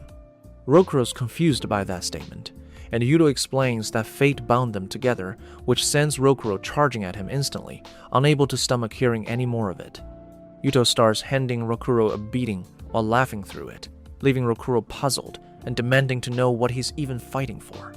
Meanwhile, back at the dorm, as Arima prepares to head out, Kinako asks why Benyo has to suffer this much given everything tragic she's already endured, and Arima explains it's because her Yan spell power is exceptionally strong, and with great power comes a heavy burden. He tells her to look after Benyo closely, since the day will come when her power is needed again. As he leaves, he crosses paths with Saigen, who declares he's going to bring Rokuro back since he refuses to let Abe no Saime use him as a pawn for his own agenda. Arima counters by asking if that wouldn't disrespect Rokuro's own choice, since he willingly chose to fight without being forced. He adds there's nothing they can actually do to help right now, as Rokuro is the only one with enough strength to face Yuto. Rokuro asks Yuto what happens after this fight, and Yuto says he couldn't care less about the future since the world's going to end regardless. Humans and Kegare alike will be wiped out entirely. Since that's Abe no Saime's true endgame, and everyone's just been puppets dancing to his tune the whole time.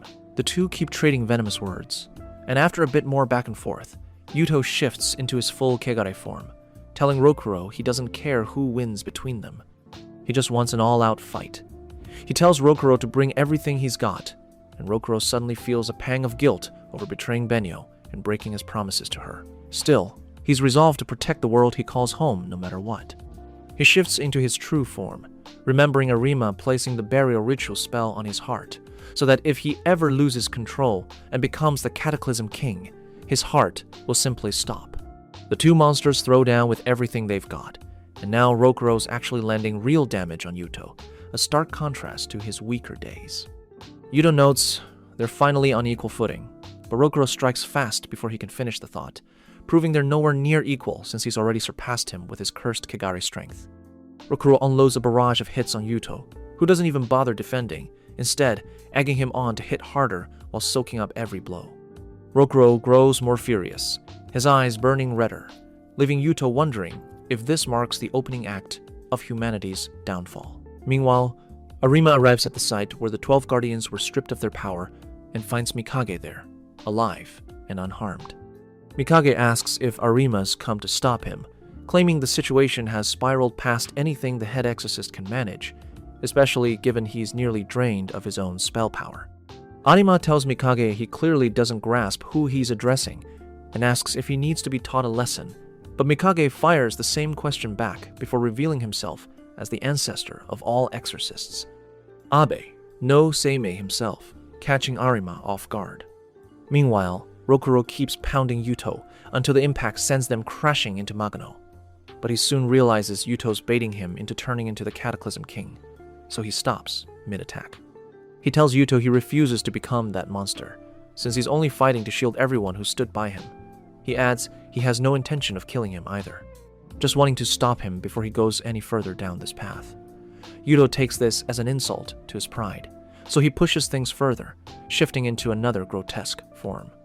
He then bumps fists with Rokuro and unleashes the combined spell power of the 12 Guardians and the Basara he's consumed, stunning Rokuro, who notices the powers leaking out and warns him he's wielding more than he can control. Rokuro admits he genuinely thought they could have been friends, but Yuto blames him for always assuming they were on the same path as kids, when Rokuro refused to join his plan to destroy the world. Rokuro insists that was never what he wanted, but Yuto counters that he can't outrun his destiny as the embodiment of yin energy, the Cataclysm King. He adds they're identical, being the only two people alive with this exact kind of power. Meanwhile, Abe no Seimei and Arima continue their conversation, with Seimei explaining the original plan was to birth the embodiment of yin, Rokuro, and the embodiment of yang, Benyo.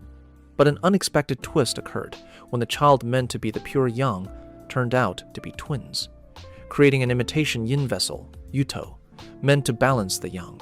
Seimei tells Arima that Yuto's existence was ultimately unnecessary to the world's design, but he served his purpose in dragging the corrupted world toward destruction by awakening the Cataclysm King. Rokuro and Yuto's brutal clash continues, both trading devastating blows back and forth.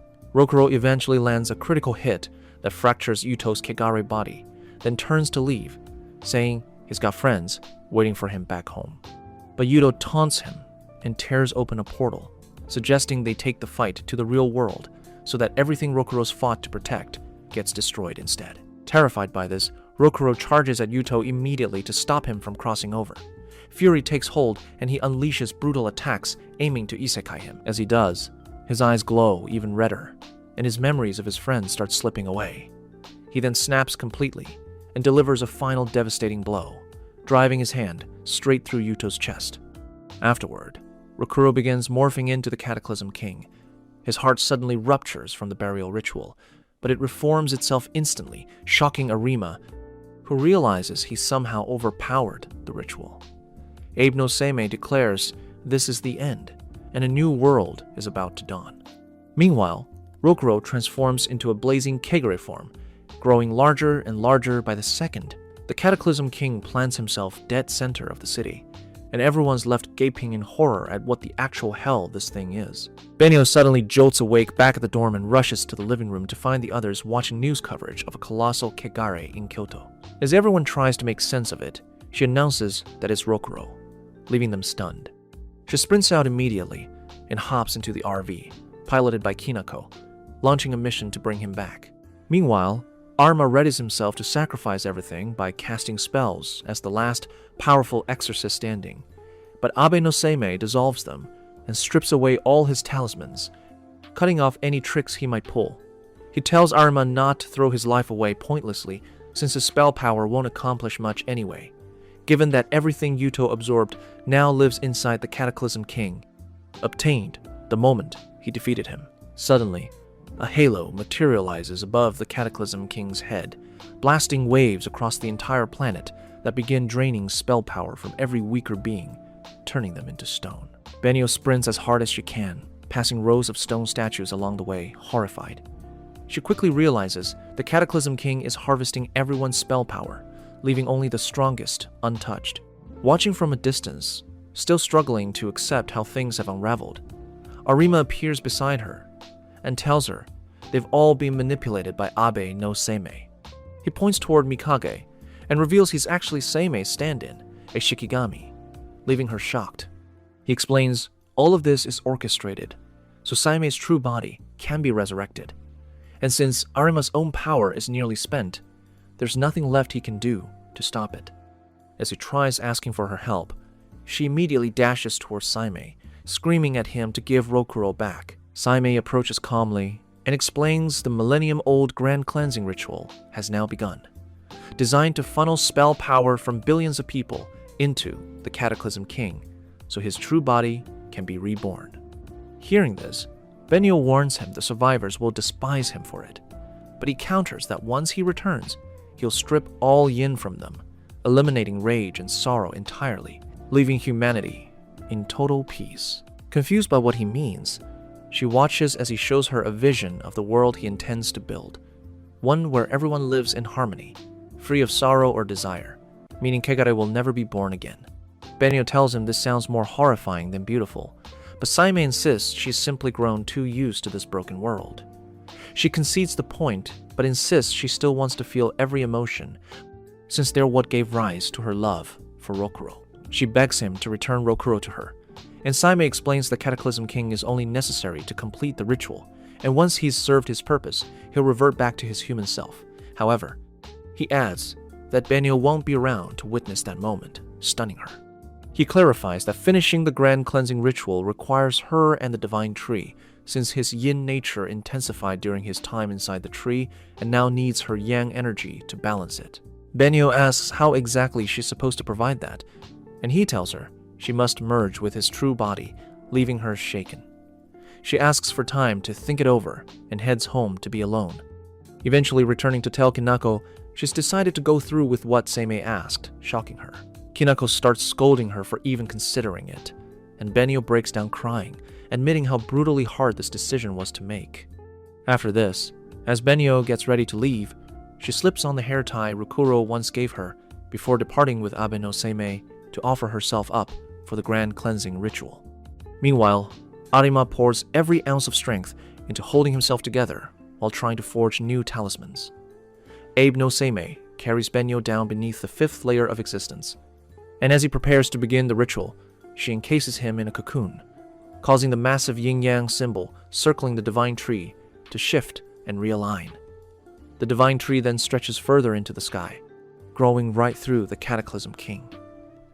Abe no Seimei's true body regenerates fully, and he rises above the divine tree, as he takes in how the world has transformed over 1,000 years. He charges a talisman with a spell, and fires it into the Cataclysm King, instantly restoring him back to Rokuro, while releasing a burst of spell power that crystallizes into a massive diamond-like flower above the divine tree. Arima rushes over to grab him, visibly frustrated, and Abe no Seimei tells him he'll be relying on him once everything falls into place.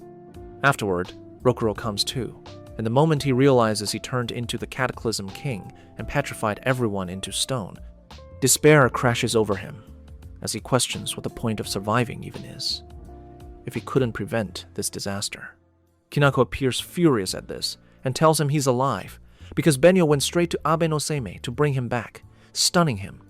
Rokuro asks why she'd still do that knowing he's a Kegare, and Kinako calls him an idiot, saying Benyo's opinion of him never wavered, even after he morphed into a raging inferno of a monster.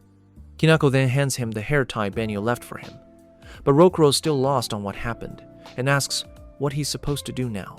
Kinako tells him to go save Benyo, you idiot.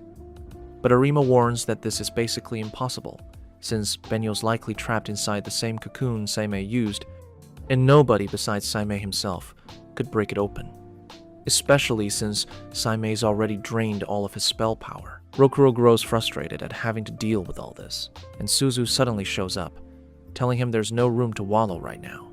She urges him to focus on the bigger picture, giving him pause. Suzu then launches into recording her next official music video, meant to inspire him toward his next move, and after her impressive performance, Arima claps in amused approval. She departs with a final line about humanity's future resting in his hands.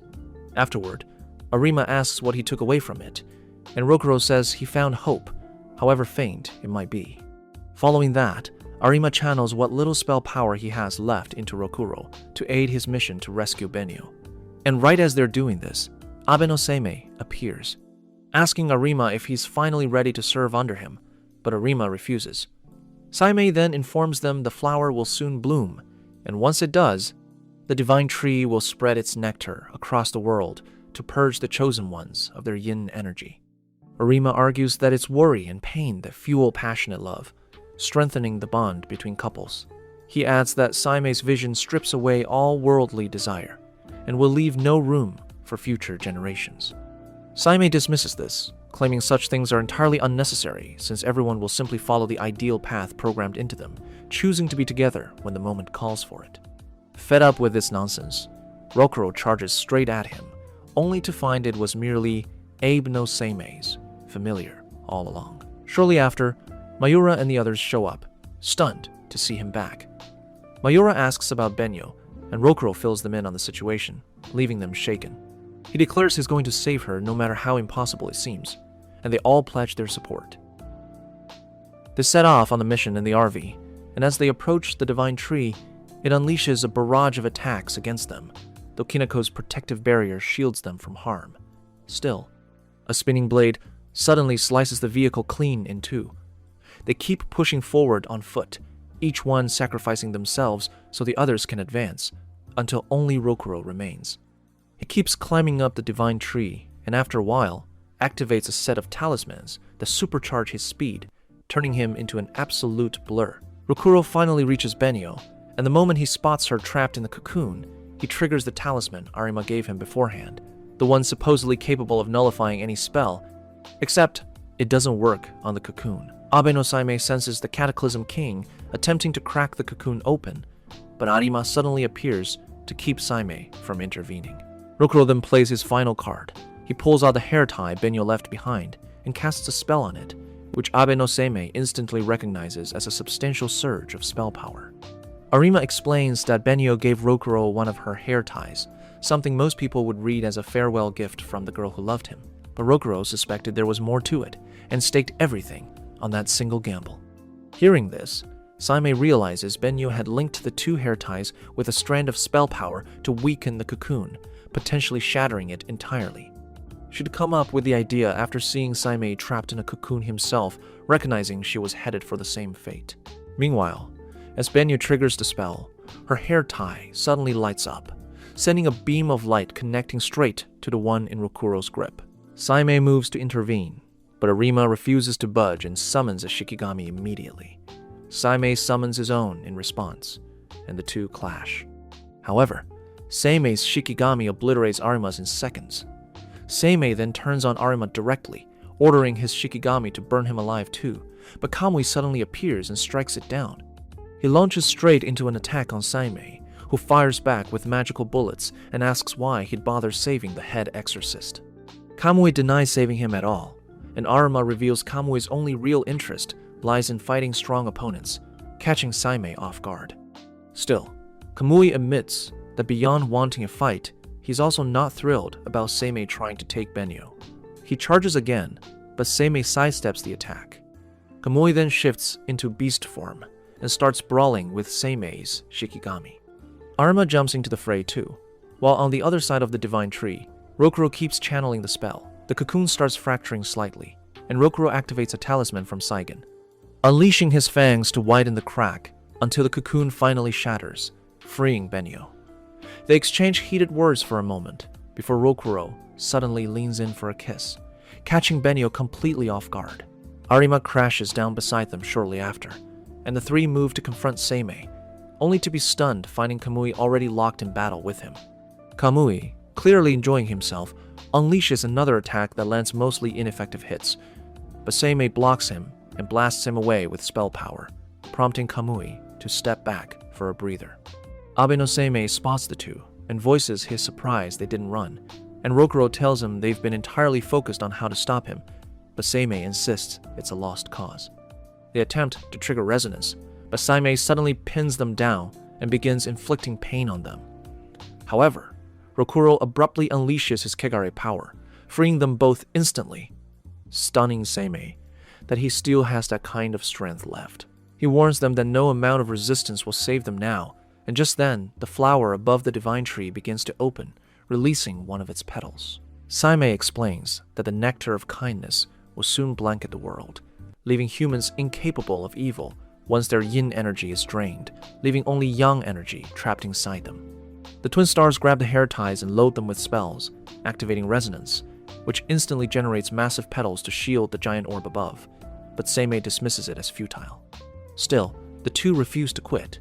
They replay every memory they've shared together, which further amplifies their spell power, leaving Seimei baffled about the source until he realizes the twin stars are burning their own lifespans into raw spell power. They tell him they don't mind risking their lives to preserve the pain and love they've experienced, the very things that forged their unbreakable bond. Rokuro asks what's actually wrong with being a Kegare, pointing out they've encountered plenty of Kegare capable of genuine compassion, but Seimei remains hopelessly stubborn, refusing to bend and staying locked on, cleansing the world. The final petal teeters on the verge of falling despite the twin stars pouring everything they've got into holding it back, and terror creeps in as they wonder if this really is the end. They keep pumping out more spell power through resonance, fighting to keep the last petal from falling, even as it drains their own life force.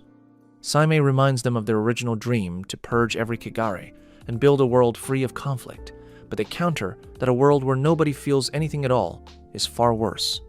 Seeing how stubborn they remain, Seimei casts a sleep spell on them instantly, and the final petal they'd been holding back finally drops. The massive orb starts destabilizing, and while Seimei anticipates it purifying humanity, he's baffled when nothing happens at all.